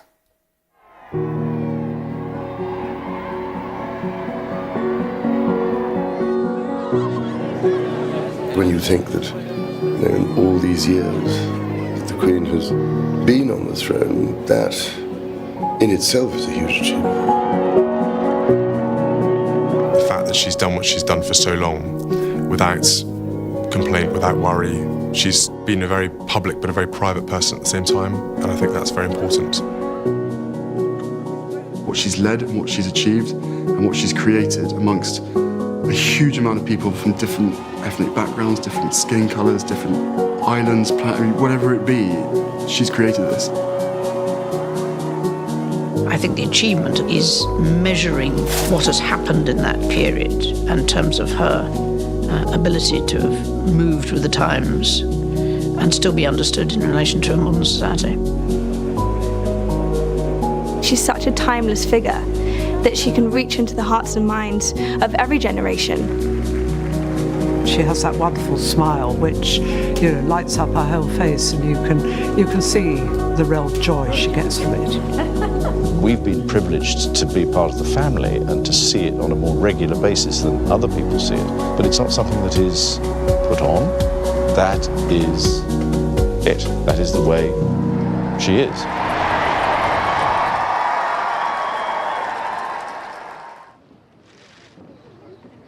You've got this 25-year-old person who is devastated at the loss of her father.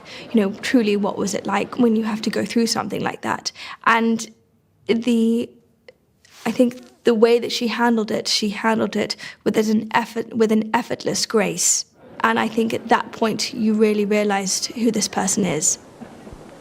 When she, first came to the throne, that's quite something to be in a man's world as a woman. To suddenly be thrust into the position she was, to be making the decisions she made at the time, is something else. It's incredible. To have met that challenge the way she did is truly remarkable. It appeared effortless, but it jolly well isn't, of course.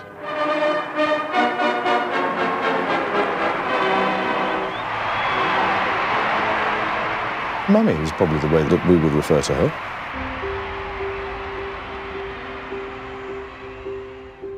I think our mother probably put a lot more effort to make sure that there was time for us as children, bearing in mind she was already the Queen by the time we came along. We'd usually see her in the afternoons and evenings. It's sort of usual sort of standard bath time type sort of routine. Then Father would usually read us a story. Responsibility, compassion perhaps comes from the Queen. Discipline and duty comes from him. I tend to remember the holidays. And both my parents always, fantastic about giving that time during those holidays. They very much made that time, despite the lives that they both led. They were able to really make the holidays really very special. Well, I think we were very lucky as a family to be able to do so much together. And that's not always easy to achieve. And especially if you're not around as much as you would like to be.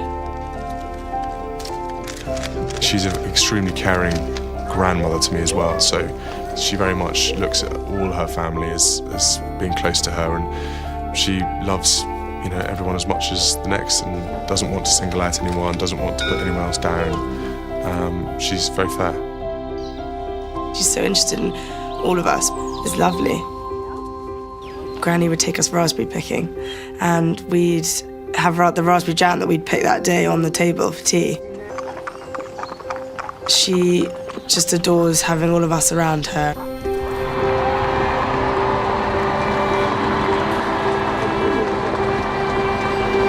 She's an incredible woman. To be able to meet her through his lens, not just with his honor and respect for her as the monarch, but the love that he has for her as his grandmother. When I met her, I had such a deep understanding and, of course, incredible respect for being able to have that time with her. She's been very generous and not sort of being forceful at all in any of her views, but I feel she's been there sort of a gentle guidance really for me. The fact she took the time to make sure that I was happy and looked after shows just how caring she is, really. It's a quiet guidance. It's sometimes never seen, but it's always there. And I think that has allowed me personally to explore, understand, slightly carve my own path. So I greatly appreciate and value that protection almost. To manage all those elements of your life, from the family as well as to the work, as well as to the sort of the national importance of her role, it's extraordinary. She put up with all of us. That's quite an achievement.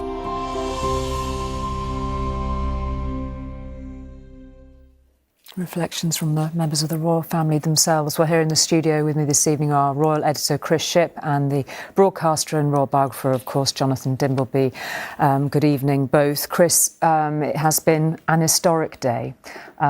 Bring us what you know so far and any updates you have for us. OK, so there was a little under 6 hours between the very significant statement we had at 12:30 from the palace that the Queen was gravely ill and her medics were very concerned about her, to the point at which they announced her passing at about 6:30 this afternoon. We've also had confirmation that Prince Charles, now King Charles, will reign as King Charles III. We've had confirmation from Prince William's office that, as we expected to happen, he is now the Duke of Cornwall and Cambridge. He now inherits the Dukedom of Cornwall. But also, we're finding a little more this evening about what's going to happen in the days ahead. Now, the Queen's coffin will rest at Balmoral Castle. It will be moved into the ballroom so that staff on the estate there can pay respects to the Queen. It will then move to Edinburgh, to the Palace of Holyrood House in due course. All of these things are to be signed off by the King.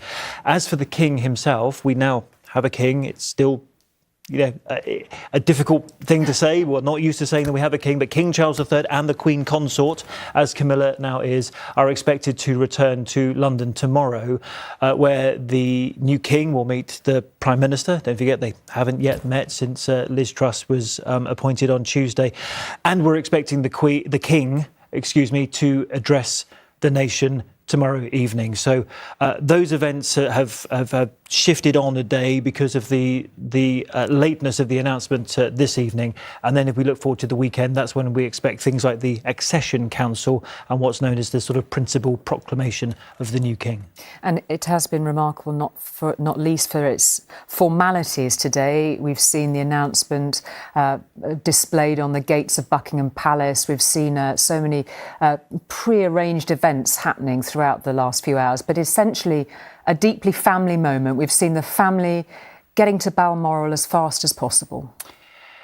Yes, and I think that's when we knew this afternoon that things had taken a very serious turn for the worse when we saw arriving at Aberdeen Airport a plane carrying the Duke of Cambridge, Prince Edward and his wife Sophie, as well as Prince Andrew, so that at a point this afternoon, all of the Queen's children were there, her grandson, Prince William, was there. Incidentally, from my understanding, Prince Harry, who made his own way to Balmoral, he had to cancel an event this evening he was due to do with his wife Meghan, because they're in the UK at the moment, but it seems as if he arrived after the point at which his grandmother has passed, and knowing how close he was to her, despite leaving the royal family in that very difficult set of circumstances, I think he will be, feel that very deeply, that he was unable to get to Balmoral in time. Jonathan, it's a moment of history for this country. Your reflections, given your closeness and the way that you've studied this family over so many years. It is a moment of history. It's an extraordinary day. It's a day which we knew would come. It's a day that's not really a surprise, therefore, but still a shock that she's no longer there. She was born in 1926, the year of the general strike. The world has changed. This country has dramatically changed, and she presided over it with all the qualities that people have been describing so eloquently. And what has touched me, because I, like everyone else, my own feelings mean that I feel a powerful sense of loss. And I can talk about her, and I can talk about the new king, but you feel something has gone. The there-ness has gone. The fact that she was presiding in two roles, not only as head of state, which she did incomparably well, but also in some way as the head of it's not the head of obviously her own family. It's incredibly touching to hear those junior members talking about what they meant. Beatrice talking about her. It's so lovely. Jam and it's lovely. And you think of the little human moments, Paddington Bear. For me, it was just the most wonderful moment this summer. But the head of state role was incredibly important, nationally, internationally, and as the Queen around the world. As a family head, this country's been going through tumultuous times, latterly particularly, but there have been great upheavals in the 50s, the 60s, the 70s, right the way through. I watched the coronation as a child on a black and white screen. And then you see that over that somehow, it wasn't so much for me that she was serene, it was that she was gracious, that she cared. Anyone, whatever their views, politically, whatever their passions, whatever they liked, whatever they didn't like, could feel she's there, she's solid. That was very, very important. And she had this great quality of being compassionate without expressing public compassion. And I think people got that. And it was such a fine line to tread, wasn't it? She needed to preserve as much of the mystique of monarchy that she could. But this was a life devoted to duty and in the service of others. Her 15 prime ministers, her travels around the world, meeting more heads of state, more senior figures than anyone else, I suspect, in history has ever done, because people did not travel before her time in the same way. The numbers of events that she presided over, a number of organisations in this country of which she was patron, her ability to walk through streets. There was a time, soon after a terrible IRA bombing in London, when there was a question mark about whether she should do the walkabouts. She had really pioneered those walkabouts, and she did the walkabouts. That wasn't the only occasion where she'd been advised not to go, and she said, I'm going to go. She was no cipher. She was her own person. Of course, when she was speaking for the government, she spoke within the guidelines that the government presented, but we saw glimpses of her, and you're right, that ability to straddle the line between being someone that we recognise as a real human being, who we know loved her family and who loved her in return, on the one hand, and being so astonishing in her public role over so long a period, and never putting a foot wrong. You saw her with Mandela in Northern Ireland in 2013. I may be wrong with the year and I can be corrected. He famously called her Elizabeth. They were on first name terms. Yes, but he did. But in Ireland, she played a critical role in restoring relations. She was there, head of state was there, Mary McAnally, and she started her speech at this great dinner in Gaelic. And you can see Mary turning to her and saying, wow.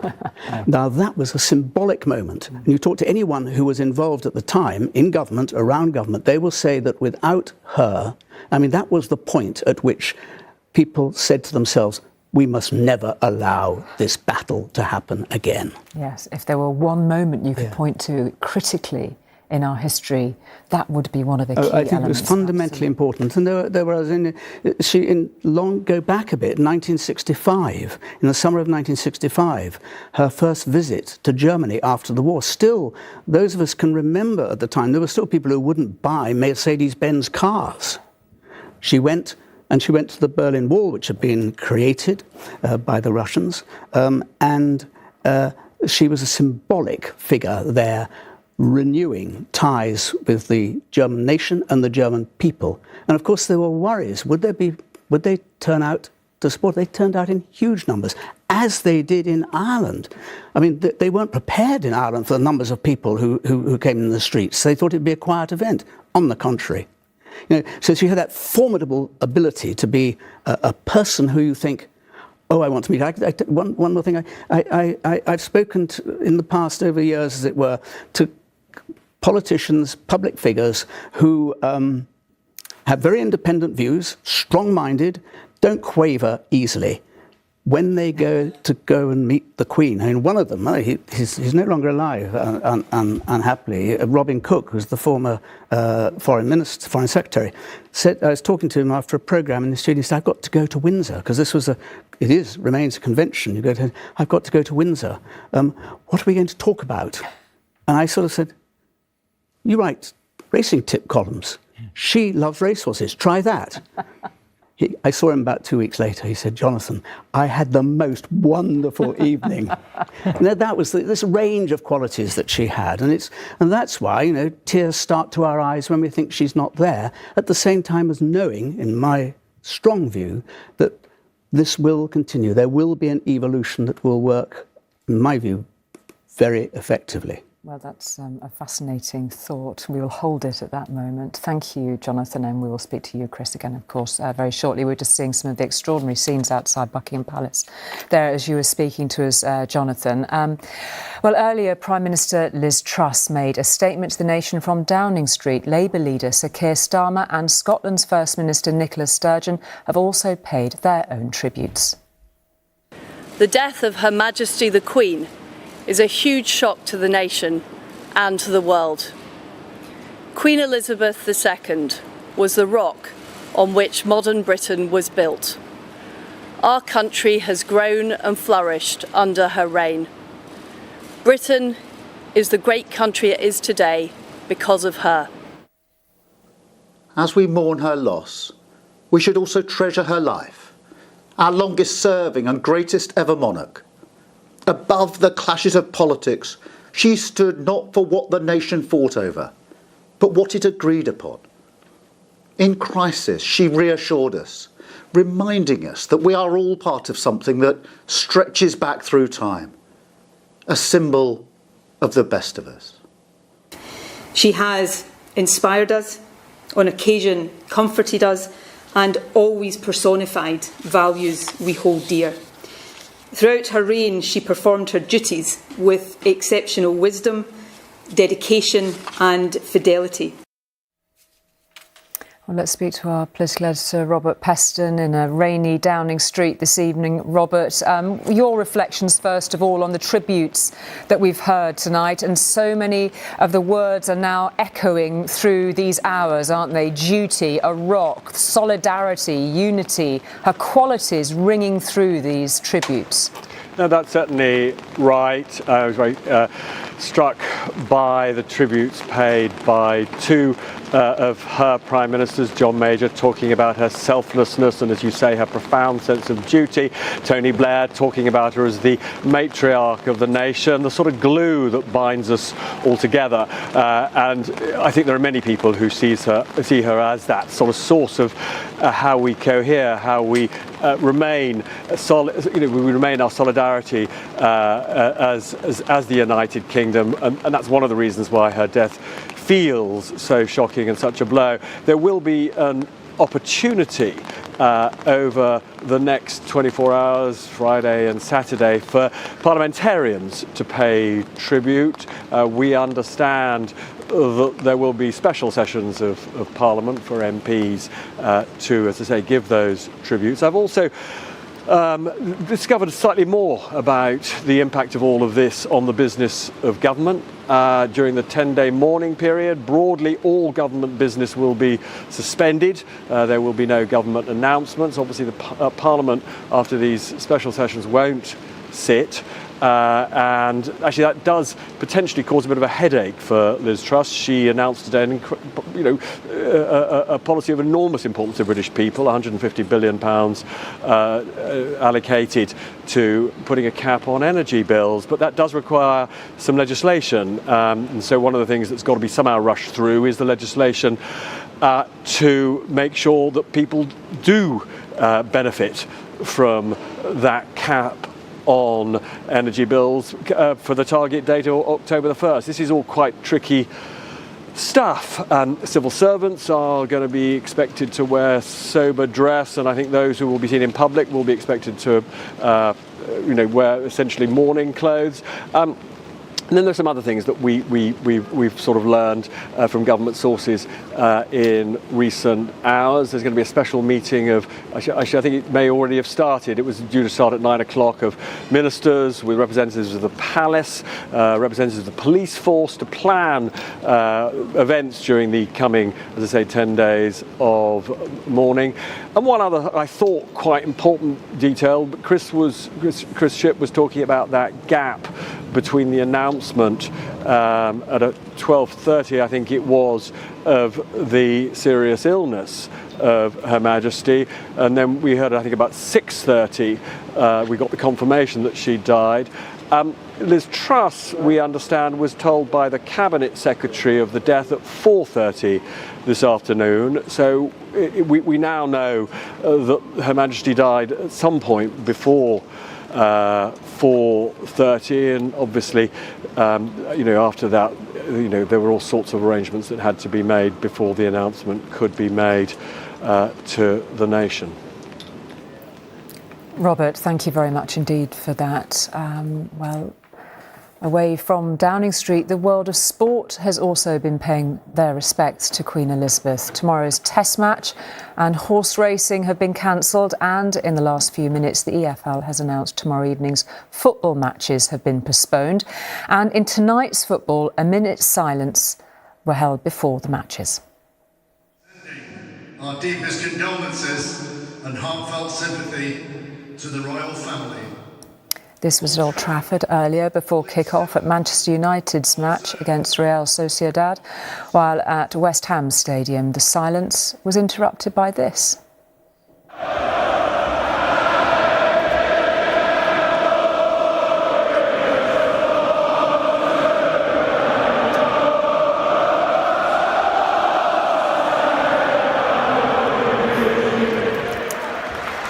Well, as you heard, the crowd at the London Stadium breaking out spontaneously into the national anthem, people finding so many ways of expressing how they're feeling on this day. We can cross now to Emily Morgan, who's at Windsor, where people have been heading to lay flowers and reflect on the Queen's life. And Emily, what have you been witnessing there?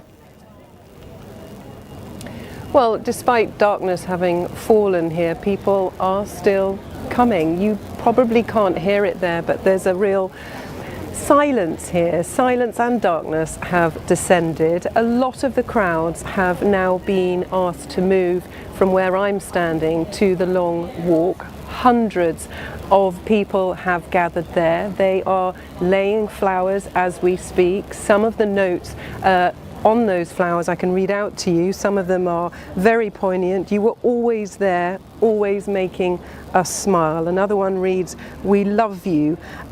We will miss you forever. You are the Queen of our hearts." Now, I've been really struck by this spontaneous gathering of people here in Windsor, but I think that is because they are feeling the loss and this news of the Queen passing away very acutely. She lived here at the castle. She made it her permanent residence throughout the pandemic for the last 2.5 years, and even before then, this was her favourite place to come. She spent every weekend here throughout her reign as Queen, and spent the whole of Easter here, and obviously also came to Ascot. And of course, the Queen was a country woman at heart. It was her place where she could come, where she felt most comfortable and relaxed, where she could ride horses and walk her dogs. And the residents here felt as if she was part of the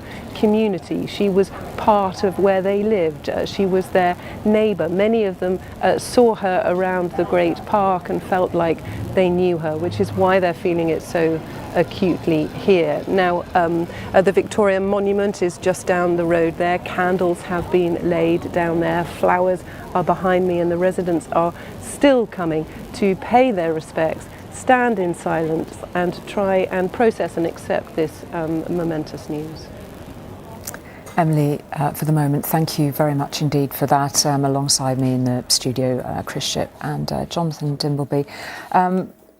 We should just perhaps reflect a bit on the Queen's life at Windsor that Emily was alluding to and talking us through there. I mean, this was HMS Bubble, wasn't it? This is our most recent memories of Her Majesty the Queen, when she held the nation, really, in those statements that were recorded at Windsor Castle. Oh, yeah, very much so. The statement that she made in the middle of the pandemic, and I remember having those conversations with Buckingham Palace beforehand. You know, will the Queen make a statement about this national emergency which has fallen upon us? And I distinctly remember the moment in March 2020, just before the pandemic swept into the UK, that the Queen drove out of Buckingham Palace. It was effectively the last time, she did return there, but the last time she'd really lived at Buckingham Palace. In her car, a couple of dorgies, her famous Dachshund Corgi crosses in the back of the car, and effectively moved to Windsor Castle. And it's where she and Prince Philip spent the next couple of years. She's never really been back to Buckingham Palace. I mean, there is a lot of building work going on there at the moment. But yes, I think Windsor was the place she called home. Buckingham Palace was the office, and I think once she'd settled into to Windsor Castle and, you know, did less and less, as we've been discussing over these past few hours, about the difficulties the Queen had with making engagements and the way in which Buckingham Palace changed the way they would tell us about her engagements. They wouldn't say the Queen's going and then cancel it. They would say, actually, we won't confirm it until hours sometimes before the actual event. So I think, you know, Windsor was very, very special to her. I will pick up on one point that that Robert was saying about prime ministers, and we've been talking, Jonathan, as well in here about the Queen's 15th Prime Minister, Liz Truss. Well, her 12th Prime Minister, David Cameron, has put out a message tonight. He said, "I was very proud to have served as the Queen's 12th Prime Minister. It was each week a privilege to have the almost unique ability to sit down in private with Queen Elizabeth and be able to call on her sage advice and wise counsel."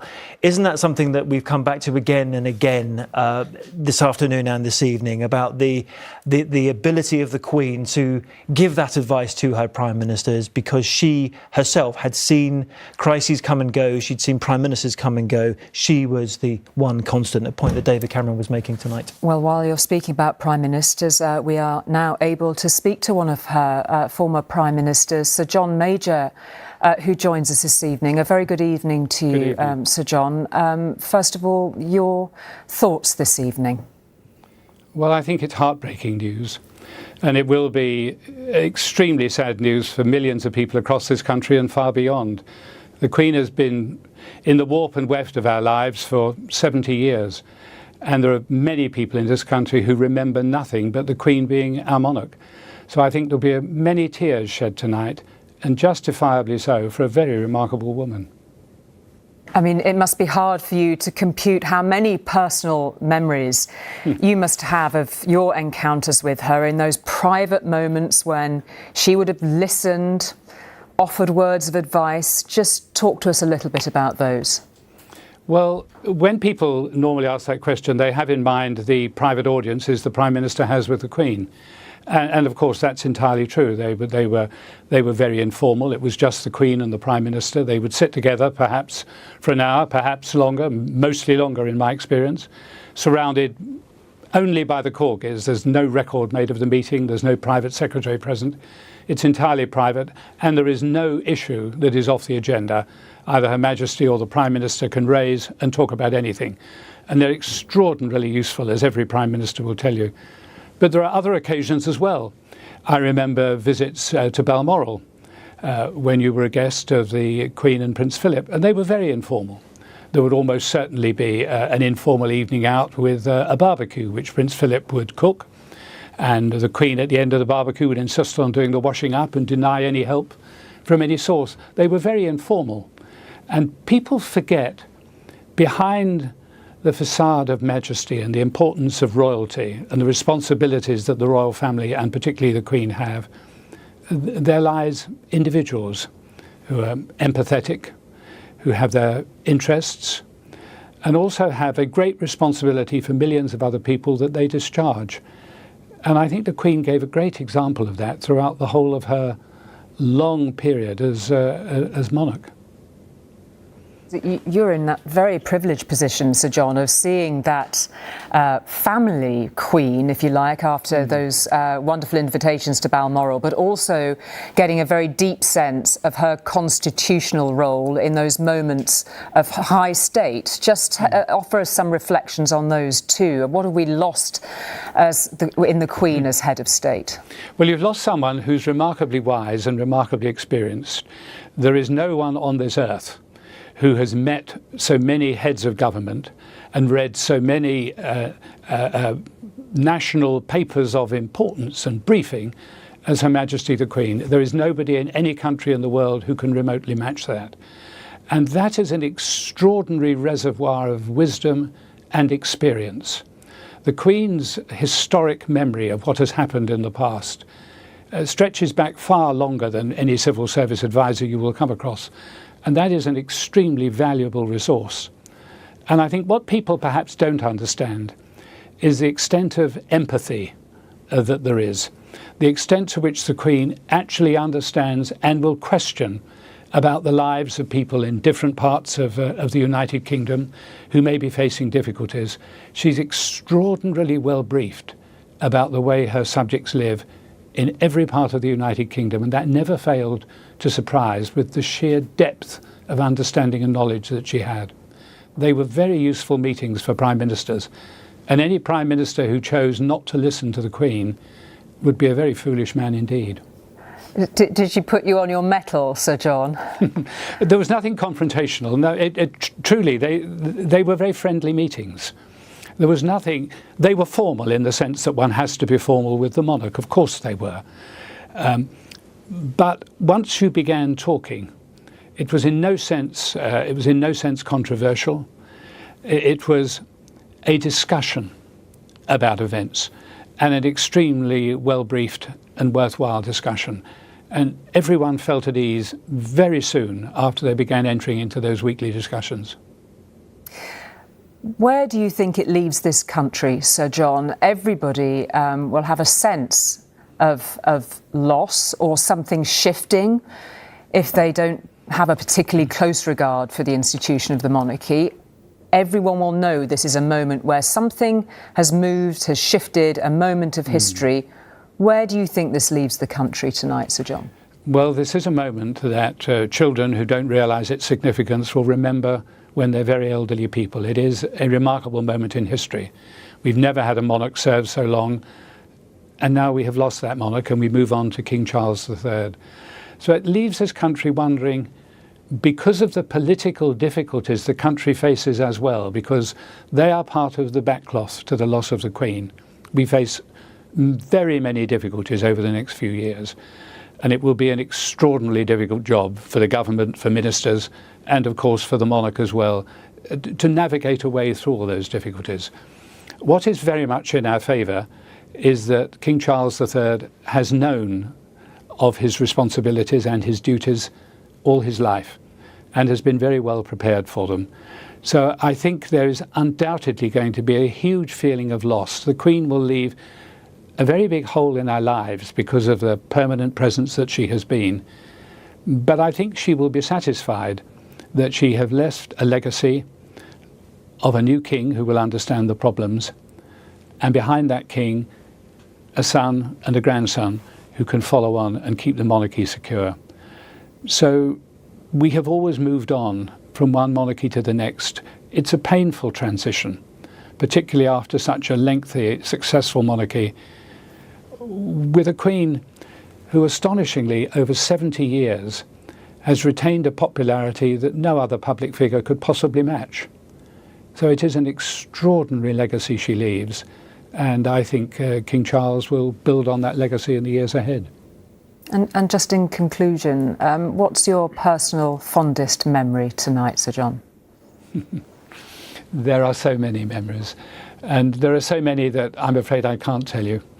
But I can tell you that the informality and sheer friendliness that is shown by the Queen in private moments is quite extraordinary. I remember the barbecues at her home when one was there. I remember the kindness with which, if you dined at Windsor, matters related to your own constituency or your own lives would be on display there in order to make you feel at ease. I remember the Queen, when we were staying at Balmoral, crawling on the floor, looking at a piece of the floor that had shattered, and then refusing to let anyone help with the washing up at the end of a barbecue. These are memories that, when one looks at the majesty of royalty, you really don't expect.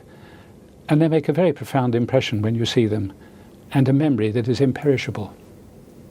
Indeed, Sir John, thank you very much indeed for sharing those memories with us this evening and giving us your time on this very sad day. Thank you very much indeed. Thank you so much.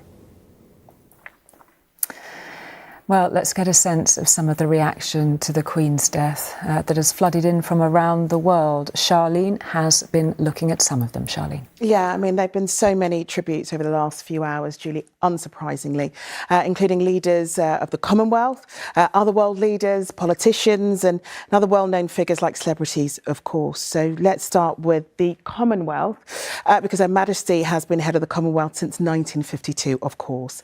We'll start with Justin Trudeau, Prime Minister of Canada. He says, as we look back at her life and her reign that spanned so many decades, Canadians will always remember and cherish Her Majesty's wisdom, compassion and warmth. Our thoughts are with members of the royal family during this most difficult time. We have Andrew Holness, Prime Minister of Jamaica. He tweeted, "We join our brothers and sisters in the Commonwealth in mourning her passing and pray for the comfort of the members of her family and the people of the United Kingdom as they grieve the loss of their beloved Queen and matriarch." We've also got Anthony Albanese, who is Australia's Prime Minister. He said, "There is comfort to be found in Her Majesty's own words. Grief is the price we pay for love. This is a loss we feel, for few have known a world without Queen Elizabeth II. Her Majesty was a rare and reassuring constant amidst rapid change." Elsewhere, we've had other world leaders, past and present, pay their respects. Emmanuel Macron, President of France. Her Majesty Queen Elizabeth II embodied the British nation's continuity and unity for over 70 years. I remember her as a friend of France, a kind-hearted queen who has left a lasting impression on her country and her century. Ukraine's President Volodymyr Zelensky, on behalf of the people, we extend sincere condolences to the royal family, the entire United Kingdom and the Commonwealth over this irreparable loss. Our thoughts and prayers are with you. OK, let's move on to the States now, with US President Joe Biden and his wife Jill. In a world of constant change, she was a steadying presence and a source of comfort and pride for generations of Britons, including many who have never known their country without her. Let's move on now to the world of entertainment, because so many stars have also been paying tribute. Let's look here at Lord Andrew Lloyd Webber. Her legacy will be remembered as a selfless beacon for love, understanding and a celebration of fellow human beings all over the world, no matter their race or creed. Dame Helen Mirren. She has also paid tribute. "I am proud to be an Elizabethan. We mourn a woman who, with or without the crown, was the epitome of nobility." And in music, the brilliant Sir Elton John. She was an aspiring presence to be around and led the country through some of our greatest and darkest moments with grace, decency and genuine caring warmth. Queen Elizabeth has been a huge part of my life from childhood to this day, and I will miss her dearly. I'm going to round off the tributes with something very sweet from the wonderful Paddington Bear. They, of course, did that sketch together from the Platinum Jubilee. Paddington Bear tweeted, "Thank you, Mom, for everything." Julie. Charlene, thank you for that. Just reading on the newswires that churches are being urged to toll their bells across England on Friday to mark the death of the Queen. The Church of England has sent out guidance to churches, chapels and cathedrals, encouraging them to toll their bells or open for prayer or special services following the announcement from Buckingham Palace. So many people paying tribute, as Charlene was taking us through there, to the Queen's life. We can go to Balmoral now, where senior members of the royal family remain this evening as they mourn the Queen's passing there. And our Scotland correspondent, Peter Smith, is there. Peter. Well, we've just heard messages there pouring in from the great and the good, world leaders, current and former, offering their condolences. And what's interesting is that here on the ground in Balmoral, while the royal family is on the other side of those gates, people have been waiting very patiently on the other side of the bridge here in Royal Deeside for the police to allow them to come in. As you can see, they've been waiting in weather that is most unkind, but they've been very patient because this means so much to so many people. They've just been allowed in, and huge numbers started coming in to lay flowers, light candles, speaking among themselves about their memories. And I'm actually joined by some with me now who've been waiting for hours here, starting with Lee and Jenna. Lee, you're from the Midlands, living in Aberdeen. You're from Finland, Jenna. Yes, I'm from Finland, yeah. First of all, I have to ask, in terms of the reaction internationally, we're hearing from world leaders, what do people in Europe think of the Queen? I think she was very loved. I think she was very liked because she was very known as a very kind person. And I think overall it's going to be a very sad day, not only here but all over the world now that she's gone. And Lee, you felt compelled to come here from Aberdeen? Yes, well, I heard when I finished work, Jenna let me know, and I have to be honest, I was so terribly upset. And Jenna suggested we come down and lay some flowers, so we drove down here, laid some flowers and a candle, and it meant so much to you in this pouring rain to wait just to have that moment at the gates of Balmoral with the royal family on the other side, and in some ways sharing in their grief. It's a private moment for them, but a moment for the nation to grieve. I think it's a moment for all of us to grieve. She meant so much to everybody. You feel it feels like you've lost a member of your own family. If that makes sense? That's how it feels. It hurts a lot. Yeah. And you say the nation grieving, but also internationally, to international students from China studying in Aberdeen, from Beijing, Grace and Hans. First of all, Grace, when you heard the news, you were compelled to come here. Why? I heard the news and respond to the Queen. You responded to come here? Yes. What is the feeling, do you think? The Queen has she's known around the world, 70 years on the throne of her reign coming to an end. How would you sum up the reaction in China, or the feeling in China towards the Queen? Actually, I just got some information from the documentary film, and I know that she visited China in 1986. That's right, visited China in 1986. Yes, and she looks really friendly and kindly. So actually, from my friend circle of something like Instagram, people show more really upset about he passed away. She passed away, sorry. It's a curious thing that around the world people are sad about the passing of a monarch, even if they weren't from the United Kingdom. And in China, do you think there is respect for the monarchy here in the UK? Yes, of course. Yeah. Respect. And we're also up there now is Charles the King. He's taken the title King Charles III. Lee, I just want to ask you, you've had interactions, you live up in this part of the world, you've had interactions with the royal family. How do you think King Charles will settle in Balmoral? How do you think that people here and people in Scotland will form a new bond with a new king? I think he'll fit in incredibly well. It's obviously a role he was made for. I don't think there's any question that the affection that the Queen embodied in all of us, that will just be transferred to Charles. He's that kind of person. He he's a king of the people. Yeah. Thank you very much, Lee. And people are still coming in. As I say, the weather most unkind, but people have been waiting in this rain to have their opportunity to lay flowers there. And as we know, just on the other side of the gates in Balmoral Castle, the royal family is currently assembled, a place that has meant so much to that family, so much to the Queen. And now it's their time, a time for family to come together and a time for the people of this country to come together also. OK, Peter, thank you very much for the moment for that. Alongside me in the studio, Chris and Jonathan.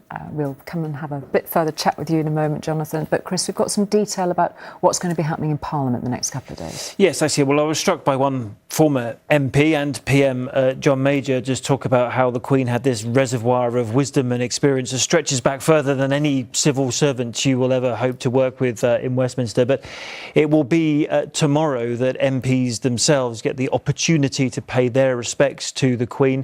There's a sitting of Parliament which begins at noon tomorrow, and that will sit for 10 hours. So as many MPs, as many as 650 MPs as possible, can pay their tributes to the Queen.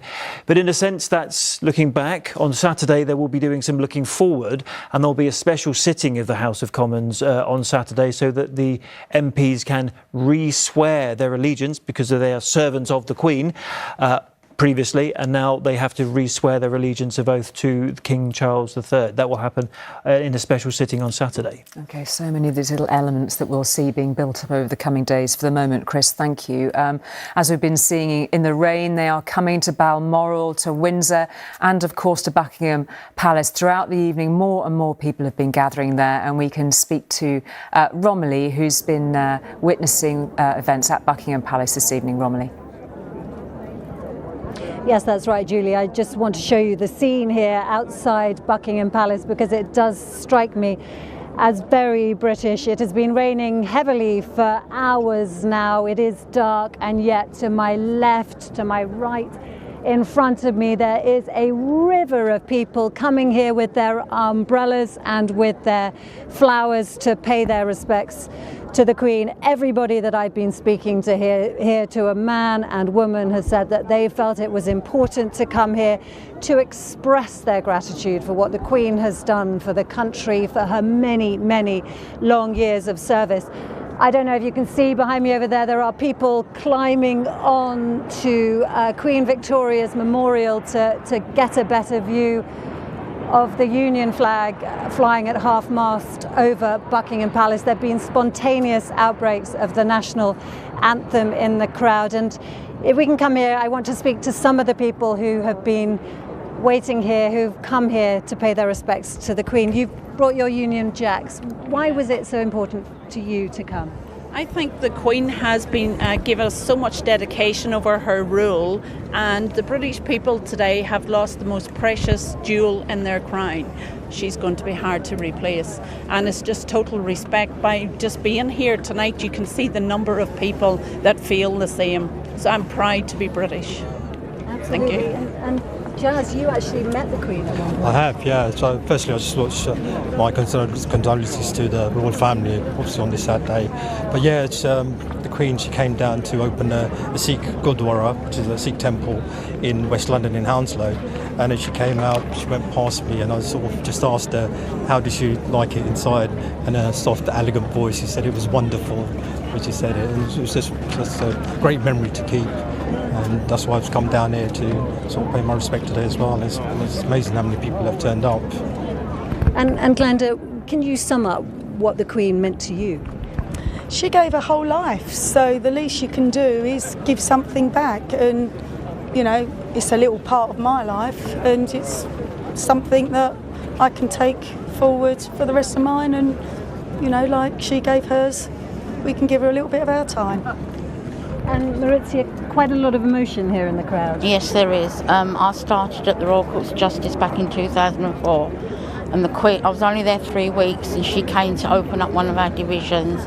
I actually shook hands with her, and she actually said to me, "I hope you enjoy what you're doing, and good luck." So lovely memories there. Lovely memories.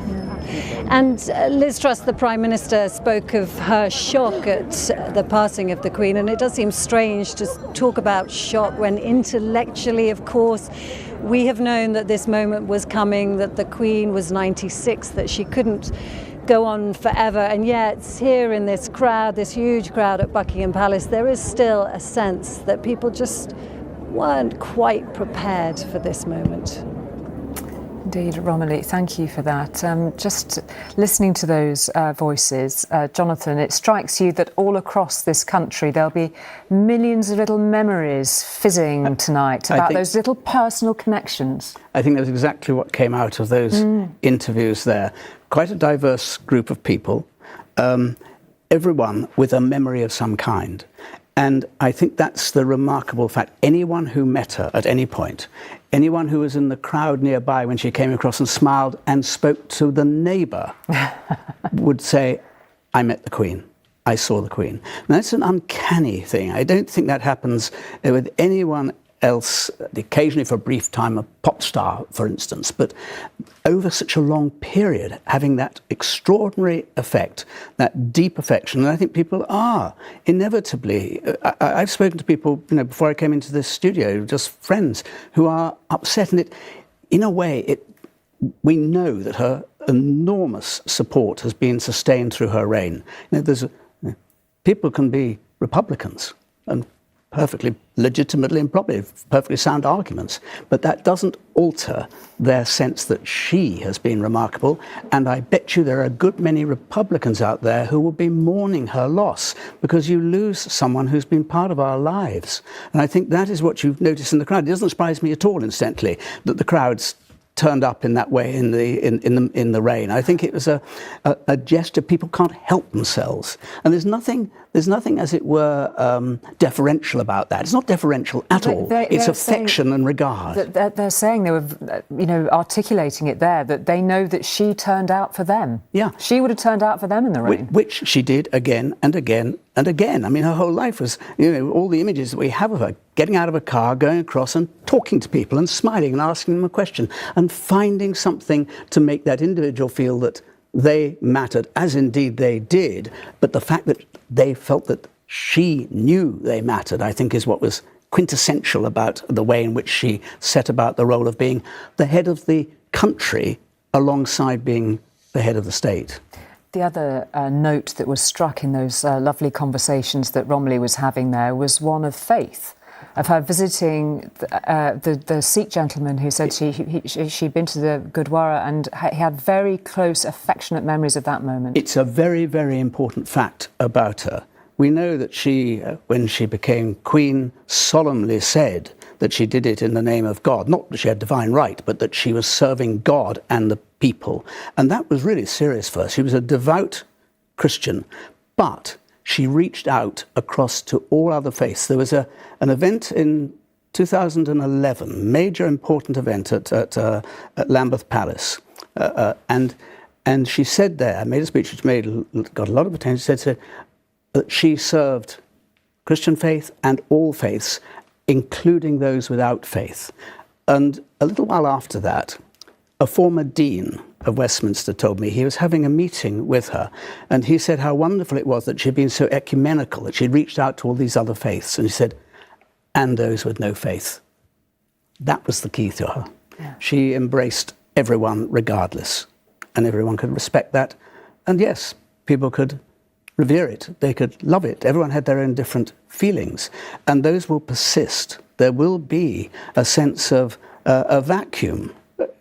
I think the vacuum will be filled very, very effectively in a different way, but I think there will be the feeling, what does happen now? I think that Sir John Major touched on that, but he also said that King Charles, as he now is, has been steeped in this, and that is undoubtedly the case. He is steeped in the role. He knows the history, he knows the job, and he cares passionately to do it as well and to step into those shoes effectively.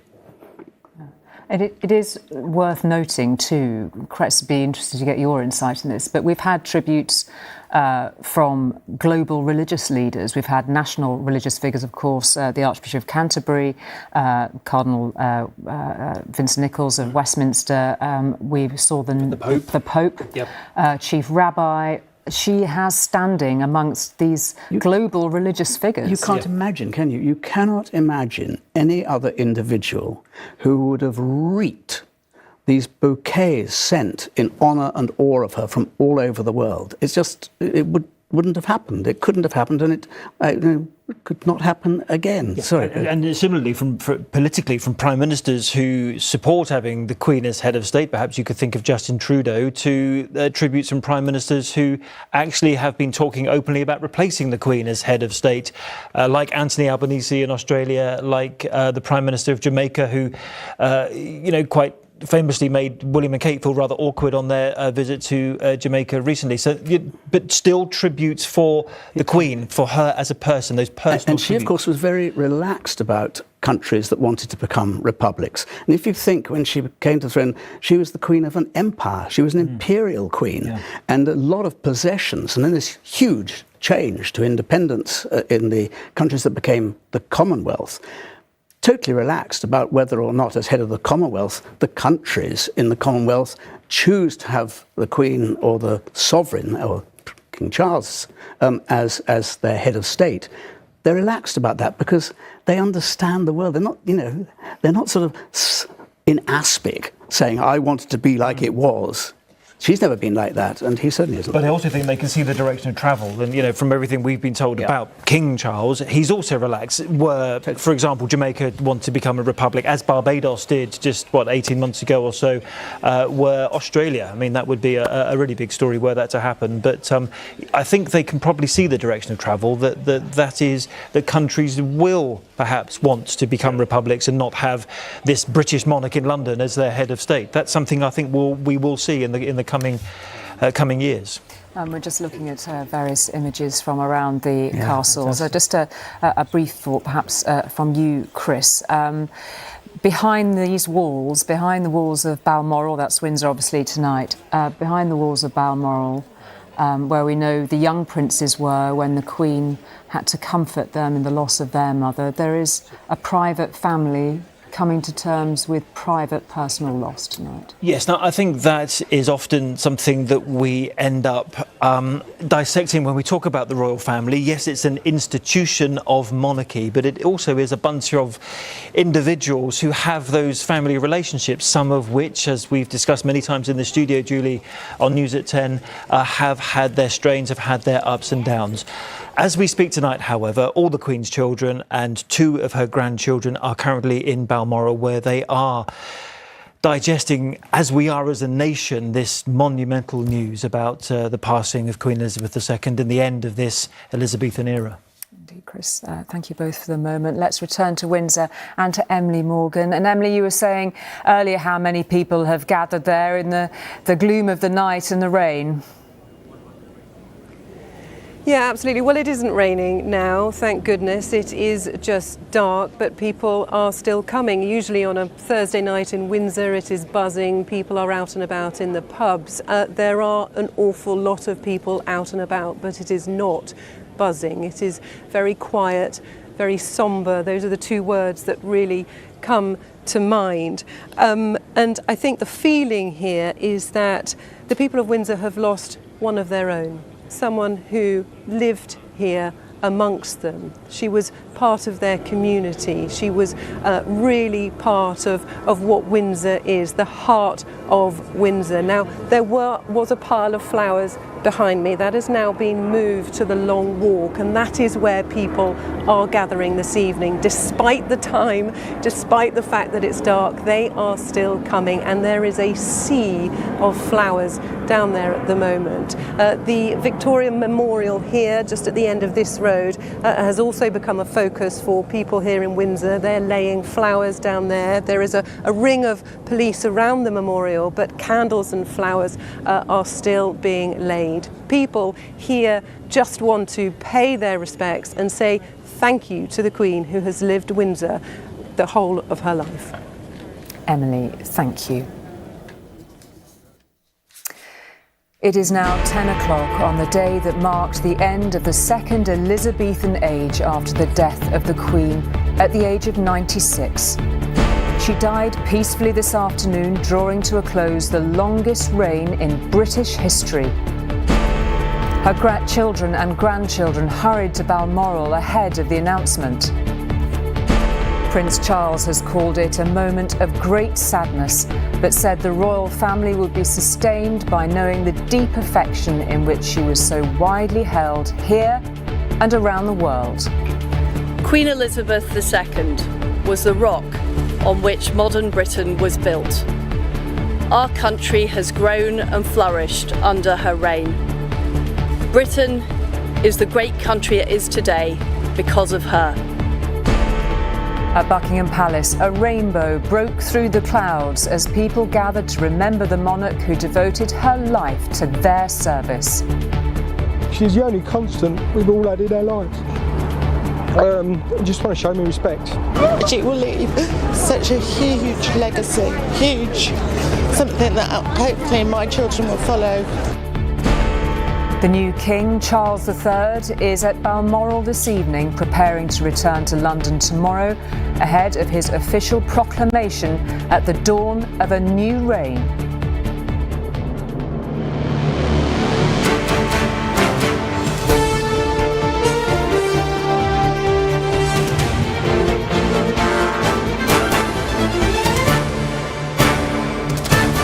This is ITV News at 10 with Julie Etchingham. Good evening. It was only 2 days ago that the Queen was doing her duty, as she has done every day of her life for more than 70 years, presiding over the change of Prime Minister. It was the last act of devotion to her job, one final effort on behalf of her country and her people, as her strength faded and her life was drawing to a close. This evening it did, peacefully at the age of 96 at her Scottish retreat Balmoral, which she has treasured for its peace and privacy. Her son, Prince Charles, now King, was at Balmoral with her and is there tonight. So too were her other children, Princess Anne, Prince Andrew and Prince Edward. Her grandsons, Prince William and Prince Harry, arrived there too. In a statement, the new King Charles III said it was a moment of great sadness, losing a cherished sovereign and a much-loved mother. Well, that sadness has been shared outside those landmarks of the Queen's long life, like Buckingham Palace, and, of course, in ordinary homes the length of her United Kingdom, a place that has been so often the scene of national and royal celebration, is tonight sombre at the loss of our longest-serving, longest-living monarch, the only one most of us can remember. The nation, her nation, had been blessed with a few hours to prepare, but when the news signalled by the lowering of flags to half-mast finally came, we discovered we were not prepared at all. How can one be ready for the end of an era, the breaking of a thread that has run through the entirety of most people's lives? Crowds rushed to the palace to see the simple posting of an official notice on the gates. It said simply, "The Queen died peacefully at Balmoral this afternoon." And with that, the one universally admired constant in our nation's life was gone. The Queen's two elder children were in Scotland and with her at Balmoral. Prince William drove his uncles Andrew and Edward and the Countess of Wessex to join the family after a hurried flight north. Prince Harry, too, had rushed to Balmoral alone, and after the others, he appeared visibly upset not to have reached his beloved grandmother before she died. As Princess Elizabeth, the Queen had promised on her 21st birthday that the whole of my life, whether it be long or short, shall be devoted to your service. A promise kept in full, as just 2 days ago, however frail she now appeared, she accepted the resignation of one Prime Minister and appointed another. The 15th of her long reign, and the one to whom now fell the task of speaking for the nation. We are all devastated by the news that we have just heard from Balmoral. The death of Her Majesty the Queen is a huge shock to the nation and to the world. Queen Elizabeth II was the rock on which modern Britain was built. Today the crown passes, as it has done for more than 1,000 years, to our new monarch, our new head of state, His Majesty, King Charles III. With the King's family, we mourn the loss of his mother, and as we mourn, we must come together as a people to support him. And with the passing of the second Elizabethan age, we usher in a new era in the magnificent history of our great country, exactly as Her Majesty would have wished, by saying the words, "God save the King." His Majesty the King, who confirmed he will be known as Charles III, spoke both of his loss and his country's. The death of my beloved mother, Her Majesty the Queen, is a moment of the greatest sadness for me and all members of my family, he said in a statement. We mourn profoundly the passing of a cherished sovereign and a much-loved mother. I know her loss will be deeply felt throughout the country, the realms and the Commonwealth, and by countless people around the world.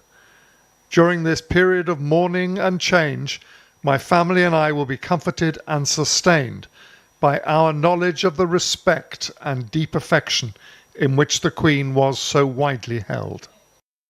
The Archbishop of Canterbury, the eighth to have led the church of which she was the head, said in a statement, "In losing our beloved Queen, we have lost the person whose steadfast loyalty, service and humility has helped us make sense of who we are through decades of extraordinary change." Many who wanted a focus for their grief gathered at the gates of Buckingham Palace, some weeping openly. London's black cab drivers lined the Mall in tribute and respect. There will be many days ahead in which those here in Edinburgh whose lives she touched, those who had the privilege of meeting her, those who felt they knew her as well as their own grandmother, even though they'd never met, will have their turn to honour her in books of condolence or as she lies in state.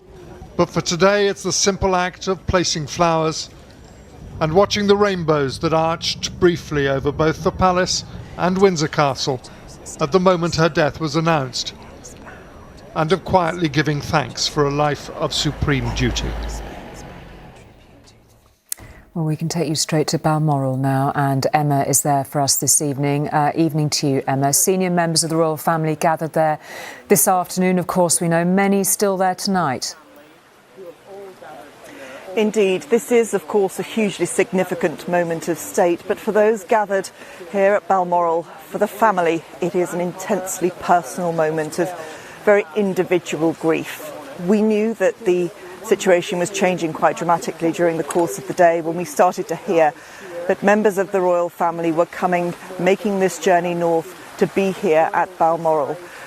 Then Prince Charles and Camilla made the journey along with Princess Anne, Prince Andrew and Prince Edward and Sophie Wessex. Now, we also know that Prince William, now heir to the throne, came with his family, and also Prince Harry. He travelled alone and arrived shortly after the announcement had been made, looking visibly upset in the car. The Queen had come here in July. She loved this place. It has always been a real symbol of family and privacy for her. So it is perhaps incredibly fitting that these were where she lived out her final days. But of course, important to remember what a very difficult place this has been in the history of the royal family, particularly for William and Harry. This is where they were when their mother died. This is where the Queen comforted them. And this is where they will now try and find solace with their family as they deal with another very significant loss. Emma, thank you. Well, across the UK, across the Commonwealth and across the world, to many millions of people, the Queen was the royal family. Not everyone is a monarchist, of course, but over the years, her popularity had, rather like the Queen herself, been constant and steady, despite of, or perhaps because of, everything her family has been through. So where admirers of hers gathered today, there was shock and a sense of loss. Because of that constant presence and her longevity, it was as if someone close to them had passed away. Hushed voices cracked and eyes were dabbed in the rain and in the fading light. It's been the backdrop to so many celebrations of the Queen's life. And so, with news of her death, the crowds came to Buckingham Palace.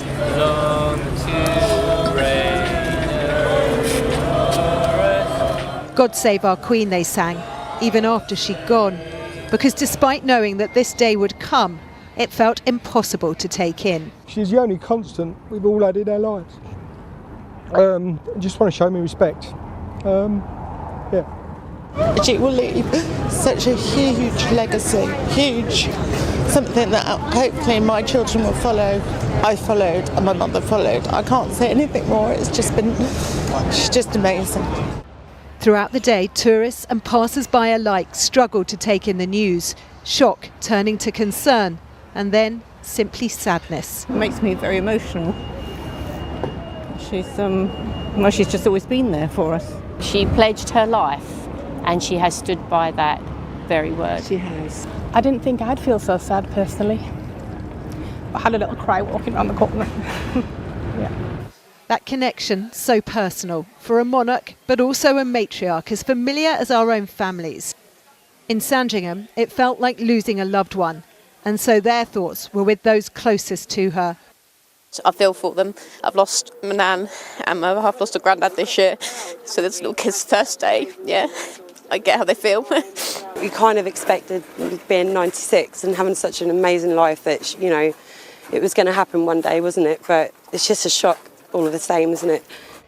It was, and in Windsor, where the Queen had shared her husband's last moments, they couldn't bear to let her go. It is really sad. That selfless service for decades is remarkable. Tough act to follow. Heavy hearts under leaden skies for a loss that will be felt beyond these shores. Oh, we love her. We're from the Caribbean, so we were British governed before we became independent. So we are sorry. Truly sorry. As night fell, they braved the rain in Holyrood, Edinburgh, old and young alike. Yeah, it's just, we'll never see anything like this again happen, and it's just heartbreaking for everybody. Yeah, it was like awful, obviously, when we heard that she wasn't well, and then obviously when she passed away as well, it was obviously very upsetting. But yeah, we just wanted to lay some flowers.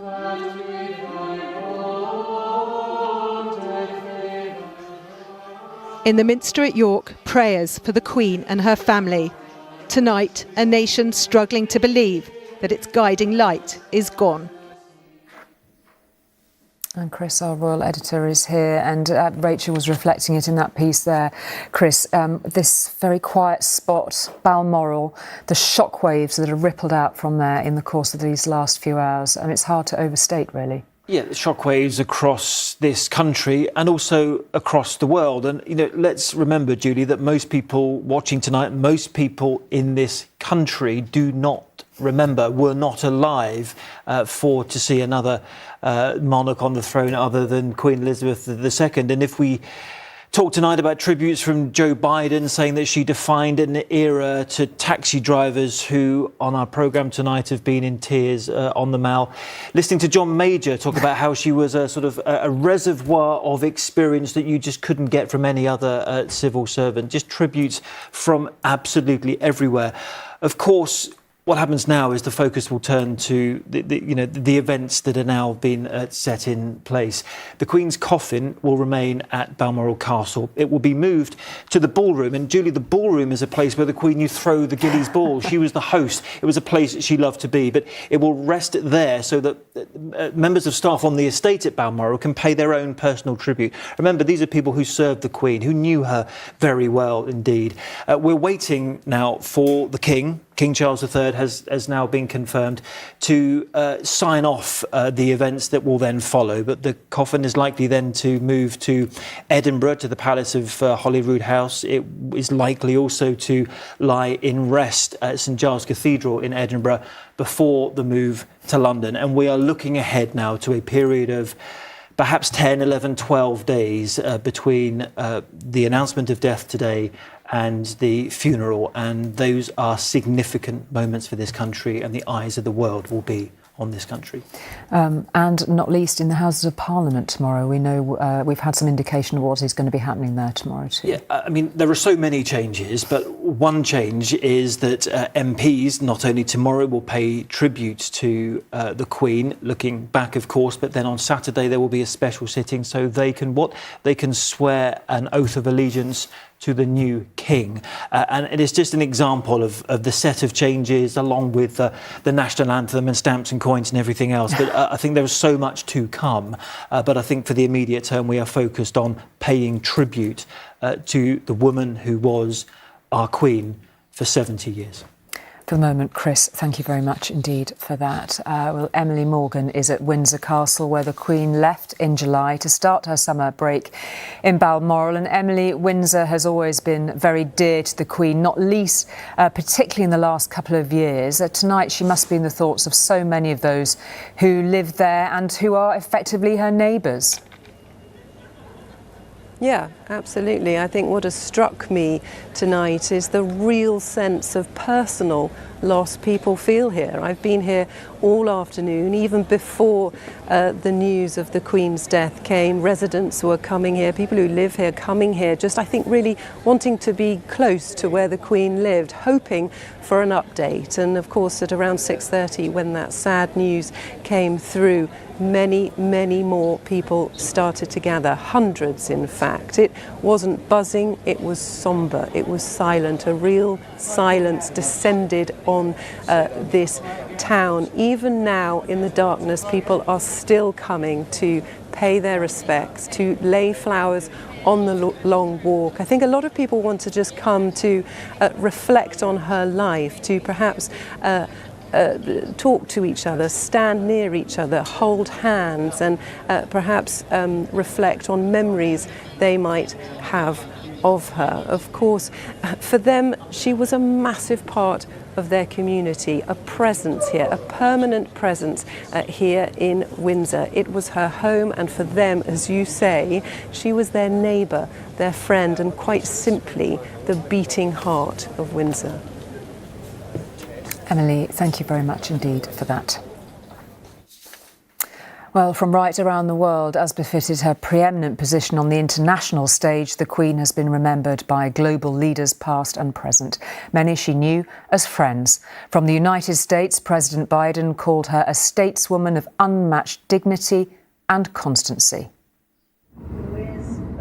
Across the Commonwealth tonight, from the cities of Canada to the smallest Caribbean islands, it is a time of loss and of deep reflection. Justin Trudeau was close to tears as he outlined the extraordinary bond the Queen had forged with Canada. As her 12th Canadian Prime Minister, I'm having trouble believing that my last sit-down with her was my last. I will so miss those chats. In a complicated world, her steady grace and resolve brought comfort and strength to us all. Canada is in mourning.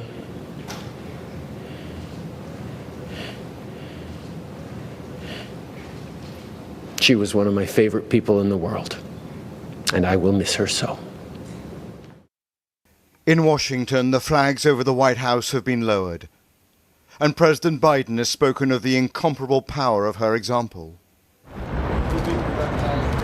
The Queen had met 14 of the last 15 presidents.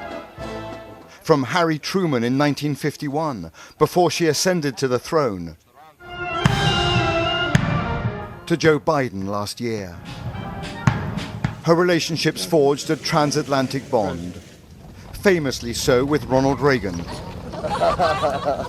as they rode around together outside of Windsor Castle.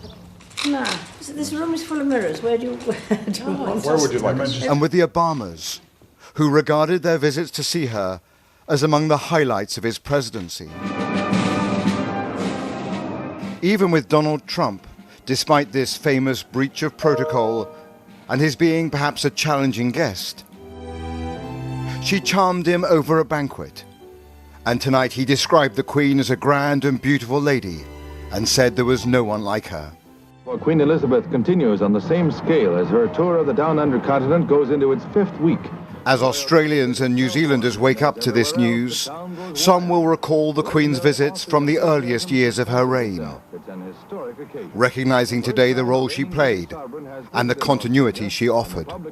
This is a time of deep sadness, young or old, there is no doubt that a chapter is closing today.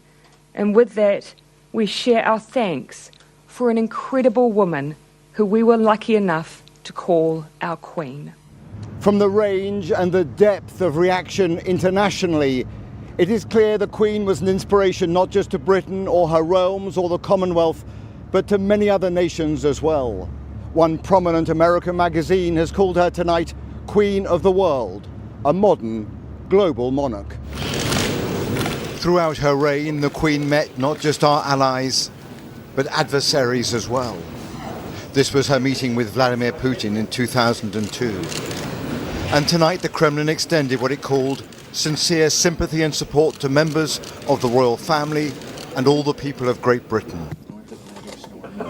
The Queen will leave a void, one felt across the entire world.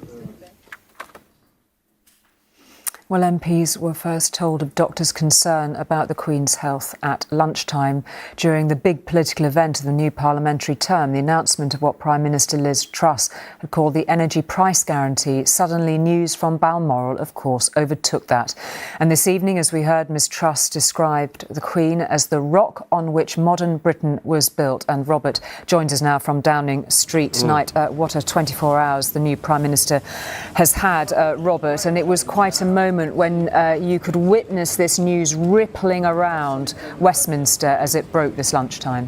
Yeah, as you say, I mean, what Liz Truss meant when she called her the rock on which modern Britain was built is that, you know, her 70-year reign as monarch has seen unprecedented prosperity and peace. But we do face dark times at the moment. The ghastly events in Ukraine, an economic crisis worse than any of us have experienced for, 20, 30 years, cost of living disaster that she was trying, Liz Truss, to help us with her energy price guarantee, £150 billion devoted to keeping costs down. Now, you could just see, however, when she was passed a note in the House of Commons while these measures were being debated, quite how shocked she was. I understand that at 4:30 this afternoon she was told that the monarch had died by her Cabinet Secretary Simon Case. There then followed hurried preparations before the announcement. Tonight, behind me, ministers have been meeting with representatives of police and the palace to plan the events of the 10 days of mourning. Schools will stay open, but there will be no government business for those 10 days. And indeed, civil servants will be expected to dress in sombre clothes. I think one should not underestimate the significance of this for any of us. It's obviously an extraordinarily big moment for Liz Truss herself. She's only been Prime Minister for 2 days. And indeed, the way that the monarch, the late Queen Elizabeth, transferred power to Liz Truss and Boris Johnson 2 days ago simply shows the extraordinarily important role that Queen Elizabeth has played underpinning our parliamentary democracy. I am reminded by the events of today by, of course, the tragic event of the death of Princess Diana in the summer of 1997. Now, that was 4 months after Tony Blair became Prime Minister, and many would say that his reputation was very much determined by the way that he responded to that particular tragedy. And Liz Truss also knows, as head of government, not head of state now is King Charles III, she will know that so much about the way that our country sees her will depend on how she now, Liz Truss, leads the nation in this dark hour. Robert, thank you very much indeed for that. Well, just a short distance away from Robert, Romilly is outside Buckingham Palace, where crowds have been gathering since lunchtime when doctors' concern about the Queen's health was first made public. And you've been hearing so many people's memories and reflections there, Romilly. Yes, that's absolutely right, Julia. I just want to show you the scene behind me here where, despite the dark and despite the fact that it has been raining here for many hours now, people are still gathering here, coming with their flowers and their umbrellas to pay their respects. If we walk around here, you can see at the base of the monument, Queen Victoria's monument, people are standing up there with their phones, looking at Buckingham Palace, where of course the Union flag is flying at half-mast. And over here, the lights, the gazebos of all the international broadcasters, because of course this is a global event. She might have been our Queen, but she was also known around the world just as the Queen. And I was here earlier in the afternoon where before people had heard the news, and in fact at the moment that the crowd realised that something significant had happened, it was actually before any announcement had been heard. It was when people in the crowd turned, saw the flag being lowered to half-mast, and then suddenly everybody turned. A hush fell over the crowd and people just stared up at the sky above Buckingham Palace. And there has been a great deal of emotion here as well. Everybody I've spoken to has said that they wanted to come here, that they wanted to express their gratitude, their thanks to the Queen for her service to the nation. King Charles said that the family would be comforted by the knowledge of the deep affection with which the Queen was held. And my goodness, you felt it here tonight in spades. Indeed. Romilly, thank you very much indeed for that. Well, during the 96 years of her life, Britain has changed out of all recognition. Imperceptibly, the Queen has adapted and changed her public role while remaining a very private person. Never once did she give an interview, and yet millions of people felt like they knew her. She grew up when horses and carts were still on the streets, yet the Queen became the most travelled of any head of state. When she was born, she was never meant to be a monarch, and yet she became the greatest example of what that position means. It was a different world. Mayfair, London, 1926. The Queen was born in a house, not a palace, 17 Bruton Street, the home of her mother's parents. As the oldest daughter of the King's second son, Princess Elizabeth was on the periphery of the monarchy. During a peaceful childhood, she played happily with her younger sister Margaret Rose. But then came the sudden coronation of her father George VI after the abdication of his brother. It was an act that would change the course of her life. At the age of 10, she was now next in line to the throne. Bombers continue to strike in many parts of London as well as other cities and towns. Soon the world around her shifted too. The shadow of World War II that hung over the nation became her first test of duty. She spent those years not just as a royal, but as a driver and mechanic, hands-on from the very start. But it was the post-war years that were perhaps the most carefree. Are here seen enjoying deck games in company with a number of midshipmen. It was a playful princess who travelled on board HMS Vanguard on a tour of South Africa. And it was there, on her 21st birthday, that she made a speech that would come to define her reign. I declare before you all that my whole life, whether it be long or short, shall be devoted to your service and to the service of our great imperial family to which we all belong. By then, she had already met the man she would share that life with.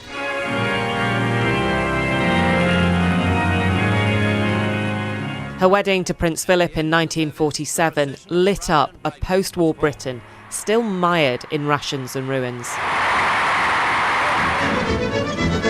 They made a modern, glamorous couple.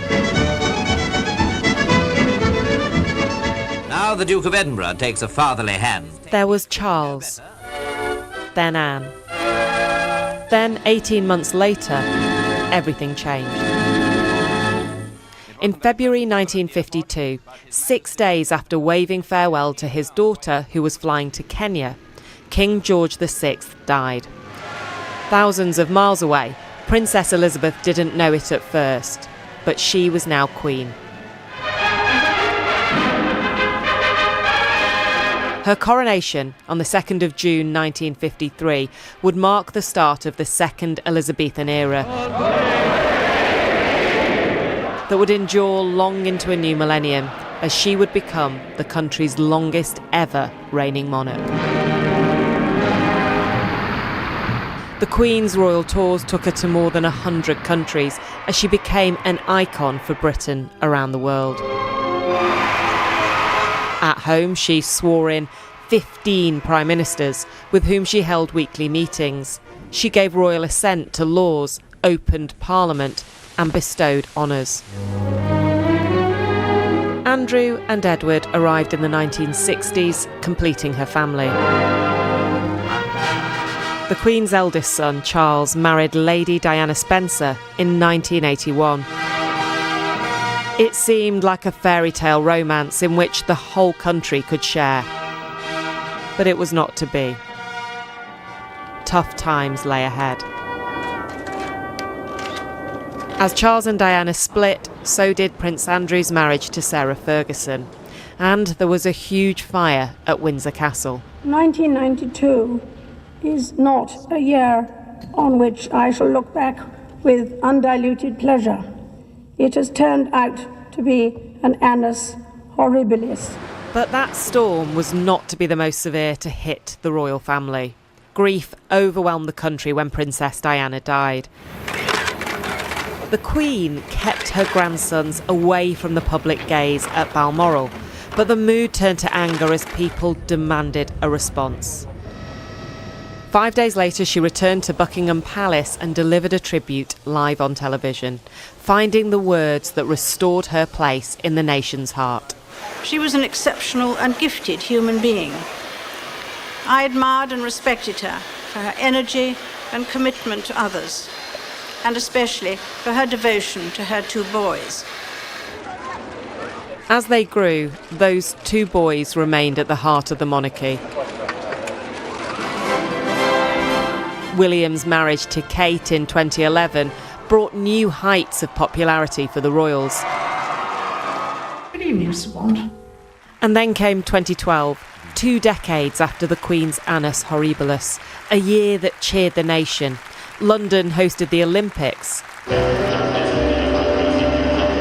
when the Queen's sense of humour came to the fore. And even pouring rain didn't stop the celebrations at the Diamond Jubilee. Now great-grandmother in her own family, the Queen had become a matriarch for the nation. Harry's marriage to Meghan brought a smile to the nation, but masked the couple's personal unhappiness. They brought their first child, Archie, to Windsor Castle, but left Britain 6 months later, a very public and painful parting of ways. And then there was Andrew, a son she loved so dearly, but whose reputation she could not protect. The Queen couldn't allow the wider monarchy to be damaged by serious allegations, and she relieved him of his royal duties. When it was dark times for the country again, as COVID brought life to a halt, the Queen once again had the words that the nation needed to hear. Better days will return. We will be with our friends again. We will be with our families again. We will meet again. She and Prince Philip spent lockdown at Windsor Castle, where they celebrated their 73rd anniversary together. It was their last. The image of the Queen sitting alone at her husband's funeral encapsulated a country's suffering and hers too. She made this tribute to Prince Philip at Christmas. That mischievous, inquiring twinkle was as bright at the end as when I first set eyes on him. Her Majesty's final year, 2022, brought more national celebration as the Platinum Jubilee lit up the nation. A by now frailer Queen wasn't able to attend a concert outside Buckingham Palace, but inside, her humour remained. Perhaps you would like a marmalade sandwich. I always keep one for emergencies. So do I. I keep mine in here. Yes? As a young Princess Elizabeth had promised, her life was always devoted to duty. At home and abroad. Earning Her Majesty the Queen the respect and affection of the United Kingdom, the Commonwealth and the world. The most extraordinary life of duty. Well, we can reflect on that now. I'm joined from outside Buckingham Palace by Simon Lewis. He was Director of Communications at the Palace in the late 90s. Simon, thanks very much indeed for joining us. You worked very closely alongside the Queen, of course. Your personal reflections tonight? Well, first of all, it's a tremendously sad day for everyone, and it's a terribly sad day for His Majesty the King and the royal family and the whole country. I was coming back on a plane this afternoon, and as the plane landed, the pilot told us the terribly sad news, and there was an audible groan from the plane, and this was an international group of people. So I think it's palpable, and I'm here at Buckingham Palace, as you know, and you can just feel the sense of sadness and the sense of a passing of a historic moment. You must have many personal memories tonight as you watch those gathering behind you, Simon. Well, I walked through the Privy Purse gates in 1998 and had my office just behind me, and yes, the personal memories of an incredibly impressive monarch, someone who was pragmatic, someone who had a great sense of humour, someone who took advice very well. When I was there were some very big events. There was the Millennium event, there was devolution, there were very significant challenges around the institution. The Queen was absolutely rock-like and steadfast, and I think that's been the defining feature, not just the period I was working for the Queen, but throughout her reign, to be steadfast and rock-like, and that sense of the core values of duty, of responsibility, of understanding the heartbeat of the nation. And those 2 years I worked at the Palace, I saw that at first hand, and also how enormously hard the Queen worked. I mean, the red boxes that one reads about come in and out of the Palace, and they will do so for His Majesty the King as well. And this is something that is part of the daily life of a monarch.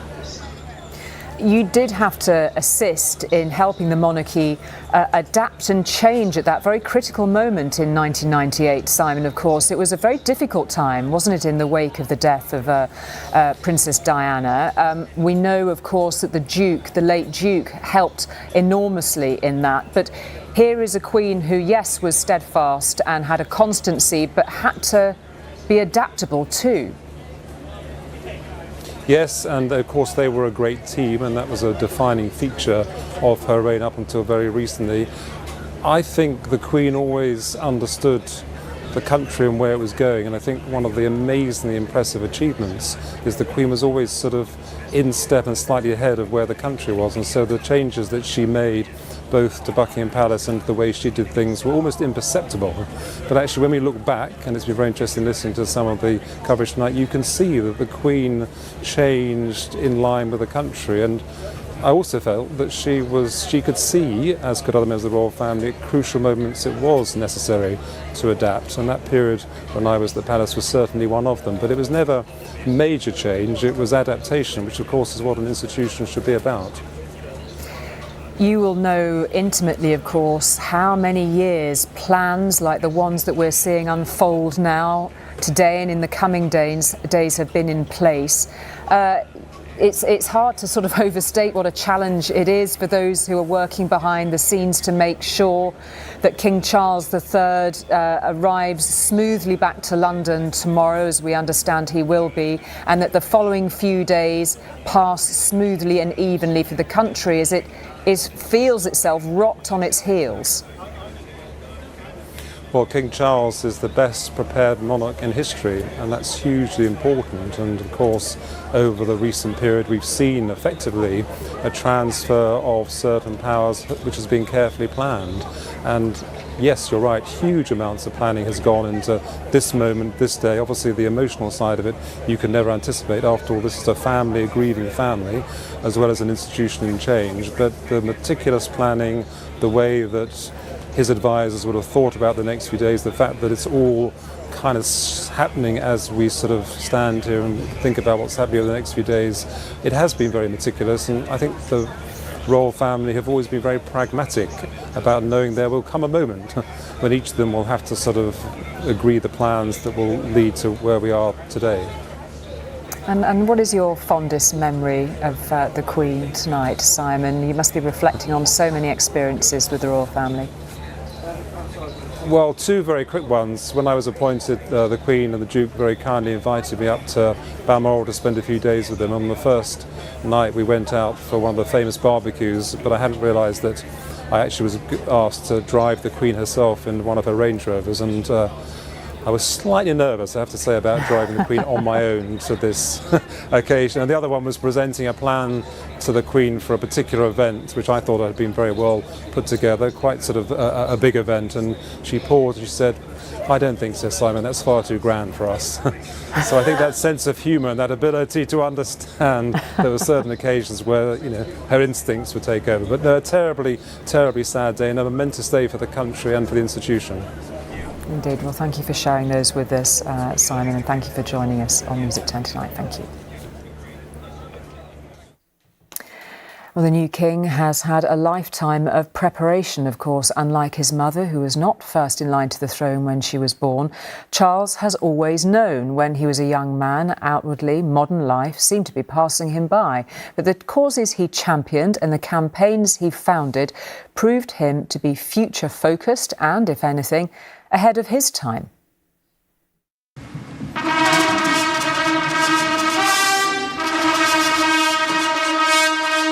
When you succeed the longest reigning monarch in British history, you are likely to have served a long apprenticeship. 7 decades as first in line, heir apparent since the age of just 3. We should have a good idea of what kind of king Charles is going to be. But do we? My lords, pray be seated. As he said emphatically to a television interviewer in 2018, Prince Charles, Prince of Wales, may be very different to King Charles III. I'm not that stupid. I do realise that it is a separate exercise being sovereign.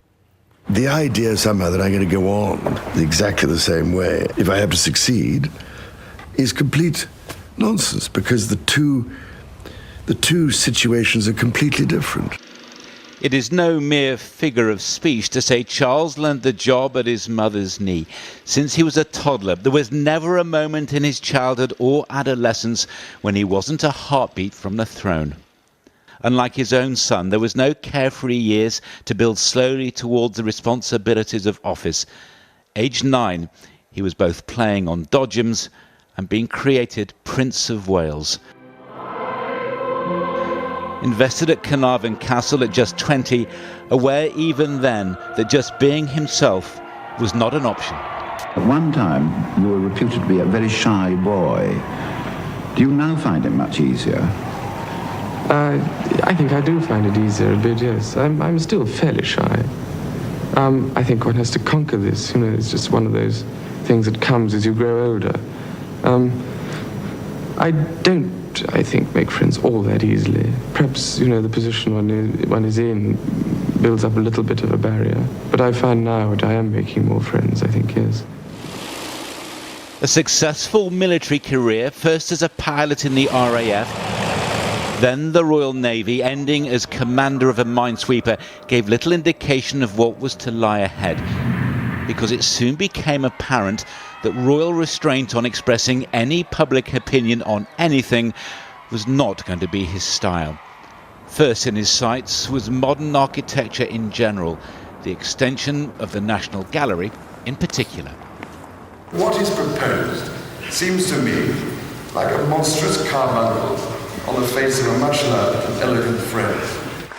He went further. Modern architects had done more damage to London than the Luftwaffe, he declared, and that was just the start. The man who's now the head of the Church of England said he wanted to change the title, first adopted by Henry VIII, of Defender of the Faith. He said he would be Defender of Faith, to include other religions in multicultural Britain. All I have ever wanted to do, basically, is to help build bridges that could span these chasms and reunite us with the patterns of divine harmony in our souls and within the world. So. It now seems he will, after all, use the original title, but the belief that his role goes beyond the Church of England to incorporate all faith is still strongly held.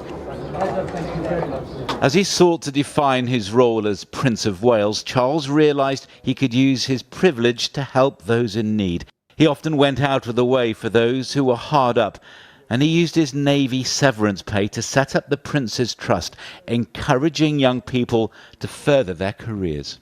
Part of my cunning plan has really been to invest in the future, in the lives and the abilities and the talents and the potential of so many young people.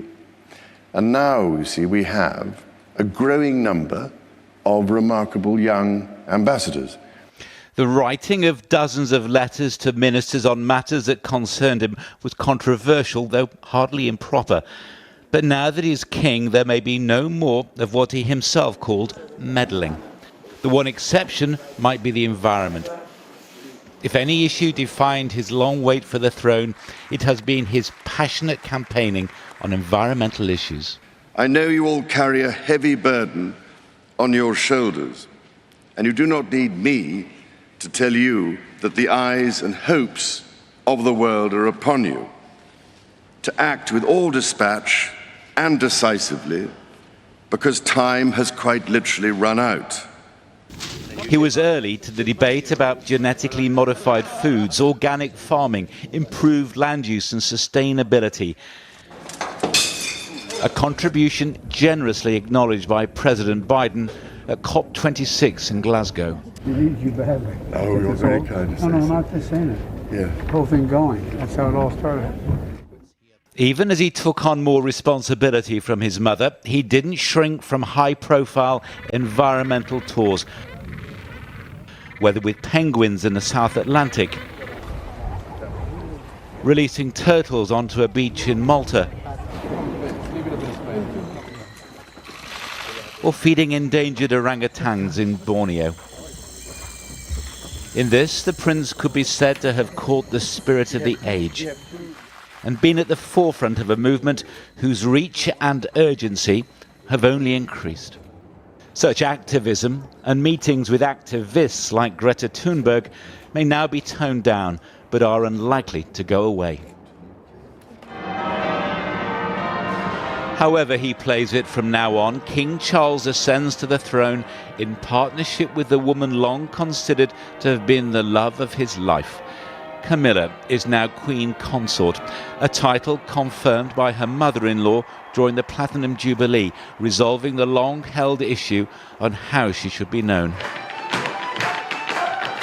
It is easy to forget how close his love for her came to undermining the monarchy and thus the succession. The playboy prince who was persuaded, or perhaps persuaded himself, into what seemed the perfect fairy tale marriage to the young Lady Diana Spencer. But fairy tale it was not. And as it broke down, the confession of adultery by the heir to the throne took the monarchy to a new low. Did you try to be faithful and honourable to your wife when you took on the vow of marriage? Yes, absolutely. And you were? Yes. Until it became irretrievably broken down. After the couple divorced, he needed to redefine his role. But that process was barely underway when Princess Diana was killed in a car crash in Paris. The repercussions of her death were profound. His sensitive, sympathetic response and the love and care he so visibly gave to their two sons brought public opinion back on his side. And with time and great tact, gained acceptance for his choice of partner and ultimately wife. They will reign together. Any chance of any slowing down at all? Well, I don't know. You may see it slowly, but surely. Managing the family and all its dramas is another part of his inheritance, whether it's his brother Andrew with his reputation in tatters, or the relationship between the next generation of brothers, in particular keeping Prince Harry from drifting further away from his British family. It will require more of the tact and diplomacy of which the Queen had seemingly inexhaustible supplies. The new patriarch at the head of a multi-generational House of Windsor may find family one of his toughest assignments. The monarchy will look and feel very different, but the new king's greatest concern will not be the look or the style or the manner. It will be continuity. John Ray there. Well, the reign of the new King Charles began the moment his mother died today. He'd already decided to rule in his own name, Charles, as his mother had ruled using hers. So King Charles III he will be, but as centuries of ceremony dictate, the official proclamation when his name is publicly read out will take place on Saturday in a series of events that begin in London. And Paul Brand is at St James's Palace, where the first proclamation will take place. Paul. Yeah, Julie, as you say, Charles will return to London as king, but it is here that will be officially proclaimed in a ceremony on Saturday. And not since 1952, of course, have the heralds, as they're known, walked out onto the balcony here to sound their trumpets and announce the accession of a new monarch. St James's Palace is often overlooked by the tourists as they stream past here down to Buckingham Palace, but this is actually the constitutional heart of our nation. It's still the home of the royal court, and it's here on Saturday that the Accession Council will meet. That council is made up of around 200 or so privy councillors, representatives from the realms, the archbishops of York and Canterbury, and the ceremony takes place in two parts. Firstly, they meet on their own without the king, where they proclaim him sovereign, and then secondly, King Charles is invited in to make his own declaration in their company, swearing an oath both to the Constitution and also to the Church of Scotland. An oath to the Church of England comes later in the following days. We think this may well be the first proclamation to be televised on Saturday. The details are still being confirmed at the moment. Whether or not it takes that modern twist, on Saturday King Charles will continue centuries of tradition when he is proclaimed sovereign here. Paul, thank you very much indeed for that. Well, joining me now in the studio is Catherine Mayer, a biographer of the man we must now get used to calling King Charles. Catherine, thank you very much indeed for coming to talk to us this evening. You had extraordinary access to Prince Charles when you were writing your book. You sort of tailed him through his, favourite properties and interesting parts of his life. What are your reflections tonight and anticipations of all that he's got to navigate? Well, my first reaction is one of sympathy and sorrow, because this has been such a difficult thing for him to grow up knowing that the only way that he can fulfill what he sees as his destiny is to do so at the expense of seeing his mother die. And it's immensely cruel. And what's been going on today also emphasises that strange clash between them being a private family of human beings and then having this public significance. So it feels at times very intrusive. But on the other hand, he has been waiting for this moment. He's been preparing for this moment. As the film showed, he has a lot of ideas about how the world should be and definitely where a king fits in that world. So I think, this will be a very considered reign, but it will be it couldn't be more different from his mother. Just the age he is, the amount of hinterland he already has, the numbers of opinions that he's expressed, and the things he feels passionate about. Yeah, I suppose that is the absolute core difference, isn't it? When the young Princess Elizabeth became queen, she had her whole life ahead of her. We saw her grow as a queen, and she grew into that role with the assistance of so many around her. And yet, it's been a completely different experience for Prince Charles, hasn't it? We've seen him grow up as the Prince of Wales. Well, and she came from the silent generation. And she was in an age where, pre-social media, much more deferential press, all of this. So he has also, in growing up and being a very expressive Prince of Wales, navigated and sometimes failed to navigate that changing world that she has been able to avoid engaging with by being this figurehead, but a silent figurehead. And so now he comes to the throne with his views known, with these new priorities for kingship, and he does want to do it differently. He's always wanted to do it differently. And in what regard do you think he will do this differently? I saw that on a tour in Canada, which of course he is now head of state of all the realms, and he showcased the ways in which his initiatives might also feed into kingship. So he is at a distance to them now, but you talked about his environmentalism. That will be part of something that he wishes to elevate, even if he does it in a different way. It'll be fascinating to see as it unfolds, won't it, in the coming days and the months ahead. Catherine, thank you very much indeed for your insight. And alongside Catherine, as he has been all evening and throughout the day, Chris, I suppose as the day nears its close, your reflections on this moment in history. I've been reminded time and again today, Julie, of the Queen's own words in 1947 when she famously said, my whole life, be it long or short, shall be devoted to your service. In the end, it was a long life, a very long life. It ended today at age 96 in Balmoral. And the Queen's coffin will remain there before being moved, we think, to Edinburgh for a lying in rest, then to London for a lying in state, then a state funeral when the eyes of the world and many, many world leaders will be on this country and on our capital before we expect her final resting place to be at Windsor in the same chapel as her mother and father.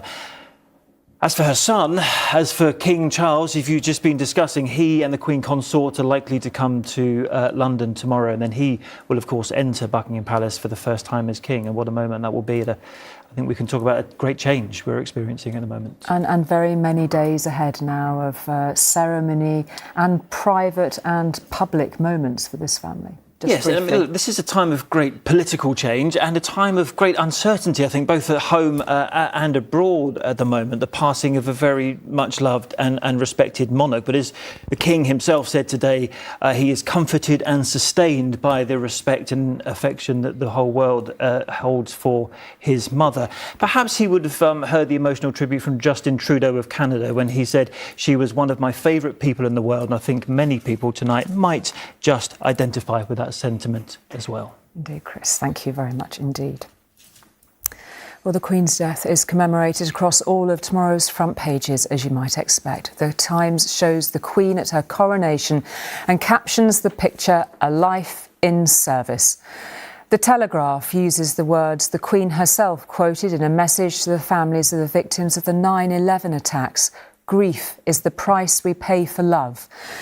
The Mirror says simply, "Thank you," beside a portrait of the Queen. The Daily Record shows an even more regal portrait with no words necessary, just the dates of her birth and death. The Sun's front page pays its tribute with the words, "We loved you, Mum."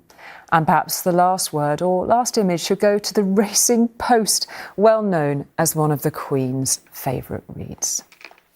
And that is where our news coverage for tonight comes to an end. In a moment, a special documentary, Queen Elizabeth II, is coming up on ITV, looking back on what was a simply unique life. As a young queen, she relied on the advice of others. She soon became the matriarch and monarch others turned to. Her personal charisma was said to have come from the charm of her mother and the shyness of her father, but there was an inner toughness too. Through good times and bad, she held firm to the age-old royal mantra, never complain, never explain. From the wireless to the age of WhatsApp, the Queen had seen and heard it all and done quite a bit of it too. She was the never-changing but ever-evolving monarch, respected and, it is fair to say, loved right around the world. Tonight, Buckingham Palace is the focal point for that love, that respect, and it will be for the days ahead. Fluttering in the darkness, the Union flag hangs at half-mast. At Windsor, those who've come to lay flowers outside the castle know that even in a century of centuries, the world will never see her like again. From all of us here, good night.